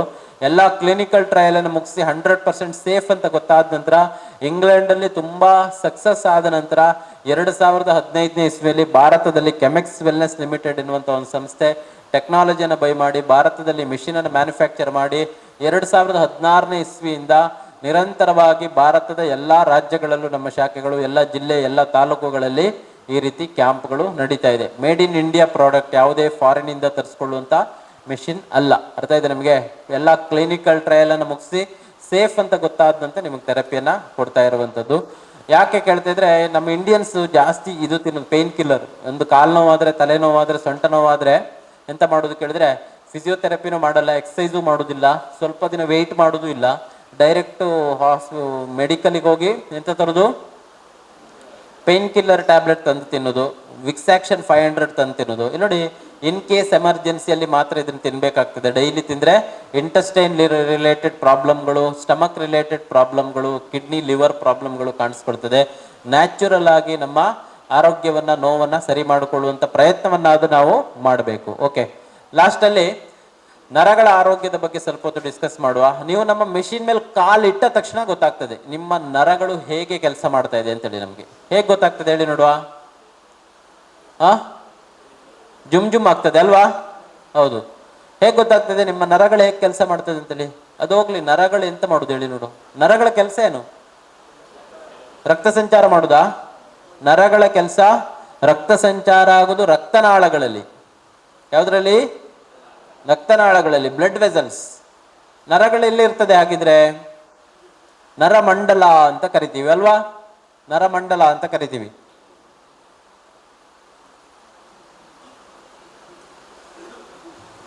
ನೋಡಿ, ಹಾರ್ಟ್ ಎಂತ ಮಾಡ್ತದೆ? ಬ್ಲಡ್ ಅನ್ನ ಪಂಪ್ ಮಾಡ್ತದೆ. ಪಂಪ್ ಆಗಿರುವಂತ ಬ್ಲಡ್ ವೆಸಲ್ಸ್ ಅಲ್ಲಿ ಹೋಗ್ತದೆ. ಇದು ಯಾವುದು? ಆರ್ಟರೀಸ್ ಮತ್ತೆ ವೇನ್ಸ್ ಅಂತ ಕರಿತೀವಿ. ಅಪಧಮನಿಗಳು, ಅಭಿಧಮನಿಗಳು. ಇದು ಒನ್ ವೇ. ಇದು ಹೋಗೋ ದಾರಿ ಒಂದು, ಬರುವ ದಾರಿ ಇನ್ನೊಂದು. ಹೋಗುದು ಅಪಧಮನಿ, ಬರುವುದು ಅಭಿಧಮನಿ ಅಥವಾ ಯಾವುದು? ಆರ್ಟರೀಸ್ ಮತ್ತೆ ವೇನ್ಸ್. ಓಕೆನಾ? ನಿಮ್ಮ ತೋಟದಲ್ಲಿ ಒಂದು ಮೇನ್ ಪೈಪ್ ಲೈನ್ ಇರ್ತದೆ ಅಲ್ವಾ? ಪಂಪ್ ಇಂದ ಹೊರಟಿರುವಂತ ಒಂದು ಮೇನ್ ಪೈಪ್ ಲೈನ್ ಇರ್ತದೆ ತೋಟದಲ್ಲಿ ಅಲ್ವಾ? ಅದಾದ ನಂತರ ತೋಟದ ಮೂಲೆ ಮೂಲೆಗೂ ನೀರು ಹೋಗ್ಬೇಕಾದ್ರೆ ಚಿಕ್ಕ ಚಿಕ್ಕ ಸ್ಪ್ರಿಂಕ್ಲರ್, ಚಿಕ್ಕ ಚಿಕ್ಕ ಸಬ್ ಲೈನ್ ಮಾಡಿರ್ತೀರಲ್ವಾ? ಮೂಲೆ ಮೂಲೆಗೆ ನೀರು ಹೋಗ್ಬೇಕಾದ್ರೆ ಮಾಡುದಿಲ್ವಾ? ಅದೇ ತರ ನಿಮ್ಮ ದೇಹದಲ್ಲೂ ಸಬ್ ಲೈನ್ ಇರ್ತದೆ. ನಿಮ್ಮ ಎಲ್ಲಾ ಮೂಲೆ ಮೂಲೆಗೂ ರಕ್ತ ಬರಬೇಕಾದ್ರೆ ಚಿಕ್ಕ ಚಿಕ್ಕ ಸಬ್ ಲೈನ್ ಇರ್ತದೆ. ಈ ಚಿಕ್ಕ ಚಿಕ್ಕ ಪೈಪ್ ಲೈನ್ ಇರ್ತದೆ ನೋಡಿ ನಿಮ್ಮ ದೇಹದಲ್ಲಿ. ಇದನ್ನ ಕ್ಯಾಪಿಲರೀಸ್ ಅಂತ ಕರಿತೀವಿ. ಕನ್ನಡದಲ್ಲಿ ಲೋಮನಾಳಗಳು ಅಂತ ಕರಿತೀವಿ. ಈ ಕ್ಯಾಪಿಲರೀಸ್ಗೆ ಅಂಟಿಕೊಂಡಿರ್ತದೆ ನರಗಳು. ಎಷ್ಟು ಉದ್ದ ಇರ್ತದೆ? ಒಬ್ಬ ಮನುಷ್ಯನ ದೇಹದಲ್ಲಿರುವಂತ ನರಗಳನ್ನೆಲ್ಲ ಹೊರಗೆ ತೆಗೆದು ಜಾಯಿಂಟ್ ಮಾಡಿದ್ರೆ ಈ ಭೂಮಿಯನ್ನ 1.5 ಸುತ್ತ ಹಾಕ್ಬೋದಂತೆ, ಅಷ್ಟು ಉದ್ದ ಇದೆ. ಎಷ್ಟು ತೆಳುವಾಗಿರ್ತದೆ, ಸಪೂರ ಇರ್ತದೆ ಕೇಳಿದ್ರೆ, ನಿಮ್ಮ ಒಂದು ಕೂದಲನ್ನ 6 ಭಾಗವಾಗಿ ಸೀಳಿದ್ರೆ ಎಷ್ಟು ತೆಳುವಾಗ್ತದೆ ಅಷ್ಟು ಸಪೂರ ನರಗಳು ನಮ್ಮ ದೇಹದಲ್ಲಿ ಇರ್ತದೆ. ಈ ನರಗಳ ಆರೋಗ್ಯದ ಬಗ್ಗೆ ನಾವು ಥಿಂಕ್ ಮಾಡುವುದೇ ಇಲ್ಲ. ವೆರಿ ಇಂಪಾರ್ಟೆಂಟು ನರಗಳ ಆರೋಗ್ಯವನ್ನು ನಾವು ಕಾಪಾಡಿಕೊಳ್ಳುವಂಥದ್ದು. ಹೇಗೆ ಕಾಪಾಡಿಕೊಳ್ಬಹುದು ಅಂತ ಹೇಳೋದಕ್ಕಿಂತ ಮುಂಚೆ ನೀವು ನಮ್ಮ ಮೆಷಿನ್ ಮೇಲೆ ಕಾಲಿಟ್ಟಾಗ ನಿಮ್ಮ ನರಗಳು ಹೇಗೆ ಕೆಲಸ ಮಾಡುತ್ತೆ ಅಂತ ಗೊತ್ತಾಗ್ತದೆ ನಮಗೆ. ನರಗಳಲ್ಲಿ 2 ವಿಧಾನ ಇದೆ. ಒಂದು ಸೆನ್ಸರಿ ನರ್ವ್ಸ್, ಮತ್ತೊಂದು ಮೋಟರಿ ನರ್ವ್ಸ್ ಅಂತ ಕರಿತೀವಿ. ಕ್ರಿಯಾವಾಹಿನಿ ನರಗಳು ಮತ್ತೆ ಜ್ಞಾನವಾಹಿನಿ ನರಗಳು ಅಂತ ಕರಿತೀವಿ ಕನ್ನಡದಲ್ಲಿ. ಸೆನ್ಸರಿ ನರ್ವ್ಸ್, ಮೋಟರಿ ನರ್ವ್ಸ್ ಅಂತ ಕರಿತೀವಿ. ಓಕೆನಾ? ಈ ನರಗಳು ನಿಮ್ಮ ಮೆಷಿನ್ ಮೇಲೆ ಕಾಲಿಟ್ಟಾಗ ನಮಗೆ ಹೇಗೆ ಗೊತ್ತಾಗ್ತದೆ ಕೇಳಿದ್ರೆ, ಮೆಷಿನ್ ಮೇಲೆ ಕಾಲಿಟ್ಟಾಗ ನಿಮಗೆ ಜುಮ್ ಜುಮ್ ಆಗ್ತದೆ ಅಲ್ವಾ? ಓಕೆ, ಜುಮ್ ಜುಮ್ ಆಗೋದು ಫಸ್ಟ್ ಲೈನಲ್ಲಿ ಎಂತ ಬರ್ದಿರ್ತದೆ ಮೆಷಿನಲ್ಲಿ? ಫಸ್ಟ್ ಲೈನಲ್ಲಿ ಡಿಸ್ಪ್ಲೇ ಅಲ್ಲಿ ನೋಡಿಲ್ವ ನೀವು ಮೆಷಿನಲ್ಲಿ? ಟೈಮ್ ಎಷ್ಟು ನಿಮಿಷ? 30 ನಿಮಿಷ, 30 ಮಿನಿಟ್ಸ್ ಅಲ್ವಾ? ಟೈಮ್ ಬಿಟ್ಟಾಕಿ. ಟೈಮ್ ಆದ ನಂತರ ಮಧ್ಯದಲ್ಲಿ ಒಂದು ಫುಟ್ ಅಂತ ಬರ್ದಿದೆ, ನೋಡಿದ್ದೀರಾ? ಫುಟ್ ಅಂದ್ರೆ ನೀವು ಯಾವ ತೀವ್ರತೆಯಲ್ಲಿ ತಗೊಳ್ತಾ ಇದ್ದೀರಾ, ನಿಮ್ಮ ದೇಹದ ನರಗಳು ಈ ಮೆಷಿನ್ಗೆ ಹೇಗೆ ರೆಸ್ಪಾನ್ಸ್ ಮಾಡ್ತಾ ಇದೆ ಅಂತೇಳಿ ಅದು ತೋರಿಸ್ತದೆ ಅಲ್ವಾ? ಎಲ್ಲರೂ ನಿಮ್ಮ ನಂಬರ್ ನೋಡಿದ್ದೀರಾ? ಎಲ್ರಿಗೂ ಜ್ಞಾಪಕ ಇದೆಯಾ? ಕೆಲವ್ರು ನೋಡ್ಲಿಲ್ಲ ಅಲ್ವಾ? ಯಾಕೆ ಹೇಳಿ? ನಾನು ನೋಡ್ದಿದ್ರು ಪರವಾಗಿಲ್ಲ, ಅವನದೊಂದ್ಸಲ ಎಷ್ಟಂದು ಈಗ ನೋಡ್ತಾನೆ. ಪಕ್ಕದಲ್ಲಿರೋದು ಎಷ್ಟಂತ ನೋಡ್ತಾರೆ ಕೆಲವರು, ಅವ್ರದ್ದು ನೋಡುದಿಲ್ಲ ಅಲ್ವಾ? ಓಕೆ, ಎಲ್ರಿಗೂ ನೀವು ಆಗಲ್ಲ, ನೀವೆಲ್ಲ ತುಂಬಾ ಒಳ್ಳೆ ಜನ, ನಿಮ್ದು ಬಿಟ್ಟು ಬೇರೆ ಯಾರದ್ದು ನೋಡುದಿಲ್ಲ ಅಲ್ವಾ? ಹೌದು. ಓಕೆ, ನಿಮ್ ಮಾತ ನೋಡಿದೀರಾ? ಓಕೆ, ಒಬ್ಬೊಬ್ರಿಗೆ ಕೇಳ್ತಾ ಹೋದ್ರೆ ಸುಮಾರು ಹೊತ್ತಾಗ್ತದೆ. ಒಂದು ಕೆಲಸ ಮಾಡೋ, ಈಗ ಯಾರು 10 ನಂಬರ್ ಒಳಗಡೆ ತಗೊಂಡಿದ್ದೀರಾ ಕೈ ಎತ್ತಿ. ಬಿಲೋ 10, 5, 6ರಲ್ಲಿ ನಂಗೆ ಜುಮ್ ಜುಮ್ ಆಯ್ತು ಅನ್ನೋರು ಕೈ ಎತ್ತಿ. ಒಬ್ರಿದ್ದೀರಾ? ಓಕೆ, ನೀವು ವಾಕಿಂಗ್ ಮಾಡ್ತೀರಾ? ಡೈಲಿ ಮಾಡ್ತೀರಾ? ಓಕೆ, 10ಕ್ಕಿಂತ ಜಾಸ್ತಿ, 20ಕ್ಕಿಂತ ಕಡಿಮೆ, 15, 16ರಲ್ಲಿ ನಂಗೆ ಜುಮ್ ಜುಮ್ ಆಯ್ತು, 20ರ ಒಳಗಡೆ ಜುಮ್ ಜುಮ್ ಆಯ್ತು ಅನ್ನೋರು ಕೈ ಎತ್ತಿ. ಓಕೆ, 20ಕ್ಕಿಂತ ಮೇಲೆ, 30ಕ್ಕಿಂತ ಕಡಿಮೆ, ಅಬೌಟ್ 20, ಬಿಲೋ 30 ಯಾರ್ಯಾರಿದ್ದೀರಾ ಕೈ ಎತ್ತಿ. 24? Okay okay. 30, 40ರ ಮಧ್ಯದಲ್ಲಿ ಯಾರಿದ್ದೀರಾ? 30ಕ್ಕಿಂತ ಜಾಸ್ತಿ, 40ರ ಒಳಗಡೆ, 35, 36ರಲ್ಲಿ ನನಗೆ ಜುಮ್ ಜುಮ್ ಆಗ್ತದೆ ಅನ್ನೋರು ಕೈ ಎತ್ತಿ. ಓಕೆ, 40, 50ರ ಮಧ್ಯದಲ್ಲಿ, 45, 46ರಲ್ಲಿ ನನಗೆ 49ರ ಒಳಗಡೆ ಜುಮ್ ಜುಮ್ ಆಯ್ತು ಅನ್ನೋರು ಕೈ ಎತ್ತಿ. ಯಾರಿಲ್ವಾ? ಓಕೆ, 50 ಕೈ ಎತ್ತುದಿಲ್ಲ, ಅದು ಯಾರಂತ ನಂಗೆ ಗೊತ್ತು, ಲಾಸ್ಟಲ್ಲಿ ಹೇಳ್ತೀನಿ. 50, 60ರ ಮಧ್ಯದಲ್ಲಿ, 55, 56ರಲ್ಲಿ ಆಯ್ತು ನನಗೆ 1, 2, 3, 4, 5, 6. ಓಕೆ, 60ರ ಒಳಗಡೆ ಆಗಿರೋರಲ್ವಾ? 60, 70ರ ಮಧ್ಯದಲ್ಲಿ, ಅಬೌವ್ 60, ಬಿಲೋ 70 ಯಾರ್ಯಾರಿದ್ದೀರಾ ಕೈ ಎತ್ತಿ. 60ಕ್ಕಿಂತ ಮೇಲೆ, 70 ಕಡಿಮೆ. ಓಕೆ, ಇದ್ದಾರೆ. ಓಕೆ, 70, 80ರ ಮಧ್ಯದಲ್ಲಿ ಯಾರಿದ್ದೀರಾ ನೀವಾ? ಓಕೆ, 70ಕ್ಕಿಂತ ಜಾಸ್ತಿ, 80ಕ್ಕಿಂತ ಕಡಿಮೆ. ಓಕೆ, 80, 90ರ ಮಧ್ಯದಲ್ಲಿ ಯಾರಿಲ್ವಾ? 90, 90ರ ಮಧ್ಯದಲ್ಲಿ, 99, 99. ಓಕೆ, ಒಬ್ಬರಿದ್ದಾರೆ. ಮತ್ತೆ ಅವ್ರಿಗೆ ಖುಷಿ ಇದೆ ನೋಡಿ ಅಲ್ವಾ? ಬೇಜಾರಿಲ್ಲ ಅಲ್ವಾ? ಹೌದು, 99 ಇದ್ರು ಫುಲ್ ಖುಷಿ ಅವರಿಗೆ. ನೀವೆಲ್ಲ 60 ಕೈ ಎತ್ತುದಿಲ್ಲ. ಯಾಕೆ? ನಂಗೆ 60 ಅಂತೇಳಿ ಊರಿಗೆಲ್ಲ ಯಾಕೆ ಗೊತ್ತಾಗ್ಬೇಕಂತೇಳಿ ಅಲ್ವಾ? ಹೌದು. ಈಗ ನೋಡಿ, ಹೌದಾ? 99 ಒಬ್ಬರೇ? ಎಷ್ಟು ಜನ ಇದ್ದಾರೆ ಹೇಳಿ? 8-10 ಜನ ಇದ್ದಾರಂತೆ ನೋಡಿ. 5 ಜನ ಇದ್ದಾರಂತೆ. ಓಕೆ, 6? ಓಕೆ, 6 ಜನ 99 ಇದ್ದಾರೆ. ಕೈ ಎತ್ತಿದ್ದು ಎಷ್ಟು ಜನ? ನೀವೇ ಲೆಕ್ಕ ಮಾಡಿ, ಬಾಕಿ ಉಳಿದಿದ್ದಲ್ಲ. ಯಾರು ಕೈ ಎತ್ತಲಿಲ್ಲ ಗೊತ್ತಾಯ್ತಲ್ಲ ನಿಮ್ಗೆ? ಕೈ ಎತ್ತಿದಿರೋರು ಯಾರು? ನಂಗೆ 80, ನಂಗೆ 90, ನಂಗೆ 99 ಅಂತೇಳಿ ಎಲ್ಲರಿಗೂ ಯಾಕೆ ಗೊತ್ತಾಗ್ಬೇಕಂತೇಳಿ ಕೈ ಎತ್ತುದಿಲ್ಲ. ಇಲ್ಲಿ ಬರುವಂತ ಎಷ್ಟು ಜನ? 250 ಡೈಲಿ ಬರುದು? ಡೈಲಿ ಬರುವುದು ಎಷ್ಟು ಜನ? 250 ಜನ. ಇದರಲ್ಲಿ ಎಷ್ಟು ಜನ 50ಕ್ಕಿಂತ ಮೇಲೆ? ಎಷ್ಟು ಪರ್ಸೆಂಟ್ ಜನ? 40? 50? 40? 50 ಇದ್ದಾರಾ? ಹೌದಾ? 40, 50? ಅರ್ಧಕ್ಕರ್ಧ ಜನ 50ರ ಮೇಲ? ಹೌದಾ? ಓಕೆ, ಇಲ್ಲಿ ಬರುವಂತ ಅರ್ಧಕ್ಕಿಂತ ಜಾಸ್ತಿ ಜನ 50ಕ್ಕಿಂತ ಮೇಲೆ ತಗೊಳ್ಳುದಲ್ವಾ? ಓಕೆ, ಈ ಜಾಸ್ತಿ ನಂಬರ್ ಇಟ್ಕೊಂಡಿದ್ದೀರಲ್ಲ, ಮೆಷಿನಲ್ಲಿ ಎಂಥದ್ದು ಪ್ರಾಬ್ಲಮ್ ಇದೆಯಾ? ಮೆಷಿನಲ್ಲಿ ಪ್ರಾಬ್ಲಮ್ ಇಲ್ವಾ? ಎಲ್ಲಿ ಪ್ರಾಬ್ಲಮ್ ಇದೆ? ಈ ಮೆಷಿನಲ್ಲಿ ಪ್ರಾಬ್ಲಮ್ ಇದೆ. ಹೇಗೆ ಪ್ರಾಬ್ಲಮ್ ಇದೆ ಈ ಮೆಷಿನಲ್ಲಿ? ಹೌದು, ಮೆಷಿನಲ್ಲಿ ಹೇಗೆ ಪ್ರಾಬ್ಲಮ್ ಇದೆ ಅಂತ ನೋಡುವ. ಈಗ ನೋಡಿ, ಜೋರು ಚಳಿ ಆದ್ರೆ, ಇದರ ಉದ್ಯಾವರ ಮಾಡಲ್ಲ. ಹೌದು, ಜೋರು ಚಳಿ ಆದ್ರೆ ಉದ್ಯಾವರ ಮಾಡದಲ್ಲಿ ಎಂತ ಕುಡಿತೀರಾ? ಬಿಸಿ ನೀರಾ? ಹೌದು, ಬಿಸಿ ನೀರು. ಕಾಫಿ ಟೀ ಅಂತ ಇಲ್ಲ, ಬಿಸಿ ನೀರು ಅಷ್ಟೇ. Coffee tea. ಹೌದು, ಲೇಡೀಸ್ ಎಲ್ಲ ಬಿಸಿ ನೀರು ಕುಡಿತಾರಂತೆ, ಗಂಡಸರೆಲ್ಲ ಕಾಫಿ. Very good. ಮಾಡ ಉದ್ಯಾವರದಲ್ಲಿ ಜೋರು ಚಳಿ ಆದ್ರೆ, ಜೋರು ಮಳೆ ಬಂದ್ರೆ ಹೆಂಗಸರೆಲ್ಲ ಬಿಸಿ ನೀರು ಕುಡಿಯೋದು, ಗಂಡಸರೆಲ್ಲ ಕಾಫಿ ಕುಡಿ ಅಲ್ವಾ? ವೆರಿ ಗುಡ್, ಸೂಪರ್ ನೀವು.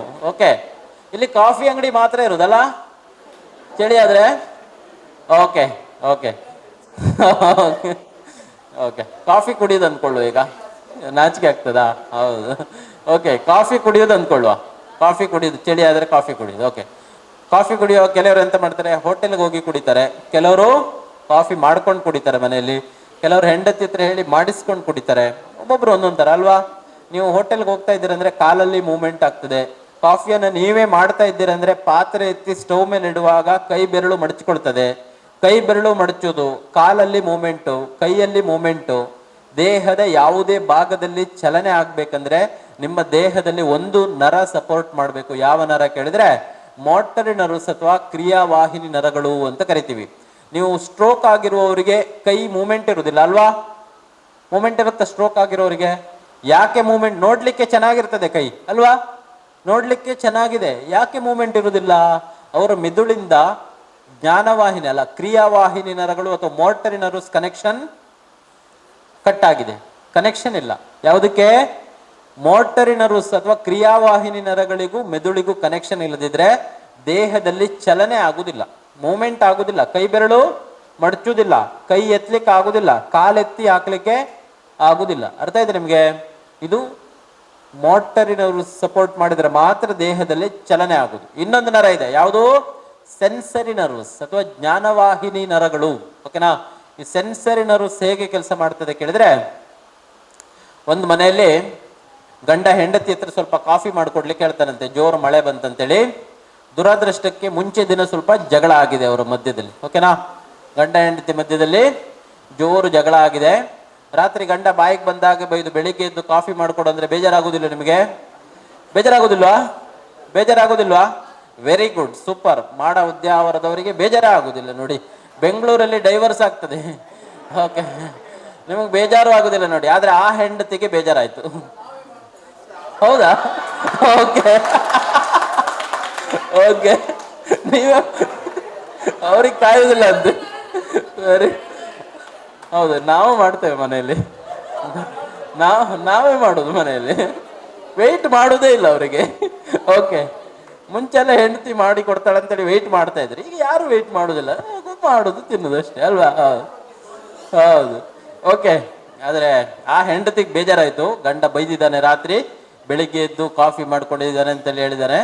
ನಿಮ್ ತರ ಸುಮ್ಮನೆ ಇರೋದಿಲ್ಲ. ಆ ಹೆಂಡತಿಗೆ ಬೇಜಾರಾಗಿದೆ. ಅವಳೆಂತ ಮಾಡ್ತಾಳೆ, ಈ ನನ್ನ ಮಗನ ನಾನು ನೋಡ್ಕೊಳ್ತೀನಿ ಅಂತೇಳಿ ಬಾಯಿ ಬಿಟ್ಟು ಹೇಳುದಿಲ್ಲ, ಮನ್ಸಲ್ಲೇ ಅಂದ್ಕೊಳ್ಳೋದು. ಓಕೆನಾ? ಮನ್ಸಲ್ಲೇ ಅಂದ್ಕೊಂಡು ಕಾಫಿ ಬಿಸಿ ಮಾಡುವಾಗ ಕಾಫಿ ಜೊತೆಗೆ ಸ್ವಲ್ಪ ಗ್ಲಾಸನ್ನು ಸ್ವಲ್ಪ ಲೋಟ ಸ್ವಲ್ಪ ಗ್ಯಾಸ್ ಬೆಂಕಿಗೆ ಹೀಗೆ ತುದಿ ಬಿಸಿ ಮಾಡಿ, ಹೌದು ಒಳ್ಳೆ ಐಡಿಯಾ ಅಲ್ಲ?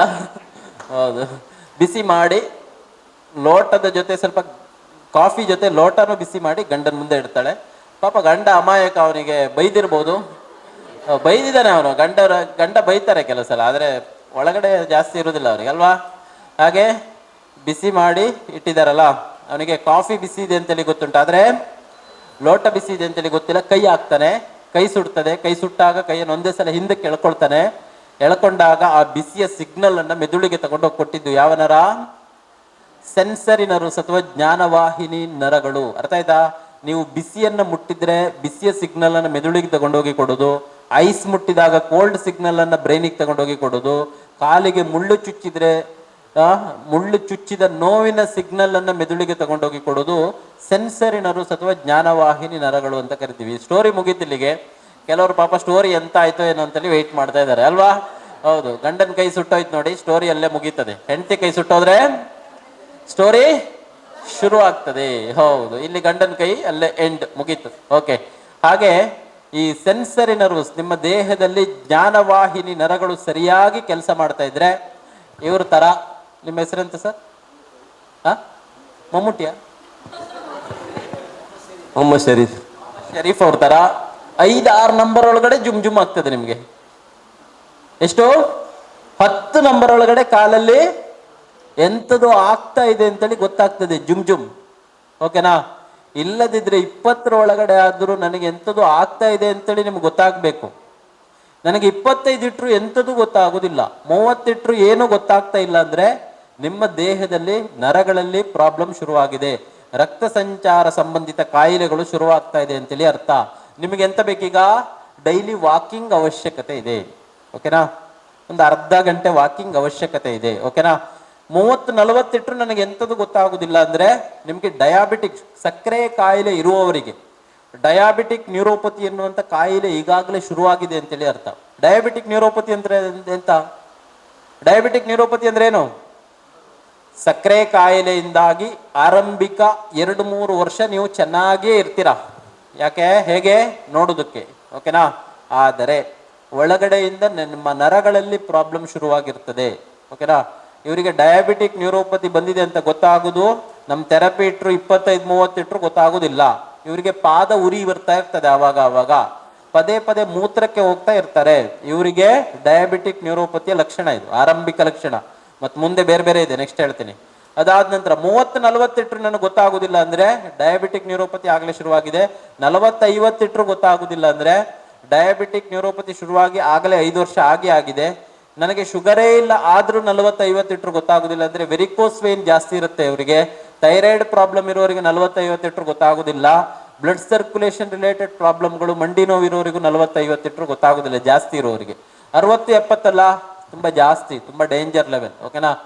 60-70 ಇಟ್ಟರು ಗೊತ್ತಾಗೋದಿಲ್ಲ ನೋಡಿ ಕೆಲವರಿಗೆಲ್ಲ.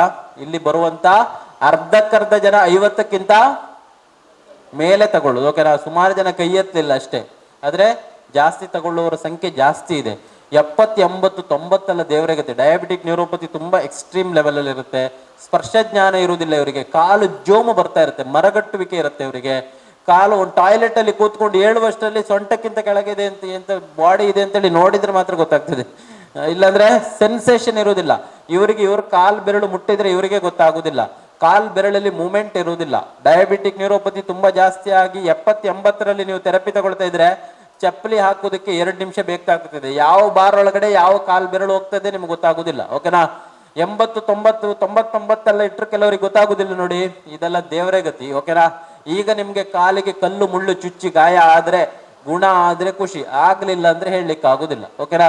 ಇದೇ ರೀತಿಯಲ್ಲಿ ನಿಮ್ಮ ಮಾಜಿ MLA ಆಗಿರುವಂತ ರುಕ್ಮಯ ಪೂಜಾರಿ ಅವರು ಗೊತ್ತಲ್ಲ ನಿಮ್ಗೆ, ವಿಟ್ಲದಲ್ಲಿ ರುಕ್ಮಯ ಪೂಜಾರಿ ಕೇಳಿದ್ರಾ? ರುಕ್ಮಯ ಪೂಜಾರಿ ಅವರು ಮಾಜಿ MLA ಅಲ್ವಾ? ಬೇಕಾದಷ್ಟು ದುಡ್ಡಿದೆ, ಎಲ್ಲಾ ಕಡೆ ಟ್ರೀಟ್ಮೆಂಟ್ ಮಾಡಿದ್ದಾರೆ. 8 ವರ್ಷದಿಂದ ಡಯಾಬಿಟಿಕ್ ನ್ಯೂರೋಪತಿ. ಕಲ್ಲಡ್ಕ ಪ್ರಭಾಕರ್ ಭಟ್ರು 2001ನೇ ಇಸ್ವಿಯಲ್ಲಿ 2021ನೇ ಇಸ್ವಿಯಲ್ಲಿ ನಮ್ಮ ಕ್ಯಾಂಪ್ ಅನ್ನು ಆರ್ಗನೈಸ್ ಮಾಡಿದ್ರು ಕಲ್ಲಡ್ಕದಲ್ಲಿ. ಇದ್ರ ಉದ್ಘಾಟನೆಗೆ ಬಂದಿದ್ದು ರುಕ್ಮಯ ಪೂಜಾರಿ ಅವರು. ಹೇಗೂ ಬಂದಿದ್ದೀನಲ್ಲ ಅಂತೇಳಿ ಥೆರಪಿ ತಗೊಂಡ್ರು. ಆವಾಗ ನಮ್ಮ ಥೆರಪಿ 21 ದಿನ ಮಾಡ್ತಾ ಇದ್ವಿ, 15 ದಿನ ಅಲ್ಲ, 21 ದಿನ. ಆವಾಗ ಮುಂಚೆ 21 ದಿನ ಆದ ನಂತರ 18ನೇ ದಿನ ಇದೇ ರೀತಿ ಕಾರ್ಯಕ್ರಮ ಆಯಿತು. ನನ್ನ ಪಕ್ಕದಲ್ಲಿ ರುಕ್ಮಯ ಪೂಜಾರಿ ಅವರು ಕೂತ್ಕೊಂಡಿದ್ರು, ಇನ್ನೊಂದು ಪಕ್ಕದಲ್ಲಿ ಭಟ್ರು ಬರಲಿಲ್ಲ, ಭಟ್ರ ಹೆಂಡತಿ ಬಂದಿದ್ರು. ಇವರು ಕಲ್ಲಡ್ಕ ಭಟ್ರ ಹೆಂಡತಿ ಬಂದಿದ್ರು. ರುಕ್ಮಯ ಪೂಜಾರಿ ಅವರು ನನ್ನ ಹತ್ರ ಎಂತ ಹೇಳೋದು ಕೇಳಿದ್ರೆ, 9 ವರ್ಷದಿಂದ ನನ್ನ ಕಾಲಲ್ಲಿ ಸೆನ್ಸೇಷನ್ ಇರಲಿಲ್ಲ, ಈಗ ಸೆನ್ಸೇಷನ್ ಬಂತು, ಎಲ್ಲಿ ಟ್ರೀಟ್ಮೆಂಟ್ ಮಾಡ್ರು ಆಗಲಿಲ್ಲ, ಇಲ್ಲ ಆಯ್ತು ಅಂತೇಳಿ ಹೇಳಿದ್ರು. ಹೇಗೆ ಗೊತ್ತಾಯ್ತು ನಿಮ್ಗೆ ಸೆನ್ಸೇಷನ್ ಬಂದಿದ್ದು ಕೇಳಿದೆ.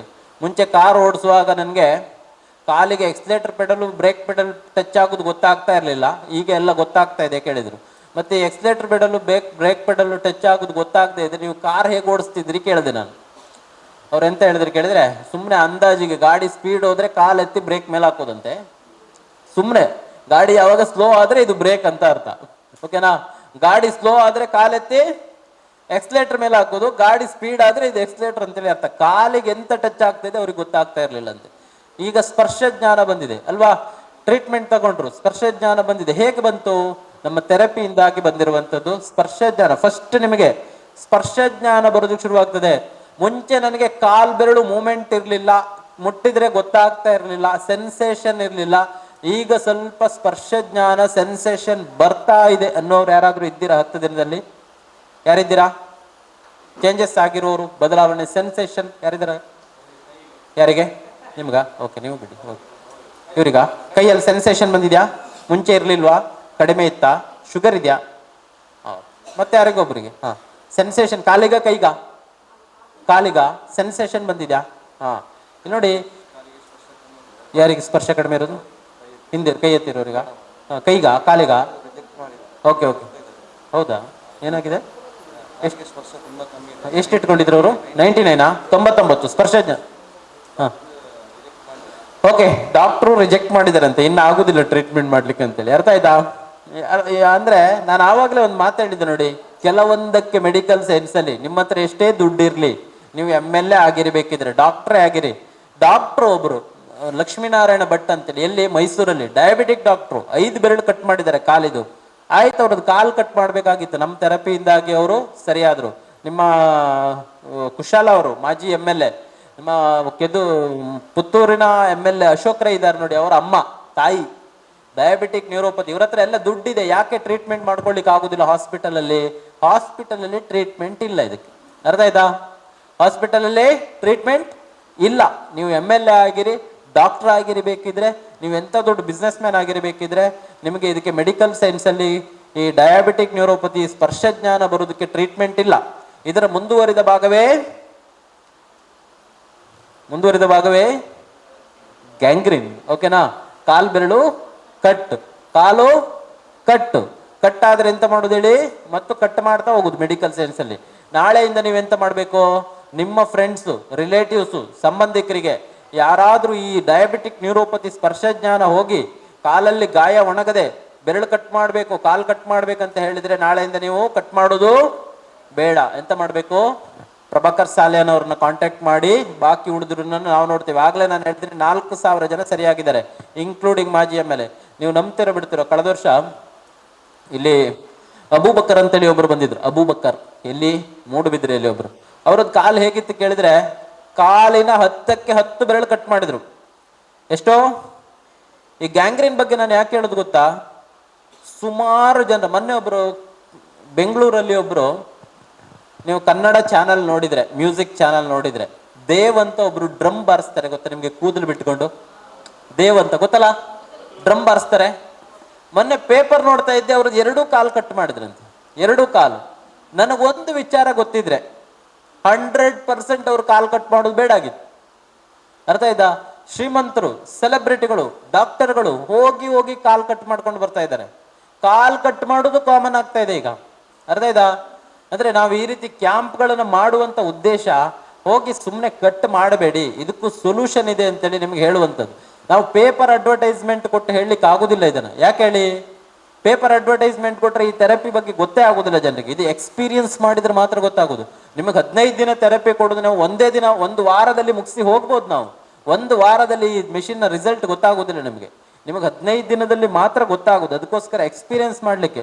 ಮತ್ತೆ ಈ ಗ್ಯಾಂಗ್ರೀನ್ ಬಗ್ಗೆ ಯಾಕೆ ಹೇಳೋದು ಕೇಳಿದ್ರೆ, ಈ ಗ್ಯಾಂಗ್ರೀನ್ ಪ್ರಾಬ್ಲಮ್ ಇರೋರಿಗೆ ಕಟ್ ಮಾಡುವಂತ ಅಗತ್ಯ ಇಲ್ಲ. ಮತ್ತೆ ಇವ್ರನ್ನ ಮನೆಯಲ್ಲಿ ಇವ್ರನ್ನ ನೋಡ್ಕೊಳ್ಳೋದು ಅಷ್ಟು ಸುಲಭ ಅಲ್ಲ. ಜ್ವರ ಬಂದವ್ರನ್ನ ನೋಡ್ಕೊಳ್ಳಿಕ್ಕೆ ಆಗೋದಿಲ್ಲ.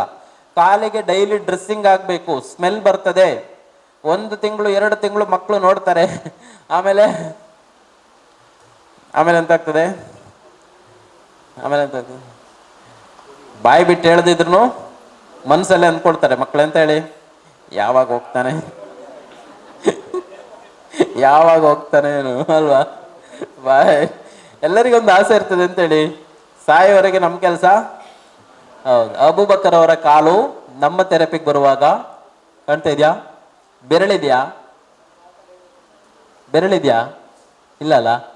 ಹೌದು. ಇವ್ರಿಗೆ 3 ಜನ ಮಕ್ಕಳು, 3 ಜನ ದುಬೈಯಲ್ಲಿದ್ದಾರೆ, ಬೇಕಾದಷ್ಟು ದುಡ್ಡಿದೆ. ಆದರೆ ಅಪ್ಪನನ್ನು ನೋಡ್ಕೊಳ್ಳಿಕ್ಕೆ ಜನ ಇಟ್ಟಿದ್ದಾರೆ ಮನೆಯಲ್ಲೊಬ್ರು. ಅಬೂಬಕ್ಕರ್ ಇವ್ರಿಗೆ ಕಾಲ್ ಮಾಡಿ ಮಾತಾಡ್ಬೋದು ಬೇಕಿದೆ ನೀವು. ನಮ್ಮ ಥೆರಪಿಯಿಂದ ಕರ್ನಾಟಕದಿಂದ ಎಲ್ಲ ಕಡೆಯಿಂದ ಡೈಲಿ ಒಂದು 25 ಕಾಲ್ ಬರ್ತದೆ ಅಂತೆ. ಇವ್ರು ಬೆಳಗ್ಗೆಯಿಂದ ಮನೇಲಿ ಮತ್ತೆ ಬೇರೆ ಕೆಲಸ ಇಲ್ಲ ಇವ್ರಿಗೆ. ಓಕೆನಾ? ಸುಮ್ಮನೆ ಥೆರಪಿ ತಗೊಳ್ಳೋದು, ಕೂತ್ಕೊಳ್ಳೋದು, ನಮ್ಮ ಕಾಲಿಗೆ ನೀವು ಬೇಕಾದ್ರೆ ಮಾತಾಡ್ಬೋದು. ಓಕೆನಾ? 10 ದಿನ ಥೆರಪಿ ಆದ ನಂತರ ದಪ್ಪ ಇರುವುದೆಲ್ಲ ಸ್ವಲ್ಪ ಕಡಿಮೆ ಆಯ್ತು. ಇವ್ರಿಗೆ ನಾವು ಇಲ್ಲಿ ಕ್ಯಾಂಪಲ್ಲಿ ಕೊಡ್ಲಿಲ್ಲ ಥೆರಪಿ. ಯಾಕೆ ಗೊತ್ತಾ? ಇವ್ರ ಕಾಲು ಫುಲ್ ಪಸ್ಸು, ಒಂಥರ ಫುಲ್ ಬ್ಲಡ್ ಬರ್ತಾ ಇತ್ತು, ಪಸ್ ಬರ್ತಾ ಇತ್ತು. ಇಷ್ಟು ಗಾಯ ಇದ್ದು ನಾವು ಕೊಡುವಾಗಿಲ್ಲ. ಅವ್ರು ಎಂತ ಹೇಳಿದ್ರು? ಹೇಗಿದ್ರು ನೆಕ್ಸ್ಟ್ ಮಂತ್ ನನ್ನ ಕಾಲು ಕಟ್ ಮಾಡ್ತಾರೆ, ನಾನೇ ತಗೊಳ್ತೀನಿ ಅಂತಲೇ ಹೇಳಿದ್ರು. ಮತ್ತೆ ನಾವು ಇಲ್ಲಿ ಕೊಡ್ಲಿಲ್ಲ. ಯಾಕೆ ಹೇಳಿ? ನಾವು ಇಲ್ಲಿ ಅವ್ರಿಗೆ ಥೆರಪಿ ಕೊಟ್ಟು ನಾಳೆಯಿಂದ ನೀವು ಬರುವುದಿಲ್ಲ. ಅದಕ್ಕೆ ಅವ್ರ ಮನೆಗೆ ಒಂದು ಮಿಷಿನ್ ಕೊಟ್ವಿ. ಓಕೆನಾ? 20-21 ದಿನ ಆದ ನಂತರ ಈ ಥರ ಇರೋದು ಹೀಗಾಯಿತು. ದಪ್ಪ ಇರೋದೆಲ್ಲ ಚಿಕ್ಕದಾಯಿತು, ಗಾಯ ಫುಲ್ ಒಣಗಲಿಲ್ಲ, ಅದರಲ್ಲಿರುವಂಥ ಪಸ್ಸೆಲ್ಲ ಹೊರಗಡೆ ಹೋಯಿತು, ಲಿಕ್ವಿಡ್ ಎಲ್ಲ ಕಂಪ್ಲೀಟ್ ರಿಲೀಸ್ ಆಯಿತು. 4.5 ತಿಂಗಳು ಥೆರಪಿ ಆದ ನಂತರ ಗಾಯ ಇದೆಯಾ? ಓಕೆ. ಇದು ಜನ ಯಾರು ಕೇಳಿ ನೋಡಿ, ಇವರು. ಓಕೆ, ಜನ ಇವರು. ಓಕೆನಾ? ಇದು ಮೂಡುಬಿದ್ರೆಯಲ್ಲಿ ಅಂತ ಸುಮಾರಿದೆ. ನಿಮ್ಮ ಹತ್ರ ಇದೆ, ಸಾಲಿಯಾನ್ ಅವ್ರ ಹತ್ರ ಇದೆ. ಗ್ಯಾಂಗ್ರೀನ್ ಎಲ್ಲ ಎಕ್ಸ್ಟ್ರೀಮ್ ಸ್ಟೇಜ್, ಆಯ್ತಾ?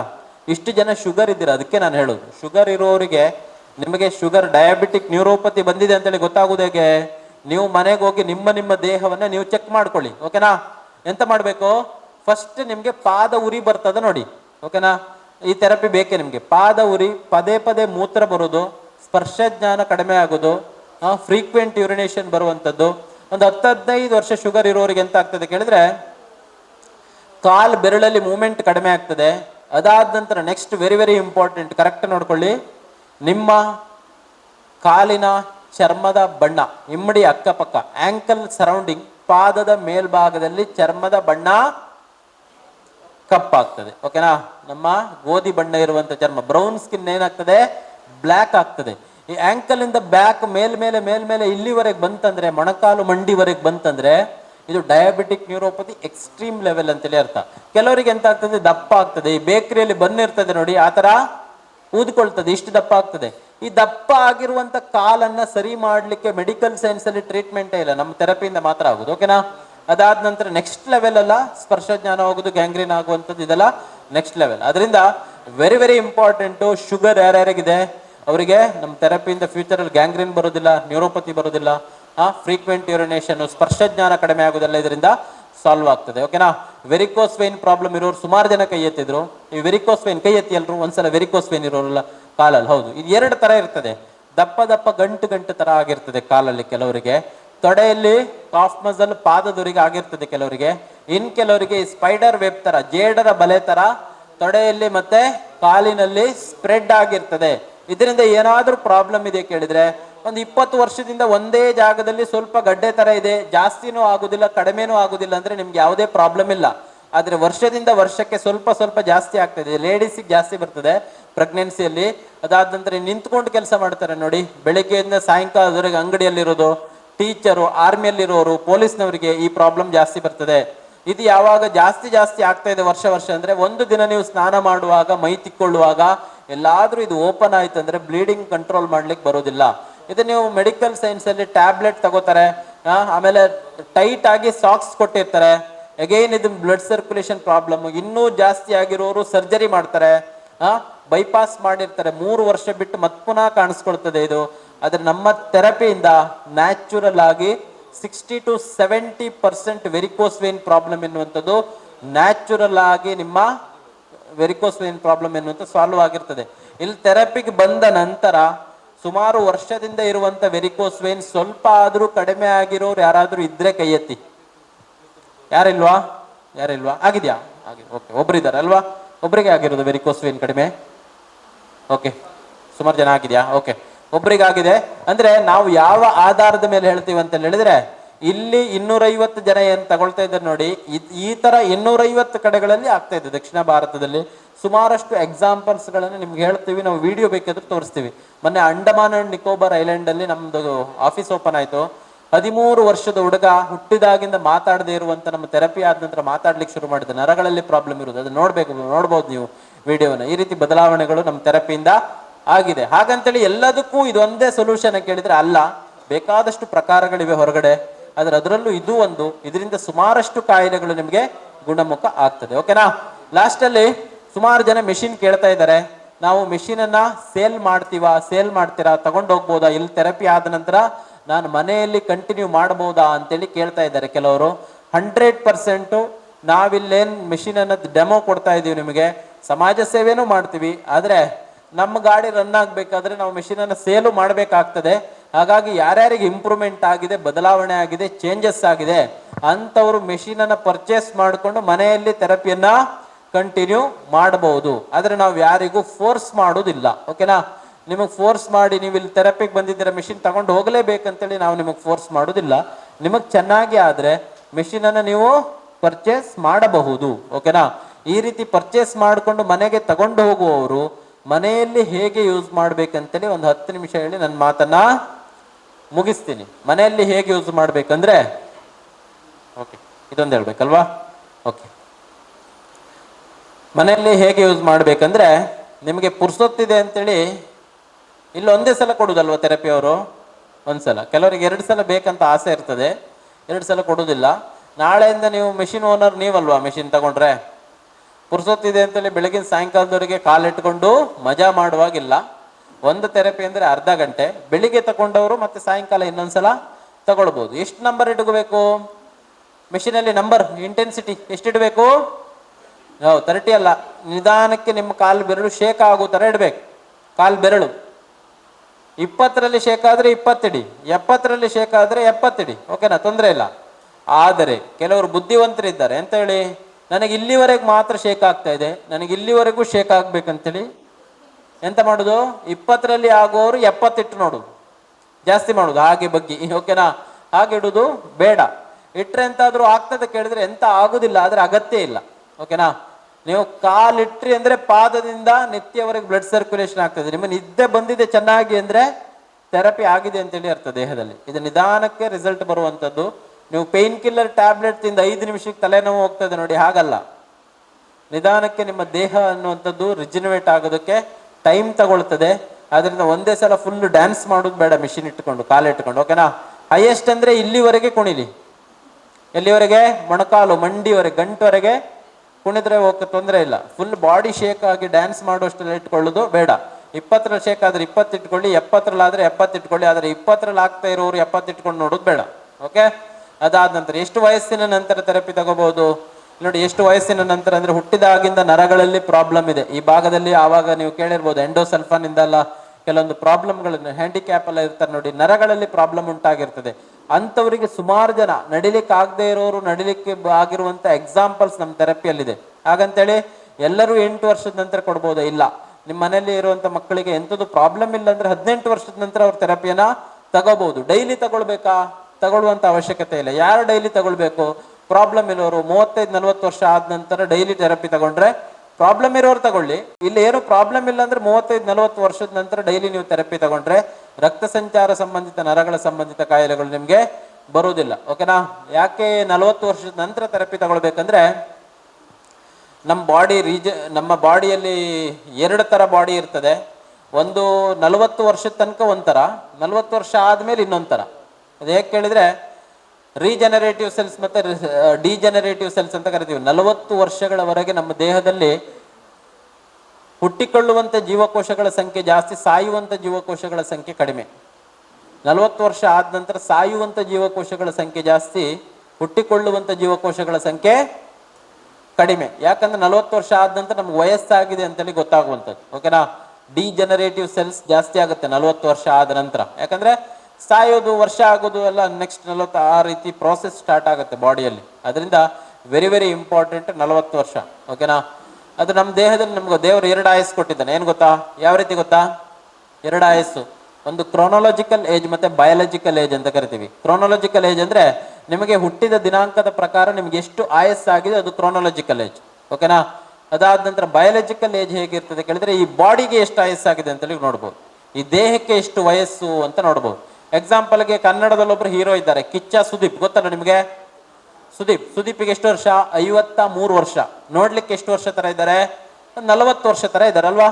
40 ವರ್ಷ ತರ ಇದ್ದಾರೆ. ಅಂದ್ರೆ ಯಾರು ಒಳ್ಳೆ ವ್ಯಾಯಾಮ ಮಾಡ್ತಾರೆ, ಯಾರು ಒಳ್ಳೆ ಆಹಾರ ಪದ್ಧತಿ ಹೊಂದಿದ್ದಾರೆ, ಯಾರು ಒಳ್ಳೆ ನಿದ್ದೆ ಮಾಡ್ತಾರೆ, ಯಾರು ಒಳ್ಳೆ ಶಿಸ್ತಿನ ಜೀವನವನ್ನು ನಡೆಸ್ತಾರೆ, ಅವರು 53 ವಯಸ್ಸಿನವರು 40 ವಯಸ್ಸಿನ ಬಾಡಿ ಇರ್ತದೆ ಅವ್ರಿಗೆ. ಅರ್ಥ ಆಯ್ತಾ? 53 ವರ್ಷ ಆದ್ರೂ 40 ವಯಸ್ಸಿನ ಬಾಡಿ ಇರ್ತದೆ.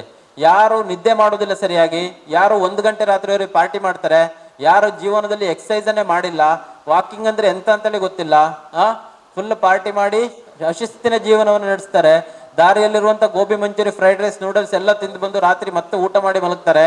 ಅಂತವ್ರು 40 ವಯಸ್ಸಿನವರು 60 ತರ ಕಾಣ್ತಾರೆ. ನೋಡಿ, ವೀರಪ್ಪನ್ ಗೊತ್ತಲ್ಲ ನಿಮ್ಗೆ? ವೀರಪ್ಪನ್ಗೆ ಪೋಸ್ಟ್ ಮಾರ್ಟಮ್ ಮಾಡಿರುವಂತ ಡಾಕ್ಟರು ನನ್ನ ಫ್ರೆಂಡಿನ ಫ್ರೆಂಡ್. ಟೈಮ್ಸ್ ಆಫ್ ಇಂಡಿಯಾದಲ್ಲಿ ಅವರು ಪತ್ರಕರ್ತರು. ಅವರು ಒಂದು ವಿಷಯ ಹೇಳಿದ್ರೆ ಏನು ಕೇಳಿದ್ರೆ, ವೀರಪ್ಪನ್ಗೆ ಪೋಸ್ಟ್ ಮಾರ್ಟಮ್ ಮಾಡಿರುವಂತ ಡಾಕ್ಟರ್ ಅಂತ ಹೇಳಿದ್ರೆ ಕೇಳಿದ್ರೆ, ಆ ವ್ಯಕ್ತಿ ಸಾಯ್ಬೇಕಾದ್ರೆ ವೀರಪ್ಪನ್ಗೆ 65-66 ವರ್ಷ. ಆದ್ರೆ ಆ ವ್ಯಕ್ತಿಯ ಲಂಗ್ಸ್ ಇದೆ ನೋಡಿ, ಶ್ವಾಸಕೋಶ, 25 ವರ್ಷದ ಹುಡುಗನಿಗಿರುವಂತ ಶ್ವಾಸಕೋಶ ವೀರಪ್ಪನ್ಗಿತ್ತಂತೆ. ಅರ್ಥ ಆಯ್ತು ನಿಮ್ಗೆ? ನಾವು ಶಿಸ್ತಿನ ಜೀವನವನ್ನು ನಡೆಸಿದ್ರೆ ಈ ದೇಹದ ಆಯಸ್ಸನ್ನ ನಾವು ಮೇಂಟೈನ್ ಮಾಡಬಹುದು. ದೇವರು ನಮ್ಮ ಹಣೆ ಬರೆಯವನ್ನ ಬರಿಬೇಕಾದ್ರೆ 1 ಪೇಜ್ ಬರೆದಿದ್ದಾನಂತೆ, ಮತ್ತೆ ಇನ್ನೊಂದು ಪೇಜ್ ಖಾಲಿ ಇಟ್ಟು ಕಳಿಸಿದ್ದಾನಂತೆ. ಯಾಕೆ ಖಾಲಿ ಇಟ್ಟಿರೋದು? ನೀನೇ ಬರ್ಕೋ ಅಂತೇಳಿ. ನೀವ್ ಎಂತ ಬರ್ಕೊಳ್ತೀರೋ ನಿಮಗ್ ಬಿಟ್ಟಿದ್ದು. ಇದು ಕರೆಕ್ಟ್ ಬರ್ಕೊಂಡಿರೋದು ಜಪಾನ್ ಅವ್ರು ನೋಡಿ. ಕರೆಕ್ಟ್ ಖಾಲಿ ಇರುವಂತ ಪೇಜನ್ನ ಬರೆದಿರೋದು ಜಪಾನ್ ಅವರು. ಜಪಾನ್ ಅವರು 95 ವರ್ಷ ಬದುಕ್ತಾ ಇದ್ದಾರೆ ಅಂತ ಹೇಳಿದ್ರೆ ದೇವ್ರು ಕೊಟ್ಟಿರುವಂತ ವರ ಅಲ್ಲ, ಅವರು ಅರ್ನ್ ಮಾಡಿರುವಂತದ್ದು. ಓಕೆನಾ? ಶಿಸ್ತಿನ ಜೀವನದ ಮೂಲಕ ಅರ್ನ್ ಮಾಡಿರುವಂತದ್ದು. ನಮ್ಮ ಆರ್ಗನ್ ಏಜ್ ಅನ್ನ ನೋಡ್ಬೋದು. ಓಕೆ, ಅದಾದ ನಂತರ ಮೆಷಿನಲ್ಲಿ ನಿಮಗೆ ಇನ್ನೊಂದು ಸೊಲ್ಯೂಷನ್ ಇದೆ ಏನು ಕೇಳಿದ್ರೆ ಪ್ಯಾಚಸ್ ಥೆರಪಿ ಅಂತ ಒಂದು ಥೆರಪಿ ಬರ್ತದೆ. ನಿಮಗೆ ಬೆನ್ನು ನೋವು, ಸೊಂಟ ನೋವು, ಕಾಲು ನೋವು ಎಲ್ಲ ಇರ್ತದೆ, ಕುತ್ತಿಗೆ ನೋವು ಇದ್ರೆ ನಮ್ಮ ಥೆರಪಿಯಲ್ಲಿ ಕಡಿಮೆ ಆಗಲಿಲ್ಲ ಅಂತ ಹೇಳಿದ್ರೆ ನಿಮ್ಗೆ ಇನ್ನೊಂದು ಸೊಲ್ಯೂಷನ್ ಇದೆ ನಮ್ಮ ಥೆರಪಿಯಲ್ಲಿ, ಪ್ಯಾಚಸ್ ಥೆರಪಿ. ಇದು ನೀವು ಫಿಸಿಯೋಥೆರಪಿಯಲ್ಲಿ ಹೋಗಿ ತಗೊಳ್ಳೋದಾದ್ರೆ 10 ನಿಮಿಷಕ್ಕೆ 500 ರೂಪಾಯಿ ಚಾರ್ಜ್ ಮಾಡ್ತಾರೆ. ಆದರೆ ನಮ್ಮ ಮೆಷಿನಲ್ಲಿ ಈ ಥೆರಪಿ ನಿಮಗೆ ಅನ್ಲಿಮಿಟೆಡ್ ಫ್ರೀ, ನೀವೆಷ್ಟು ಬೇಕಾದರೂ ತಗೊಳ್ಬಹುದು. ಅದು ಹೇಗೆ ತಗೊಳ್ಳೋದು ಅಂತೇಳಿ ನಾನೀಗ ತೋರಿಸ್ತೀನಿ. ಅಂದ್ರೆ ವಿಪರೀತ ಸೊಂಟ ನೋವಿದ್ರೆ ಸೊಂಟಕ್ಕೆ ಅಲ್ಲಿ ಹೇಗೆ ಅಂಟಿಸ್ಬೇಕಂತ ಹೇಳ್ತಾರೆ, ವಿಪರೀತ ಕಾಲು ನೋವಿದ್ರೆ ಕಾಲಿಗೆ, ಕುತ್ತಿಗೆ ನೋವಿದ್ರೆ ಎಲ್ಲಿ, ಮೈಗ್ರೇನ್ ಇದ್ರೆ ಎಲ್ಲ ಅಂಟಿಸ್ಬೇಕು, ಓಕೆನಾ, ಥೈರಾಯ್ಡ್ ಇದ್ರೆ ಎಲ್ಲಿ ಅಂಟಿಸ್ಬೇಕು, ಸ್ಟ್ರೋಕ್ ಆಗಿರೋರಿಗೆ ಹೇಗೆ ಅಂಟಿಸ್ಬೇಕೆಲ್ಲ ನಿಮ್ಗೆ ಮೇಡಮ್ ಹೇಳ್ಕೊಡ್ತಾರೆ. ಇದನ್ನ ಈ ರೀತಿಯ 4 ಸೆಟ್ ಪ್ಯಾಚಸ್ ಬರ್ತದೆ. ಇದನ್ನ ಎಂತ ಮಾಡ್ಬೇಕು ಕೇಳಿದ್ರೆ, ಕ್ಲೀನ್ ಆಗಿ ಈ ತರ ಒಂದು ವೈರ್ ಬರ್ತದೆ, ವೈರಲ್ಲಿ 2 ಸ್ಲಾಟ್ ಇರ್ತದೆ ನೋಡಿ, ಇದನ್ನ ಒಂದರೊಳಗೆ ಹೀಗೆ ಸಿಕ್ಕಿಸ್ಬೇಕು, ಓಕೆ. ಆಮೇಲೆ ಇನ್ನೊಂದಕ್ಕೆ ಸಿಕ್ಕಿಸ್ಬೇಕು ಈ ತರ. ಅದಾದ್ಮೇಲೆ ನೋವಿರುವಂತ ಜಾಗಕ್ಕೆ, ಸೊಂಟ ನೋವಿದ್ರೆ ಸೊಂಟಕ್ಕೆ ಹೀಗೆ ಕ್ಲೀನ್ ಆಗಿ ಅಂಟಿಸ್ಬೇಕು. ಒಂದನ್ನು ಅಂಟಿಸಿದ ನಂತರ ಮತ್ತೊಂದನ್ನು ಹೀಗೆ ಬೆನ್ನಿಗೆ ಅಥವಾ ಸೊಂಟಕ್ಕೆ ಎಲ್ಲಿ ನೋವಿದೆ ಅಲ್ಲಿಗೆ ಅಂಟಿಸೋದು. ಇನ್ನೊಂದು ತುದಿಯನ್ನ ಮೆಷಿನಲ್ಲಿ ಮಧ್ಯೆ ಇರೋದು ಚಾರ್ಜರ್, ಅಕ್ಕಪಕ್ಕದಲ್ಲಿ 2 ಚಿಕ್ಕದಿದೆ ನೋಡಿ ಹೋಲು, ಅದಕ್ಕೆ ಇದನ್ನು ಹಾಕೋದು. ಆಮೇಲೆ ಮೆಷಿನ್ ಆನ್ ಮಾಡೋದು. ಆನ್ ಮಾಡಿದ್ಮೇಲೆ ಫಸ್ಟ್ ಲೈನಲ್ಲಿ ಟೈಮ್ ಇದೆ ಅಲ್ವಾ, ಓಕೆ, ಟೈಮ್ ಇದೆ. 2ನೇ ಲೈನಲ್ಲಿ ಕಾಲಿದು ಅಲ್ವಾ, 1 ರಿಂದ 99 ಇರ್ತದೆ ನಂಬರ್, ನಿಮ್ ನೋಡಿದಿರಲ್ಲ, ಫುಟ್ ಅಂತ ಬರ್ತಿದೆ 2ನೇದರಲ್ಲಿ ಅಲ್ವಾ. ಲಾಸ್ಟ್ ಅಲ್ಲಿ ಒಂದು ಬಾಡಿ ಅಂತ ಇದೆ ನೋಡಿದಿರಾ, ಬಾಡಿ ಅದೆಂತ ಅಂತ ಗೊತ್ತಿರ್ಲಿಲ್ಲಲ್ಲ, ಅದು ಇದೆ, ಓಕೆನಾ. ಇದು ಪ್ಯಾಚಸ್ ಥೆರಪಿ. ಇದೆಂತ ಮಾಡಬೇಕು, ಬಾಡಿಯಲ್ಲಿ ಜಾಸ್ತಿ ಮಾಡ್ತಾ ಹೋಗ್ಬೇಕು. ನೀವೀಗ ನೋವಿರುವ ಜಾಗಕ್ಕೆ ನೀವು ಬಾಡಿ ಜಾಸ್ತಿ ಮಾಡ್ತಾ ಹೋದ್ರೆ, ಜಾಸ್ತಿ ಇದಾ ಇರ್ಲಿಯಾ, ಓಕೆ, ಖುಷಿ ಆಗ್ತದಂತೆ, ಓಕೆ. 13 ಇಟ್ಟಿದೆ. ಪ್ರಶಾಂತ್ ಅವರ ಕೈ ಹೀಗೆ ಆಗ್ತಾ ಇದೆ ಅಲ್ವಾ, ಅವ್ರು ಮಾಡೋದಲ್ಲ, ಅದು ಆಗ್ತಾ ಇರೋದು, ಓಕೆ. ನೀವು ಪರ್ಟಿಕ್ಯುಲರ್ ನೋವಿರುವಂತ ಜಾಗಕ್ಕೆ ಥೆರಪಿ ಕೊಟ್ಟಾಗ ನಿಮ್ಮ ಇನ್ಸ್ಟೆಂಟ್ ಆಗಿ ನಿಮ್ಮ ನೋವನ್ನು ರಿಲೀಫ್ ಮಾಡ್ತದೆ ಇದು, ಓಕೆನಾ. ಓಕೆ, ಇದು ಜಾಸ್ತಿ ನೋವಿದ್ರೆ ನಿಮಗೆ ಈ ನಂಬರ್ ಜಾಸ್ತಿ ತಗೊಳ್ತದೆ. ಈಗ 13, ಇದು 99ರವರೆಗೆ ಇರ್ತದೆ. ಕೆಲವರಿಗೆ 70-80 ಇಟ್ಟರು ಗೊತ್ತಾಗೋದಿಲ್ಲ, ತುಂಬಾ ಪ್ರಾಬ್ಲಮ್ ಇರೋರಿಗೆ, ಓಕೆ. ಇದರಲ್ಲಿ ನಿಮಗೆ ಬೇಗ ಥೈರಾಯ್ಡ್ ಪ್ರಾಬ್ಲಮ್ ಇರೋರಿಗೆ, ಕುತ್ತಿಗೆ ನೋವಿರೋರಿಗೆ, ಸ್ಟ್ರೋಕ್ ಆಗಿರೋರಿಗೆ, ಸೊಂಟ ನೋವಿರೋರಿಗೆ, ಈ ರೀತಿ ಪ್ರಾಬ್ಲಮ್ ಇರೋರಿಗೆಲ್ಲ ಈ ರೀತಿ ಥೆರಪಿಯನ್ನ ಕೊಡ್ತೀವಿ. ಥೆರಪಿ ಆದ್ಮೇಲೆ ಎಂತ ಮಾಡಬೇಕು, ಕ್ಲೀನ್ ಆಗಿ ಆ ಪ್ಯಾಚಸ್ ಅನ್ನ ತೆಗೆದು, ಈ ರೀತಿ ಪ್ಲಾಸ್ಟಿಕ್ ಇರ್ತದೆ ನೋಡಿ, ಅದರ ಮೇಲೆ ಕ್ಲೀನ್ ಆಗಿ ಹೀಗೆ ಅಂಟಿಸ್ಬೇಕು, ಓಕೆನಾ. ಕೆಲಸ ಮುಗಿತಂತೇಳಿ ಅಲ್ಲೇ ಗೋಡೆಗೆ ಅಂಟಿಸಿದ್ರೆ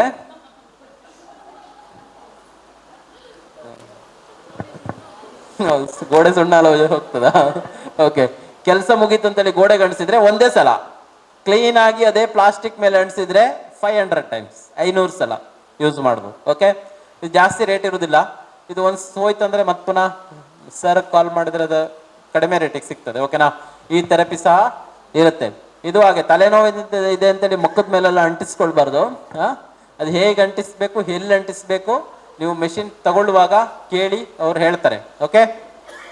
ಹೌದು, ಕಾಲಿಗೂ ಹಾಗೆ ಎಕ್ಸಾಕ್ಟ್ ನೋವಿದೆ ಅಂತೇಳಿ ಆ ಮೂಳೆ ಮೇಲೆ ಅಂಟಿಸೋದಲ್ಲ, ಅದು ಹೇಳ್ತಾರೆ ನಿಮ್ಮ ಮೆಷಿನ್ ತಗೊಳ್ಳುವಾಗ ಹೇಗೆ ಅಂಟಿಸ್ಬೇಕಂತೇಳಿ ಹೇಳ್ತಾರೆ, ಅದನ್ನ ಕೇಳ್ಕೊಂಡು ಹೋಗಿ ಅಂತ ಹೇಳಿರೋದು, ಓಕೆನಾ. ಅದಾದ ನಂತರ ಮೆಷಿನ್ ಕರೆಂಟ್ ಥೆರಪಿಯಾ ಅಂತೇಳಿ ಭಯ ಇರ್ತದಲ್ವಾ, ಎಲ್ಲರಿಗೊಂದು ಭಯ ಇರ್ತದೆ. ನಿಮ್ಮ ಭಯ ಬರೋದು ಕಾಮನ್, ಆದ್ರೆ ಯಾಕೆ ಹೇಳಿ, ನಿಮಗೆ ಕಾಲು ನೋವು, ನಿದ್ದೆ ಬರೋದು, ಕಾಲು ನೋವು ಕಡಿಮೆ ಆಗಿರೋದು, ಶುಗರ್ ಎಲ್ಲ ಸುಮಾರು ದಿನ ಆದ್ಮೇಲೆ ಅಲ್ವಾ. ಫಸ್ಟ್ ದಿವಸ ನೀವು ಕಾಲಿಟ್ಟಾಗ ನಿಮಗೆ ಎಂತ ಅನ್ಸುದು, ಕರೆಂಟ್ ಶಾಕ್ ಕೊಡ್ತಾ ಇದ್ದಾರೆ ಅಲ್ವಾ, ಕಾಮನ್, ನೀವು ಅನ್ಸುದು ತಪ್ಪಲ್ಲ, ಕರೆಂಟ್ ಶಾಕ್ ಕೊಟ್ಟಾಗೆ ಅನ್ಸುದು. ಆದರೆ ಒಂದು ವಿಷಯ ಗೊತ್ತಿರಲಿ ನಿಮ್ಗೆ, ಇದರಲ್ಲಿ 5 volts ಮಾತ್ರ ಕರೆಂಟ್ ಕನ್ಸ್ಯೂಮ್ ಮಾಡುದು. ಅಂದ್ರೆ ಒಂದು ಮೊಬೈಲ್ ಚಾರ್ಜರ್ ಕನ್ಸ್ಯೂಮ್ ಮಾಡ್ತಿದ್ರೆ ನೋಡಿ, ಅದಕ್ಕಿಂತ ಕಡಿಮೆ ಕರೆಂಟ್ ಇದರಲ್ಲಿ ಯೂಸ್ ಆಗುವಂಥದ್ದು, ಓಕೆ. ಆದ್ರೂ 5 volts ವಾಟ್ಸು ಇದೆಲ್ಲ ನಿಮ್ಗೆ ಅರ್ಥ ಆಗುದಿಲ್ಲ. ಅದಕ್ಕೋಸ್ಕರ ಕಂಪನಿ ಏನ್ ಮಾಡಿದೆ, ಒಂದು ಹೊಸ ಮೆಷಿನ್ ಇಂಟ್ರೊಡ್ಯೂಸ್ ಮಾಡಿದೆ. ಇದರ ಹೆಸರನ್ನ ಬಾಡಿ ಪಲ್ಸ್ ನೆಕ್ಸ್ಟ್ ಅಂತ ಕರಿತೀವಿ.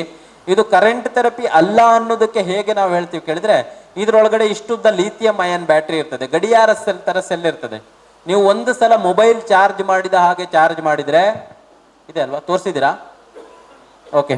ಇಲ್ಲಿ ನೋಡಿ, ಬ್ಯಾಟ್ರಿ ಆಪರೇಟೆಡ್. ಒಂದು ಸಲ ಮೊಬೈಲ್ ಚಾರ್ಜ್ ಮಾಡಿದ ಹಾಗೆ ಚಾರ್ಜ್ ಮಾಡಿದ್ರೆ 5-6 ಸಲ ಥೆರಪಿ ತಗೊಳ್ಬಹುದು. ಇದ್ರೊಳಗಡೆ ಇಷ್ಟುದ್ದ ಬ್ಯಾಟ್ರಿ ಇರ್ತದೆ ಅಷ್ಟೇ, ಅರ್ಥ ಇದೆ ನಿಮಗೆ.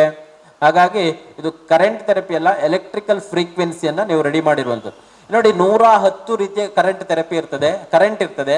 ಅದರಲ್ಲಿ ಎರಡನ್ನ ಮಾತ್ರ ಥೆರಪಿ ಕೊಡುವಂಥದ್ದು, ಒಂದು ಟೆನ್ಸ್, ಇನ್ನೊಂದು EMS. ಅರ್ಥ ಆಯ್ತಲ್ಲ? ಒಂದು ಟೆನ್ಸ್ ಮತ್ತೊಂದು EMS ಅನ್ನು ಮಾತ್ರ ಥೆರಪಿ ಕೊಡುವಂಥದ್ದು.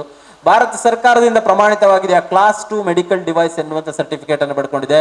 ಈ ಥೆರಪಿಯನ್ನು ತಗೊಳ್ಳೋದಕ್ಕೆ ಯಾವುದೇ ಡಾಕ್ಟರ್ ಪ್ರಿಸ್ಕ್ರಿಪ್ಷನ್ ಅವಶ್ಯಕತೆ ಇಲ್ಲ. ಆದ್ರೂ ಸೈಡ್ ಎಫೆಕ್ಟ್ ಇದೆಯಾ, ಸುಮಾರು ವರ್ಷ ತಗೊಂಡ್ರೆ ಎಂತಾದ್ರೂ ಆಗ್ತದೆ ಕೇಳ್ತಾರೆ. ಇದರಿಂದ ಯಾವುದೇ ಸೈಡ್ ಎಫೆಕ್ಟ್ ಎನ್ನುವಂಥದ್ದಿಲ್ಲ, ಆದ್ರೆ ಕಾಂಟ್ರಾ ಇಂಡಿಕೇಶನ್ ಇದೆ. ಕಾಂಟ್ರಾ ಇಂಡಿಕೇಶನ್ ಅಂದ್ರೆ ಯಾರು ಈ ಥೆರಪಿಯನ್ನು ತಗೊಳ್ಬಾರದು ಅಂತೇಳಿ ಇದೆ. ಓಕೆನಾ? ಸೈಡ್ ಎಫೆಕ್ಟ್ ಇಲ್ಲ, ಯಾರು ಈ ಥೆರಪಿಯನ್ನು ತಗೊಳ್ಬಾರದು ಅಂತ ಇದೆ. ಯಾರು ತಗೊಳ್ಬಾರದು ಈ ಥೆರಪಿಯನ್ನು ಅಂದ್ರೆ, ಒಂದನೇದು ಪ್ರೆಗ್ನೆಂಟ್ ಲೇಡೀಸ್ ಡ್ಯೂರಿಂಗ್ ಪ್ರೆಗ್ನೆನ್ಸಿ. ಓಕೆನಾ? ಡೆಲಿವರಿ ಆಗೋ ತನಕ ಈ ಥೆರಪಿಯನ್ನ ತಗೊಳ್ಳುವಾಗೆ ಇಲ್ಲ. ಎರಡನೇದು ಪೇಸ್ ಮೇಕರ್ ಅಂತ ಒಂದು ಡಿವೈಸ್ ಹಾಕಿರ್ತಾರೆ ಕೆಲವರು ಎದೆಯಲ್ಲಿ. ಪೇಸ್ ಮೇಕರ್ ಅಂದ್ರೆ ಸ್ಟಂಟ್ ಅಲ್ಲ, ಒಂದಿಷ್ಟುದ್ದ ಒಂದು ಮಿಷಿನ್ ಬರ್ತದೆ. ಅದರೊಳಗಡೆ ಯಾರದ್ದು ಹಾರ್ಟ್ ಬೀಟ್ ಕಡಿಮೆ ಇರುವವರಿಗೆ ಡಯಾಗ್ನೋಸ್ ಮಾಡಿದ್ರೆ, ಟ್ರೀಟ್ಮೆಂಟ್ ಮಾಡಿದ್ರೆ ಒಂದು ಮಿಷಿನ್ ಹಾಕ್ತಾರೆ. ಆ ಮಿಷಿನ್ ಒಳಗಡೆ ಸೆಲ್ ಇರುತ್ತೆ. ಆ ಮಿಷಿನ್ ಎಂತ ಮಾಡ್ತದೆ, ನಿಮ್ಮ ಹಾರ್ಟಿಗೆ ಕರೆಂಟ್ ಸಪ್ಲೈ ಮಾಡ್ತಾ ಇರ್ತದೆ, ಎಲೆಕ್ಟ್ರಿಕಲ್ ಇಂಪಲ್ಸ್ ಅನ್ನ. ಆ ರೀತಿ ಮಿಷಿನ್ ಏನಾದರೂ ನಿಮ್ಮ ದೇಹದಲ್ಲಿದ್ದರೆ ನೀವು ಈ ಥೆರಪಿಯನ್ನ ತಗೊಳ್ಳುವಾಗೆ ಇಲ್ಲ. ಪೇಸ್ ಮೇಕರ್ ಹಾಕಿರೋ, ಅರ್ಥ ಆಯ್ತಾ? ಇದು ಎಲ್ಲೋ ಲಕ್ಷಕ್ಕೊಬ್ರಿಗೆ ಇರ್ತದೆ ಅಷ್ಟೇ, ನಿಮ್ಗೆ ಯಾರಿಗೂ ಇಲ್ಲ ಅಂದ್ಕೊಂಡಿದ್ದೀನಿ. ಓಕೆ. ಮೂರನೇದು ಯಾರು ತಗೊಳ್ಬಾರದು ಅಂತ ಹೇಳಿದ್ರೆ, ರೆಗ್ಯುಲರ್ ಎಪಿಲೆಪ್ಸಿ ಪ್ರಾಬ್ಲಮ್ ಇರೋರು. ಹಾಕಿದರೆ ವರ್ಕ್ ಆಗದೆ ಇದ್ದಾರೆ ಅಂದ್ರೆ, ವರ್ಕ್ ಆಗುದಿಲ್ಲ ಅಂದ್ರೆ ತಗೊಳ್ಬಹುದು, no problem. Pacemaker work ಆಗ್ತಾ ಇಲ್ಲ ನಿಮ್ಮಲ್ಲಿ, ಡೆಡ್ ಆಗಿದೆ ಅಂದ್ರೆ ಥೆರಪಿಯನ್ನ ತಗೊಳ್ಬಹುದು. ಪೇಸ್ ಮೇಕರ್ ಹಾಕೋದಕ್ಕೆ ಹೇಳಿದ್ದಾರೆ, ಇನ್ನು ಹಾಕಲಿಲ್ಲ ಅಂತವರು ನಮ್ಮಲ್ಲಿ EMS ಅಂತ ಒಂದು ಆರೆಂಜ್ ಕಲರ್ ಮಿಷಿನ್ ಇದೆ ನೋಡಿ, ಅದರಲ್ಲಿ ನೀವು ಥೆರಪಿ ತಗೊಂಡ್ರೆ ನಿಮ್ಮ ಹಾರ್ಟ್ ಬೀಟ್ ನಾರ್ಮಲ್ ಆಗುತ್ತೆ, ಪೇಸ್ ಮೇಕರ್ ಹಾಕುವ ಅಗತ್ಯವೂ ಇಲ್ಲ. ಓಕೆನಾ? ಆದ್ರೆ ಒನ್ಸ್ ಹಾಕಿ ವರ್ಕ್ ಆಗ್ತಾ ಇದೆ ಅಂದ್ರೆ ಥೆರಪಿಯನ್ನ ತಗೊಳ್ಳುವಾಗಿಲ್ಲ. ಮೂರನೇದು ಯಾರು ತಗೊಳ್ಬಾರ್ದು ಅಂದ್ರೆ ರೆಗ್ಯುಲರ್ ಎಪಿಲೆಪ್ಸಿ. ಆವಾಗ ಫಿಟ್ಸ್ ಗೊತ್ತಲ್ಲ, ಮೂರ್ಛೆ ರೋಗ, ಫಿಟ್ಸ್ ಪ್ರಾಬ್ಲಮ್ ಇರೋರು ಈ ಥೆರಪಿಯನ್ನ ತಗೊಳ್ಳುವಾಗಿಲ್ಲ. ಇದೆಲ್ಲ ಈ 3 ಜನ ಈ ಥೆರಪಿಯನ್ನು ತಗೊಳ್ಬಾರ್ದು. ಅದಾದ ನಂತರ ಕೆಲವೊಂದು ಕಾಮನ್ ಸೆನ್ಸ್ ಅಂತ ಇರ್ತದೆ, ಇದು ನೀವು ಯೂಸ್ ಮಾಡುವಂಥದ್ದು, ಇದು ಬರ್ದಿರುವುದಿಲ್ಲ. ಕಾಮನ್ ಸೆನ್ಸ್ ಅಂತ ಹೇಳಿ, ಈಗೆಲ್ಲ ಪಾರ್ಟಿ ಮಾಡ್ತಾರಲ್ವಾ, ರಾತ್ರಿ ಫುಲ್ ಪಾರ್ಟಿ ಮಾಡಿ ಬಂದು ಫುಲ್ ಖುಷಿಯಲ್ಲಿ ಥೆರಪಿಯನ್ನ ತಗೊಳ್ಳುವಾಗೆ ಇಲ್ಲ. ಓಕೆ, ಬೇಜಾರಲ್ಲ? ಹೌದು. ಸಾಯಂಕಾಲ ಒಳ್ಳೆ ಖುಷಿಯಲ್ಲಿ ಥೆರಪಿಯನ್ನ ತಗೊಳ್ಳುವಾಗೆ ಇಲ್ಲ. ಕ್ಯಾನ್ಸರ್ ಟ್ರೀಟ್ಮೆಂಟ್ ಆಗ್ತಾ ಇದೆ, ಕಿಮೋ ನಡೀತಾ ಇದೆ, ತಗೊಳ್ಳುವಾಗೆ ಇಲ್ಲ. ಜ್ವರ ಬಂದಿದೆ, 2 ದಿನ ಥೆರಪಿಯನ್ನ ತಗೊಳ್ಳೋದು ಬೇಡ. ಇದೆಲ್ಲ ಕಾಮನ್ ಸೆನ್ಸ್. ಓಕೆನಾ? ಬಾಕಿ ಎಲ್ಲರೂ ಯಾವಾಗ ಬೇಕಿದ್ರು 18 ವರ್ಷಕ್ಕಿಂತ ಕಿಡ್ನಿ ಡಯಾಲಿಸಿಸ್ ಆಗ್ತಾ ಇದ್ರೆ ಡಯಾಲಿಸಿಸ್ ಆಗ್ತಾ ಇರುವಾಗ ತಗೊಳ್ಳೋದು ಬೇಡ. ಈಗ ಕಂಪ್ಲೀಟ್ ಆಗಿದೆ ಅಂದ್ರೆ ತಗೋಬಹುದು. ಓಕೆನಾ? ಅದರಿಂದ ಇದೆಲ್ಲ ರೆಗ್ಯುಲರ್ ಆಗಿ ಕಾಮನ್, ಇದೆಲ್ಲ ತುಂಬಾ ಕಡಿಮೆ. ಹೌದು, ಈ ರೀತಿ ಇದೆಲ್ಲ ನಿಮ್ಗೆ ಗೊತ್ತಿರ್ಬೇಕು ಅಷ್ಟೇ, ಬಿಟ್ರೆ ಬೇರೆ ಯಾವುದೇ ಸೈಡ್ ಎಫೆಕ್ಟ್ ಅದು ಇದು ಎಂಥದ್ದು ಇಲ್ಲ. ಮೆಡಿಕಲಿ ಪ್ರೂವನ್, ಎಲ್ಲ ಕ್ಲಿನಿಕಲ್ ಟ್ರಯಲ್ ಅನ್ನು ಮುಗಿಸಿದೆ. ಡಾಕ್ಟರ್ ಪ್ರಿಸ್ಕ್ರಿಪ್ಷನ್ ಬೇಡ, ಅಗತ್ಯ ಇಲ್ಲ. ಓಕೆನಾ? ಅದಾದ ನಂತರ ಮಾತ್ರೆಗಳನ್ನ ನಾನು ಬಿಡ್ಬೋದಾ ಕೇಳ್ತಾರೆ ಕೆಲವರು, ಅಲ್ವಾ? ಸ್ಟಂಟ್ ಹಾಕಿದ್ರೆ 6 ತಿಂಗಳು ಅದನ್ನು ತಗೋಬಹುದು. ಓಪನ್ ಹಾರ್ಟ್ ಸರ್ಜರಿ ಆಗಿ 1 ತಿಂಗಳು ಅದನ್ನು ನಂತರ ತಗೋಬಹುದು. ನೀವೆಂತ ಹೇಳಿದ್ರಿ ಅಂತ? ಆಪರೇಷನ್ ಆಗಿ, ಅದೇ ಓಪನ್ ಹಾರ್ಟ್ ಸರ್ಜರಿ ಆಗಿ 1 ವರ್ಷ, ಕ್ಯಾಟ್ರಾಕ್ಟ್ ಎಲ್ಲ ಆಗಿರುತ್ತೆ ಕಣ್ಣ, ಇದೆಲ್ಲ 1 ವಾರದಲ್ಲೇ ತಗೋಬಹುದು, ನೋ ಪ್ರಾಬ್ಲಮ್. ಯಾವುದೇ ಸರ್ಜರಿ ಆಗಿ 6 ತಿಂಗಳಾದ ನಂತರ ಈ ಥೆರಪಿಯನ್ನ ತಗೋಬಹುದು, ಯಾವುದೇ ಸೈಡ್ ಎಫೆಕ್ಟ್ ಇಲ್ಲ. ಅದಾದ ನಂತರ ಕರೆಂಟ್ ಥೆರಪಿ ಆಯ್ತಲ್ಲ, ಮತ್ತೆ ಮಾತ್ರೆಗಳನ್ನ ಬಿಡ್ಬೋದಾ ಕೇಳ್ತಾರೆ. ಈಗ ನೋಡಿ, ಯಾರು ಮಾತ್ರೆಯನ್ನು ಬಿಡ್ಬೋದು ಅಂದ್ರೆ, ನೀವು ನಿದ್ರೆಗೆ ಈಗ ಟ್ಯಾಬ್ಲೆಟ್ ತಗೊಳ್ತಾ ಇದ್ರೆ ನಿದ್ರೆ ಟ್ಯಾಬ್ಲೆಟ್ ತಗೊಳ್ಳುವ ಅವಶ್ಯಕತೆ ಇಲ್ಲ, ನಮ್ಮ ಥೆರಪಿಯಿಂದನೇ ನಿದ್ದೆ ಬರ್ತದೆ ನಿಮಗೆ. ಥೈರಾಯ್ಡ್ ಅವರು ಬಿಟ್ಟು ನೋಡ್ಬೋದು. ಓಕೆನಾ? ಸ್ಟ್ರೆಸ್ಗೆ ತಗೋತಾರೆ ಕೆಲವರು, ಒತ್ತಡ ಸಿಕ್ಕಾಪಟ್ಟೆ ಸ್ಟ್ರೆಸ್ ಲೈಫಲ್ಲಿ ಟ್ಯಾಬ್ಲೆಟ್ ತಗೊಳ್ಳೋರು ಇರ್ತಾರೆ, ಅಂಥವ್ರು ಇದನ್ನು ಬಿಡ್ಬೋದು. ಆದರೆ ಯಾರು ಬಿಡಬಾರ್ದು, ನೀವಾಗಿ ಬಿಡಬಾರ್ದು ಅಂದ್ರೆ, ಶುಗರ್ ಕಡಿಮೆ ಆಗ್ತದೆ ನಿಮಗೆ, ಅದು ನೀವು ಬಿಡುವಾಗಿಲ್ಲ, ನಿಮ್ಮ ಡಾಕ್ಟರ್ನ ಕನ್ಸಲ್ಟ್ ಮಾಡ್ಕೊಂಡು ಅವರ ಇನ್ಸ್ಟ್ರಕ್ಷನ್ ಪ್ರಕಾರನೇ ನೀವು ಮಾತ್ರೆಯನ್ನು ಬಿಡಬೇಕು. ಓಕೆನಾ? BP ಕಡಿಮೆ ಆಗ್ತದೆ, ಆದರೆ ನಿಮ್ಮ ಡಾಕ್ಟರ್ ಇನ್ಸ್ಟ್ರಕ್ಷನ್ ಪ್ರಕಾರನೇ ಮಾತ್ರೆಯನ್ನು ಬಿಡಬೇಕು ಹೊರತು ನೀವಾಗಿ ಬಿಡುವಾಗೆ ಇಲ್ಲ. ಅರ್ಥ ಇದೆ ನಿಮಗೆ? ಈ ರೀತಿ ಇದು ಬದಲಾವಣೆಗಳನ್ನು ನೀವು ಮಾಡ್ಕೋಬೇಕಾಗ್ತದೆ. ಅದಾದ ನಂತರ ಥೆರಪಿ 2 ವರ್ಷ ವಾರಂಟಿ ಇರ್ತದೆ ಮಿಷಿನ್ಗೆ. ಎಂಥದೇ ಪ್ರಾಬ್ಲಮ್ ಆದರೂ ಫ್ರೀ ಆಗಿ ಸರ್ವಿಸ್ ಮಾಡಿ ಕೊಡಲಾಗುವುದು. ಓಕೆನಾ? ಇದಿಷ್ಟು ಮಿಷಿನ್ ಬಗ್ಗೆ, ಥೆರಪಿ ಬಗ್ಗೆ. ಒಂದು ಸ್ವಲ್ಪ ಹೊತ್ತು ಫುಡ್ ಹ್ಯಾಬಿಟ್ ಬಗ್ಗೆ ನಾನು ಒಂದು 5 ನಿಮಿಷ ಅಲ್ಲ 2 ನಿಮಿಷ ಮಾತಾಡಿ ಮುಗಿಸ್ತೀನಿ. ಇಲ್ಲಿ ನೋಡಿ, ಭಾರತೀಯರಿಗೆ 84% ಭಾರತೀಯರಿಗೆ ಬರುವಂಥ ಕಾಯಿಲೆಗಳು ಆಹಾರ ಪದ್ಧತಿಯಿಂದ ಬರುವಂಥ ಕಾಯಿಲೆಗಳಂತೆ. ಆದ್ದರಿಂದ ಫುಡ್ ಹ್ಯಾಬಿಟ್ ಅನ್ನು ಬದಲಾವಣೆ ಮಾಡಿಕೊಳ್ಳುವಂಥದ್ದು ವೆರಿ ವೆರಿ ಇಂಪಾರ್ಟೆಂಟ್. ಕೆಲವರಿಗೆ ಬೆಳಿಗ್ಗೆ 6 ಗಂಟೆಯಿಂದ ತಿನ್ಲಿಕ್ಕೆ ಶುರು ಮಾಡಿದ್ರೆ ರಾತ್ರಿ 12 ಗಂಟೆವರೆಗೆ ಕಂಟಿನ್ಯೂ ಹೋಗ್ತಾ ಇರ್ತದೆ. ಈ ಅಭ್ಯಾಸ ಒಳ್ಳೆಯದಲ್ಲ. ಅಟ್ಲೀಸ್ಟ್ ಒಂದು 35 ವರ್ಷ ಆದ ನಂತರ ಹಸಿವೆ ಆದಾಗ ಊಟ ಮಾಡುವಂಥ ಪ್ರವೃತ್ತಿಯನ್ನು ಬೆಳೆಸ್ಕೊಳ್ಬೇಕು. ಮತ್ತೆ ಭಾರತೀಯರ ಊಟ ಹೇಗಿರ್ತದೆ ಕೇಳಿದ್ರೆ, ಅನ್ನ ಸಾರು ಅನ್ನ ಸಾರು ಅನ್ನ ಸಾರು, ಇಲ್ಲಾಂದ್ರೆ ಬೆಳಿಗ್ಗೆ ದೋಸೆ ಸಾಂಬಾರು, ಮಧ್ಯಾಹ್ನ ಅನ್ನ ಸಾರು, ಸಾಯಂಕಾಲ ಇಡ್ಲಿ ಸಾಂಬಾರು ಅಥವಾ ಅನ್ನ ಸಾರು ಈ ರೀತಿ ಇರ್ತದೆ. ಅಂದ್ರೆ ಕಾರ್ಬೋಹೈಡ್ರೇಟ್ ಕಾರ್ಬೋಹೈಡ್ರೇಟ್ ಕಾರ್ಬೋಹೈಡ್ರೇಟ್ ಅಂದ್ರೆ ಭಾರತೀಯರ ಕಾರ್ಬೋಹೈಡ್ರೇಟ್ ಕನ್ಸಂಪ್ಷನ್ ಎನ್ನುವಂಥದ್ದು ತುಂಬಾ ಜಾಸ್ತಿ ಇರುವುದರಿಂದಾಗಿ ಭಾರತದಲ್ಲಿ ಶುಗರ್ ಪ್ರಮಾಣ ಜಾಸ್ತಿ ಅಂತೆ. ಹಾಗಿದ್ದು ನಾನು ಏನ್ ಮಾಡ್ಬೇಕು ಹೇಳಿದ್ರೆ, ಇಲ್ಲಿ ನೋಡಿ, ನಾವು ತಿನ್ನುವಂತ ಆಹಾರದಲ್ಲಿ 23% ನಾರಿನ ಅಂಶ ಇರಬೇಕಂತೆ. ಭಾರತೀಯರು ನಾರನ್ನ ತಿನ್ನುವಂಥದ್ದು 5%ಗಿಂತ ಕಡಿಮೆ. ನಾರ್ ಅಂತೇಳಿ ಹೇಳಿದ್ರೆ ಯಾವುದು? ಹಸಿರು ತರಕಾರಿಗಳು. ಓಕೆನಾ? ಹಸಿರು ತರಕಾರಿಗಳು ಯಾವುದೆಲ್ಲ? ಬೆಂಡೆಕಾಯಿ ಇರ್ಬೋದು, ಸೌತೆಕಾಯಿ ಇರ್ಬೋದು, ಕ್ಯಾರೆಟ್ ಇರ್ಬೋದು, ಸಲಾಡ್ ಇರ್ಬೋದು. ನೀವು ತಿನ್ನುವಂತ ಹಸಿರು ತರಕಾರಿಗಳ ಪ್ರಮಾಣ 23 ಇರ್ಬೇಕಂತೆ. ಭಾರತೀಯರು ಇದನ್ನ ಕನ್ಸಂಪ್ಷನ್ ಎನ್ನುವಂಥದ್ದನ್ನ ಮಾಡುವುದಿಲ್ಲ. ಒಂದು ಹೊತ್ತಿನ ಊಟವನ್ನ ಕಾರ್ಬೋಹೈಡ್ರೇಟ್ ಬಿಟ್ಟು ಬೇರೆಯನ್ನ ಟ್ರೈ ಮಾಡ್ಬೋದು. ಸಿರಿಧಾನ್ಯಗಳನ್ನು, ಜೋಳವನ್ನು ಟ್ರೈ ಮಾಡೋದ್ರಿಂದಾಗಿ ನಮ್ಮ ಆಹಾರದಲ್ಲಿ ನಾರಿನ ಅಂಶ ಎನ್ನುವಂಥದ್ದು ಹೋಗ್ತದೆ, ನ್ಯೂಟ್ರಿಷನ್ಸ್ ಎನ್ನುವಂಥದ್ದು ಹೋಗ್ತದೆ. ಪ್ರೋಬಯೋಟಿಕ್ ಅನ್ನು ಯೂಸ್ ಮಾಡಬೇಕಾಗ್ತದೆ. Very very important. 40 ವರ್ಷ ಆದ ನಂತರ ಈ kebab, fried rice, noodles, gobi manchuri ದಾರಿಯಲ್ಲಿ ಸಿಗ್ತದೆ ನೋಡಿ, ಇದರ ಪ್ರಮಾಣವನ್ನ ಜಾಸ್ತಿ ಮಾಡ್ಬೇಕಂತ. ಹೌದು, ವೆರಿ ಗುಡ್, ಸೂಪರ್. ಜಾಸ್ತಿ ಮಾಡ್ಕೊಂಡ್ರೆ ಬೇಗ ಟಿಕೆಟ್ ಅಲ್ವಾ, ಬೇಗ ಹೋಗ್ಬೋದು. ಇದರ ಪ್ರಮಾಣವನ್ನ ಇದು ಮಾಡ್ಬೋದಂತೆ. ನೋಡಿ, stomach is the head quarters of all the diseases ಅಂತ ಕರೀತಾರೆ. ನಿಮ್ಮ ಹೊಟ್ಟೆ ಎನ್ನುವಂಥದ್ದು ಎಲ್ಲಾ ಕಾಯಿಲೆಗಳ ತವರು ಮನೆ ಅಂತೆ. ಈ ಹೊಟ್ಟೆನ ನೀವು ಸರಿಯಾಗಿ ಇಟ್ಕೊಂಡ್ರಿ ಅಂತ ಹೇಳಿದ್ರೆ ನಿಮಗೆ ಯಾವ ಪ್ರಾಬ್ಲಮ್ಮು ಬರೋದಿಲ್ಲ. ಆದ್ರಿಂದ very very important gut health. ಭಾರತದಲ್ಲಿ ಈ ಕರುಳಿನ ಕ್ಯಾನ್ಸರ್ನ ಪ್ರಮಾಣ ಸಿಕ್ಕಾಪಟ್ಟೆ ಜಾಸ್ತಿ ಆಗ್ತಾ ಇದೆ ಅಂತೆ. ಲಾಸ್ಟ್ ಇಯರ್ಗೂ ಈ ವರ್ಷಕ್ಕೂ ಡಬಲ್ ಆಗಿದೆ ಆಲ್ಮೋಸ್ಟ್. ಅರ್ಥ ಇದೆ ನಿಮಗೆ? ಆದ್ರಿಂದ ವೆರಿ ವೆರಿ ಇಂಪಾರ್ಟೆಂಟು ಈ ಹೊಟ್ಟೆಯನ್ನ ಚೆನ್ನಾಗಿ ಇಟ್ಕೊಳ್ಳುವಂತ ಕೆಲಸವನ್ನ ನೀವು ಮಾಡ್ಬೇಕಾಗ್ತದೆ. ಭಾರತೀಯರು ಎಂತ ಮಾಡೋದು ಹೇಳಿ? ಹೊಟ್ಟೆ ಮುಂದೆ ಬಂದಾಗೆ ಅಂಗಿ ದೊಡ್ಡದು ಹೊಲಿಸ್ತಾ ಹೋಗುದಲ್ಲ. ನೀವೆಂತ ಮಾಡ್ಬೇಕು? ನಾಳೆಯಿಂದ ಹೊಟ್ಟೆ ಮುಂದೆ ಬಂದಾಗೆ ನಾ ಅಂಗಿ ಅದೇ ಇರ್ತದೆ, ಅದೇ ಸೈಜ್ ಇರ್ತದೆ, ಹೊಟ್ಟೆನ ಹೌದು ಹಿಂದೆ ತಗೊಳ್ಬೇಕಂತೆ. ಇದನ್ನ ನಾವು ಇದು ಮಾಡಿ, ಈ ಫಾರಿನ್ ಟ್ರಿಪ್ ಮಾಡಿದಂತ ನಾವು ಒಟ್ಟು 11 ದೇಶನ ವಿಸಿಟ್ ಮಾಡಿದ್ದೀನಿ. ಅಲ್ಲಿ ನಾನು ನೋಡಿರುವಂತ ಒಂದು ಇದೆ ಅಂತ ಹೇಳಿದ್ರೆ, ಈ ಭಾರತೀಯರಿಗಿರುವಂತ ಹೊಟ್ಟೆ ಬೇರೆ ಯಾರಿಗೂ ಇಲ್ಲ.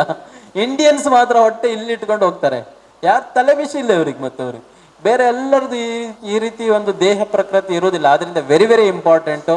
ಆರೋಗ್ಯಕ್ಕೋಸ್ಕರ ಸಮಯವನ್ನು ಮೀಸಲಿಡಿ. ನಿಮ್ಮ 24 ಗಂಟೆಯಲ್ಲಿ 1 ಗಂಟೆಯನ್ನ ನೀವು ಇಲ್ಲಿ ಬಂದು ಯೋಗ ಮಾಡ್ತೀರಾ, ಮಾಡಿ. ಯೋಗ ಕ್ಲಾಸ್ ಆಲ್ರೆಡಿ ಇದೆ ಅಲ್ವಾ? ಯೋಗ ಮಾಡ್ತೀರಾ, ವಾಕಿಂಗ್, ಎಕ್ಸಸೈಸ್, ಜಿಮ್, ಏನೋ ಒಂದು ಆಕ್ಟಿವಿಟಿಯನ್ನ ಮಾಡಿ. ಓಕೆನಾ?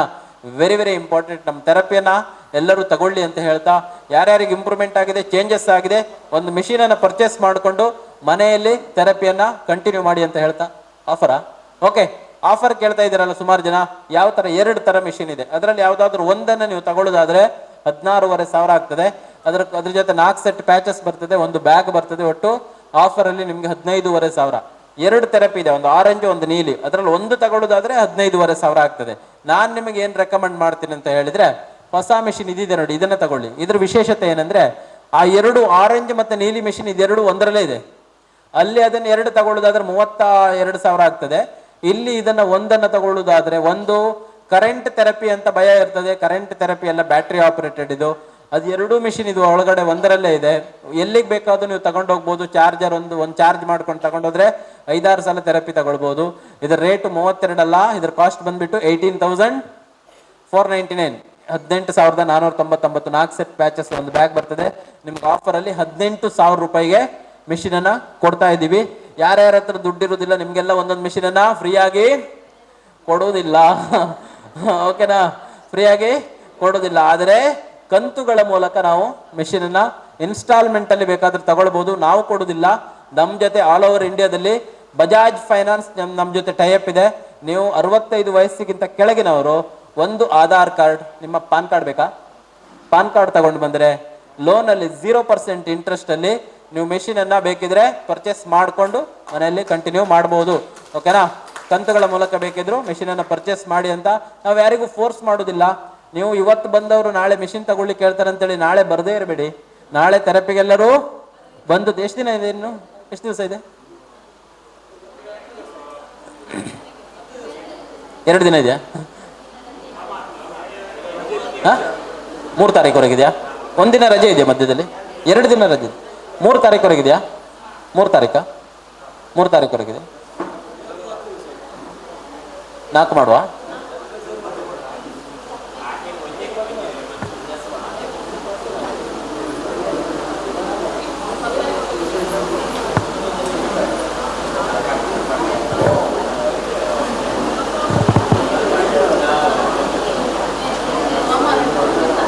ಒಂದು ವಾರ ಇವತ್ತಿಂದ ಓಕೆನಾ? ಒಂದು ವಾರ ಮಾಡ್ಬೋದಲ್ಲ? ಓಕೆ. ನಿಮ್ಮೆಲ್ಲರ ಕೋರಿಕೆ ಮೇರೆಗೆ 3 ದಿನ ಅಲ್ಲ, 3ನೇ ತಾರೀಕುವರೆಗಲ್ಲ, ಇನ್ನು 1 ವಾರಗಳ ಕಾಲ ಎಕ್ಸ್ಟೆಂಡ್ ಮಾಡಲಾಗಿದೆ. ಓಕೆ. ಅದರಿಂದಾಗಿ ಯಾರಿಗೆ ಬದಲಾವಣೆ ಆಗಿದೆ, ಯಾರಿಗೆ ಇನ್ನೂ ಚೇಂಜಸ್ ಗೊತ್ತಾಗಬೇಕಂತ ಹೇಳಿದ್ರೆ ನೀವು ಮೆಷಿನ್ ತಗೊಳ್ಳೋದಲ್ಲದಿದ್ರು ಇನ್ನೂ 1 ವಾರಗಳ ಕಾಲ ಬಂದು ಥೆರಪಿಯನ್ನು ತಗೊಂಡು ಚೆನ್ನಾಗಿ ಅನಿಸಿದ್ರೆ ಒಂದು ಮೆಷಿನನ್ನು ಪರ್ಚೇಸ್ ಮಾಡಿಕೊಂಡು ಮನೇಲಿ ಥೆರಪಿಯನ್ನು ಕಂಟಿನ್ಯೂ ಮಾಡಿ ಅಂತ ಹೇಳ್ತಾ ಇಷ್ಟೊತ್ತು ಮಾತಾಡ್ಲಿಕ್ಕೆ ಅವಕಾಶ ಮಾಡಿಕೊಟ್ಟಿರುವ ನಿಮಗೆಲ್ಲರಿಗೂ ಥ್ಯಾಂಕ್ಸ್ ಹೇಳ್ತಾ, ಸರ್ ಇಲ್ಲಿ ಕೂತ್ಕೊಂಡಿದ್ದಾರೆ, ಇಷ್ಟೊತ್ತು ನನ್ನ ಮಾತು ಕೇಳ್ತಾ ಕೂತ್ಕೊಂಡಿದ್ದಾರೆ, ಅವರಿಗೆ ಥ್ಯಾಂಕ್ಸ್ ಹೇಳ್ತಾ, ಹರೀಶ್ ಶೆಟ್ಟಿ ಅವರಿಗೆ ಥ್ಯಾಂಕ್ಸ್ ಹೇಳ್ತಾ, ಎಲ್ಲರಿಗೂ ಥ್ಯಾಂಕ್ಸ್ ಹೇಳ್ತಾ ನನ್ನ ಮಾತನ್ನು ಮುಗಿಸ್ತೀನಿ. Thank you very much. Shri Sitaram Shetty ಅವರಿಗೆ ತಮ್ಮೆಲ್ಲರ ಪರವಾಗಿ ಪ್ರೀತಿಪೂರ್ವಕ ವಂದನೆಯನ್ನು ಸಲ್ಲಿಸ್ತಾ ಇದ್ದೇನೆ. ನಾವು 1 ವಾರ ಈ ಒಂದು ಶಿಬಿರವನ್ನು ನಾವು ಮುಂದುವರಿಸ್ತಾ ಇದ್ದೇವೆ. ಆದಷ್ಟು ನಮ್ಮ ಊರಿನವರಿಗೆ ಬಹಳಷ್ಟು ಪ್ರಯೋಜನ ಆಗಬೇಕಂತೇಳಿ ಈಗ ಅವರು ಹೇಳಿದಾಗೆ ಯಾವುದಾದ್ರು ಸಂಘ ಸಂಸ್ಥೆಗಳು ಕೂಡ 2, 3, 4 ಮೆಷಿನನ್ನು ಖರೀದಿಸಿದರೆ ಅವರ ಒಂದು ಕ್ಲಬ್ಬಿನಲ್ಲಿ ಅಲ್ಲ ಇಂಥ ಕಡೆದು ಮಾಡಬಹುದೇ ಅಲ್ಲ ಅಂತ ಅದು ಕೂಡ ಮಾಡಬಹುದು ನಮಗೆ. ಯಾಕಂದ್ರೆ ಮನುಷ್ಯನಿಗೆ ಬಹಳಷ್ಟು ಬುದ್ಧಿಜೀವಿ ಅಂತೇವ, ಎಲ್ಲ ವಿವೇಕ ಜ್ಞಾನ ಇರುವಂತದ್ದೆಲ್ಲ. ಪರಿಸರ ಸಂಘ ಸಂಸ್ಥೆಗಳಿದ್ದರೆ ಇಂಥ 4 ಮೆಷಿನ್ ಸ್ವೀಕರಿಸಿದರುಂಟಲ್ಲ, ಅವರಿಗೊಂದು ಆ ಪರಿಸರದಲ್ಲಿ ಒಂದು ವ್ಯವಸ್ಥೆ ಆಗ್ತದೆ. ಈಗ 15 ದಿವಸದಲ್ಲಿ ನೀವು ಒಳ್ಳೆ ಬಹಳಷ್ಟು 50% ಹೋದ್ರೆ ನೀವು ಅದರಲ್ಲಿ ಪ್ರಗತಿಯನ್ನು ಸಾಧಿಸಿದ್ದೀರಿ, ಇಂಪ್ರೂವ್ಮೆಂಟ್ ಆಗಿದ್ದೀರಲ್ಲ. ನಾನು ಮುಂದಕ್ಕೆ ಅದನ್ನು ಕಂಟಿನ್ಯೂ ಮಾಡ್ಬೋದು. ಯಾಕಂದ್ರೆ ಒಬ್ಬರಿಗೆ ತಗೊಳ್ಳಿಕ್ಕೆ ಸಾಧ್ಯ ಇಲ್ಲ 18,000 ಅಂತ ಅಲ್ಲ. ಅದೇ ರೀತಿಯಲ್ಲಿ ಅಂತ ಒಂದು ವ್ಯವಸ್ಥೆ ಮಾಡಿದ್ರೆ ಕೂಡ ಅದಕ್ಕೆ ಬೇಕಾದಂತ ವ್ಯವಸ್ಥೆಯನ್ನು ಮಾಡುತ್ತಾರೆ. ಅತ್ತೆ ಸರ್ ಒಂಜಿ ಕ್ಲಬ್ ದಕ್ಲಿ ಪೂರ 4 ಮಿಷನ್ 2 ಮಿಷನ್ ಬರೋದು ಎತ್ತೊಂದು ಉಂಡತ್ತೆ ಕಂಟಿನ್ಯೂ ಬರ್ತದೆ ಎತ್ತೊಂದು ಒಪ್ಪಂಚಿನ ಅಕ್ಲೆಗೆ ಆ ಪರಿಸರ ದಕ್ಲೆಗಿತ್ತೆ ತಮ್ಮ ಮಸ್ತ್ ಏರಿಯಾ ದಕ್ಲಿ ಮೂರು ಉಳ್ಳೇರತ್ತೆ ಅಂತ ವ್ಯವಸ್ಥೆ ಮಂತನ ಮಸ್ತ್ ಎಡ್ಡೆ ದಿನ ಎಲ್ಲ ಕಂಟಿನ್ಯೂ ದೆತ್ತೊಂದು ಪೋಣಂಡ ನಾ ಮಸ್ತ್ ಸಮಸ್ಯೆ ಪೂರ ಪರಿಹಾರ ಪುಣತೆ ಅಂಚೆನೆ ನಾರು ನಮ್ಮ ಬ್ಯಾಂಗ್ಳೂರ್ದು ಬೈದ್ಯಾರು ಶ್ರೀರಾಮ್ ಸಿಟ್ಟು ಪಂಡ ಆರು ಓಡೆಲ್ಲ ಬೈದಿಜಾರು ಮರಣಿ ಸುಂಗದ ಕಟ್ಟೆ ಉಪ್ಪಳ ಮಸ್ತ್ ಟಿಕೆಟ್ ಕ್ಯಾಂಪ್ ಆತನ್ ಆರು ಓಡೆಲ್ಲ ಬೈದಿಜಾರು ಮಕ್ಕ ನಮ್ಮ ದತ್ತ ನೀವು ಗುರುತಾಡ್ತೋಡ ನೀವು ಪ್ರೀತಿ ಇಡಿ ಆತುರ್ ಬೇಡ ವಿಯೆಟ್ನಾಮ್ ಇಡಿ ತಿರುಗಿದ ಬತ್ತನ ಹಾಕಲಿ ತಿರುಗಿದ ತಿರುಗೇರಿ ಪೋತಿನ ಹಾಕಲಿ ನೆತ್ತ ವಿಶ್ವಡಿ ಪೋತಿನ ಹಾಕಲಿ ಆ ನಾಡಿಗೆ ನಾವು ಮಾತಾಡೋ ಪರವಾದಲ್ಲ ಒಂದು ಜೋರು ಚಪ್ಪಾಳೆ ತಟ್ಟಿಲ್ಲ ಅರೆ ಗೊಂಜಿ ಎಡ್ಡ ನಮಕ್ ಮಾಹಿತಿ ಕೊರದುಲ್ಲೇದು ಅರಗೊಂಜಿ ಅಂಚನೆ ನಮ್ಮೊಂಜಿ 1 ವಾರದ ಪಂಡ ಮುಂದೆ 6 ತಾರೀಕಿಗೆ ಮೂಲೊಂಜಿ ಕಾರ್ಯಕ್ರಮ ಉಂಡು ಬೊಕ್ಕ 5 ಬೊಕ್ಕ ಕಂಟಿನ್ಯೂ ಆಪುಂಡು ಒಂಜಿ ಕಾರ್ಯಕ್ರಮ ಇತ್ತ ಆನಿಜ್ಜಿ 6 ತಾರೀಕು ದಾನಿ ಬೊಕ್ಕ ಎಲ್ಲ ನನ್ನಲ್ಲ 1 ವಾರ 10 ತಾರೀಕು ಮುಟ್ಟ ನಿಗ್ಲು ಮಾತಿರ್ಲ ಬಲೆ ನೆತ್ತ ಪ್ರಯೋಜನ ಪಡೋನ್ಲಿ ನಿಗ್ಲು ಒಂಜಿ ನೆರೆಕರೆತ 4 ಅಪ್ಪೆನಕ್ಲಿ ಒಟ್ಟು ಸೇರ್ನಲ್ಲ ಒಂಜಿ ಮಿಷನ್ ಎತ್ತೋನೊಲಿ ದಯಪಂಡ ಯಾರು ಜಿಲ್ಲಾ ದಿನ ಮುಳಿಯತ್ತೋ ಸ್ವಸಹಾಯ ಸಂಘ ಧರ್ಮಸ್ಥಳ ಗ್ರಾಮಾಭಿವೃದ್ಧಿ ಯೋಜನೆದ ಕುಟುಂಬ ಶ್ರೀತಕ್ಲಿ ನಿಗ್ಲು ಒಟ್ಟು ಸೇರ್ನ ಒಂಜಿ ಮಿಷನ್ ಎತ್ತೋನೊಲಿ ಅದೇ ಆಲೋಚನೆ ಮಂತ್ರ ನಿಗ್ಲು ಪುಣ್ಯ ಆಲೋಚನೆ ಮಂತ್ರಲ್ಲಿ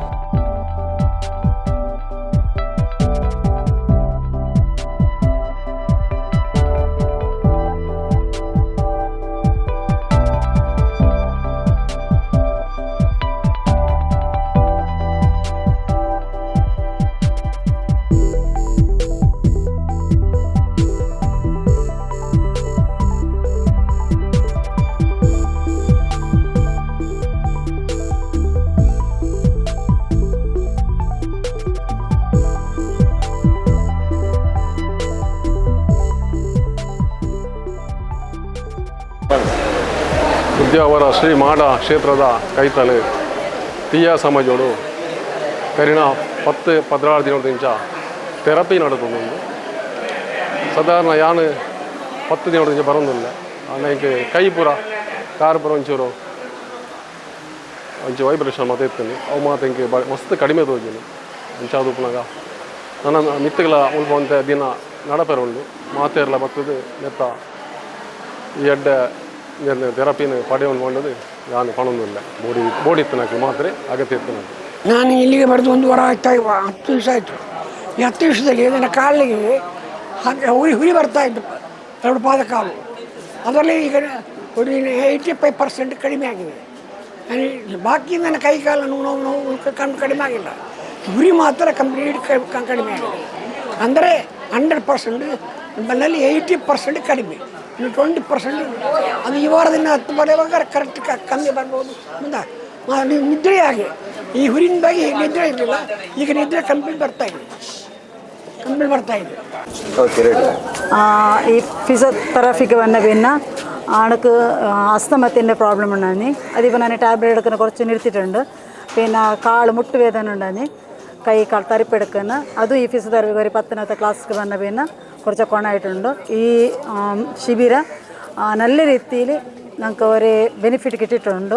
ಈ ಥೆರಪಿ ಒಂದು ಶಿಬಿರದಿಂದ ನನಗೆ BP ಒಂದು ಕಮ್ಮಿ ಆಗಿದೆ. ಯಾವಾಗಲೂ BP ಜಾಸ್ತಿಯೇ ಇರ್ತಿತ್ತು, ಇದರಲ್ಲಿ ಒಂದು BP ನಾರ್ಮಲ್ಗೆ ಬಂದಿದೆ. ನಿದ್ರೆ ತುಂಬ ಬರ್ತಾ ಇದೆ, ಮತ್ತು ಕಾಲು ನೋವು ಸ್ವಲ್ಪ ಇತ್ತು, ಅದು ಕೂಡ ತುಂಬ ಕಮ್ಮಿಯಾಗಿದೆ. ಈ ಥೆರಪಿಯಿಂದ ಒಳ್ಳೆಯ ರಿಸಲ್ಟ್ ಅಂತ ಹೇಳಿ ನಮಗೆ ಗೊತ್ತಾಗ್ತದೆ ಅಷ್ಟೇ. ಎಲ್ಲರಿಗೂ ನಮಸ್ಕಾರ. ನಮ್ಮ ತೀಯ ಸಮಾಜದಲ್ಲಿ ಒಂದು ವಿಶೇಷವಾದಂಥ ಔಷಧ ರಹಿತವಾಗಿ ತನ್ನ ರೋಗಗಳನ್ನೆಲ್ಲ ಒಂದು ಗುಣಪಡಿಸುವಂಥ ಒಂದು ವಿಶೇಷವಾದಂಥ ಫುಡ್ ಫೈಲ್ಸ್ ಥೆರಪಿ ಅನ್ನೋ ಒಂದು ವಿಶೇಷವಾದ ಚಿಕಿತ್ಸಾ ವಿಧಾನದ ಕ್ಯಾಂಪು ನಡೀತಾ ಇದೆ. ಭಾಳಷ್ಟು ಜನ ಇದರ ಒಂದು ಪ್ರಯೋಜನ ಪಡೆದಿದ್ದಾರೆ. ಯಾಕಂದರೆ ಈಗಿನೊಂದು ಕಾಲದಲ್ಲಿ ಮನುಷ್ಯನಿಗೆ ಔಷಧವೇ ಆಹಾರವಾಗುವಂಥ ಒಂದು ಸಂದರ್ಭದಲ್ಲಿ ಹಲವಾರು ರೋಗ ರುಜಿನಗಳು, ಡಯಾಬಿಟಿಕ್ಸ್ ಆಗಿರ್ಬೋದು, ಅದೇ ರೀತಿಯಲ್ಲಿ BP ಆಗಿರ್ಬೋದು, ಇನ್ನು ನರಗಳ ತೊಂದರೆ ಆಗಿರ್ಬೋದು, ಹೃದಯ ತೊಂದರೆ ಒಂದೊಂದಕ್ಕೆಲ್ಲ ನಾವೆಲ್ಲ ವೈದ್ಯರನ್ನು ಸಂಪರ್ಕಿಸಿ ಭಾಳಷ್ಟು ಔಷಧವನ್ನು ಸೇವಿಸ್ತಾ ಇದ್ದೇವೆ. ಈ ಒಂದು ಕಾಲಘಟ್ಟದಲ್ಲಿ ಇಂಥ ಒಂದು ಔಷಧ ರಹಿತವಾದಂಥ ಒಂದು ಚಿಕಿತ್ಸೆ ನಮ್ಮ ತೀಯ ಸಮಾಜದಲ್ಲಿ ನಡೆಯುವಂಥದ್ದು ಅದು ಭಾಳ ವಿಶೇಷ. ಎಲ್ಲರೂ ಕೂಡ ಆರೋಗ್ಯವಂತರಾಗಬೇಕೆಂಬ ಒಂದು ಆಶಯದೊಂದಿಗೆ ಇಲ್ಲಿ ಒಂದು ನಾವು ಆ ಶಿಬಿರವನ್ನು ಏರ್ಪಡಿಸಿದ್ದೇವೆ. ನಾವು ಯಾವಾಗಲೂ ಕೂಡ ನಾವು ಬದುಕಲಿಕ್ಕಾಗಿ ತಿನ್ನಬೇಕು, ತಿನ್ನಲಿಕ್ಕಾಗಿ ಬದುಕಿರಬಾರದು. ಎಲ್ಲವೂ ಕೂಡ ನಮ್ಮ ಆಹಾರ ಪದ್ಧತಿಗಳು, ನಮ್ಮ ಜೀವನ ಪದ್ಧತಿಗಳು ನಮಗೆಲ್ಲ ಕಾಯಿಲೆಗಳು ಬರುವಂಥದ್ದು. ಇಂಥ ಒಂದು ಸಂದರ್ಭದಲ್ಲಿ ಯಾವುದೇ ಒಂದು ಔಷಧ ಒಂದು ಸೈಡ್ ಎಫೆಕ್ಟ್ ಇಲ್ಲದೆ, ಏನು ತೊಂದರೆಗಳಿದೆ ಮುಂದಕ್ಕೆ ಕೂಡ ಯಾವುದೇ ಒಂದು ತೊಂದರೆಗಳಿಂದ ಒಂದು ವಿಶೇಷ ಚಿಕಿತ್ಸೆ ಅಂದರೆ ಇದು ಒಂದು ಫುಡ್ ಫೈಲ್ಸ್ ಥೆರಪಿ ಅಂತ.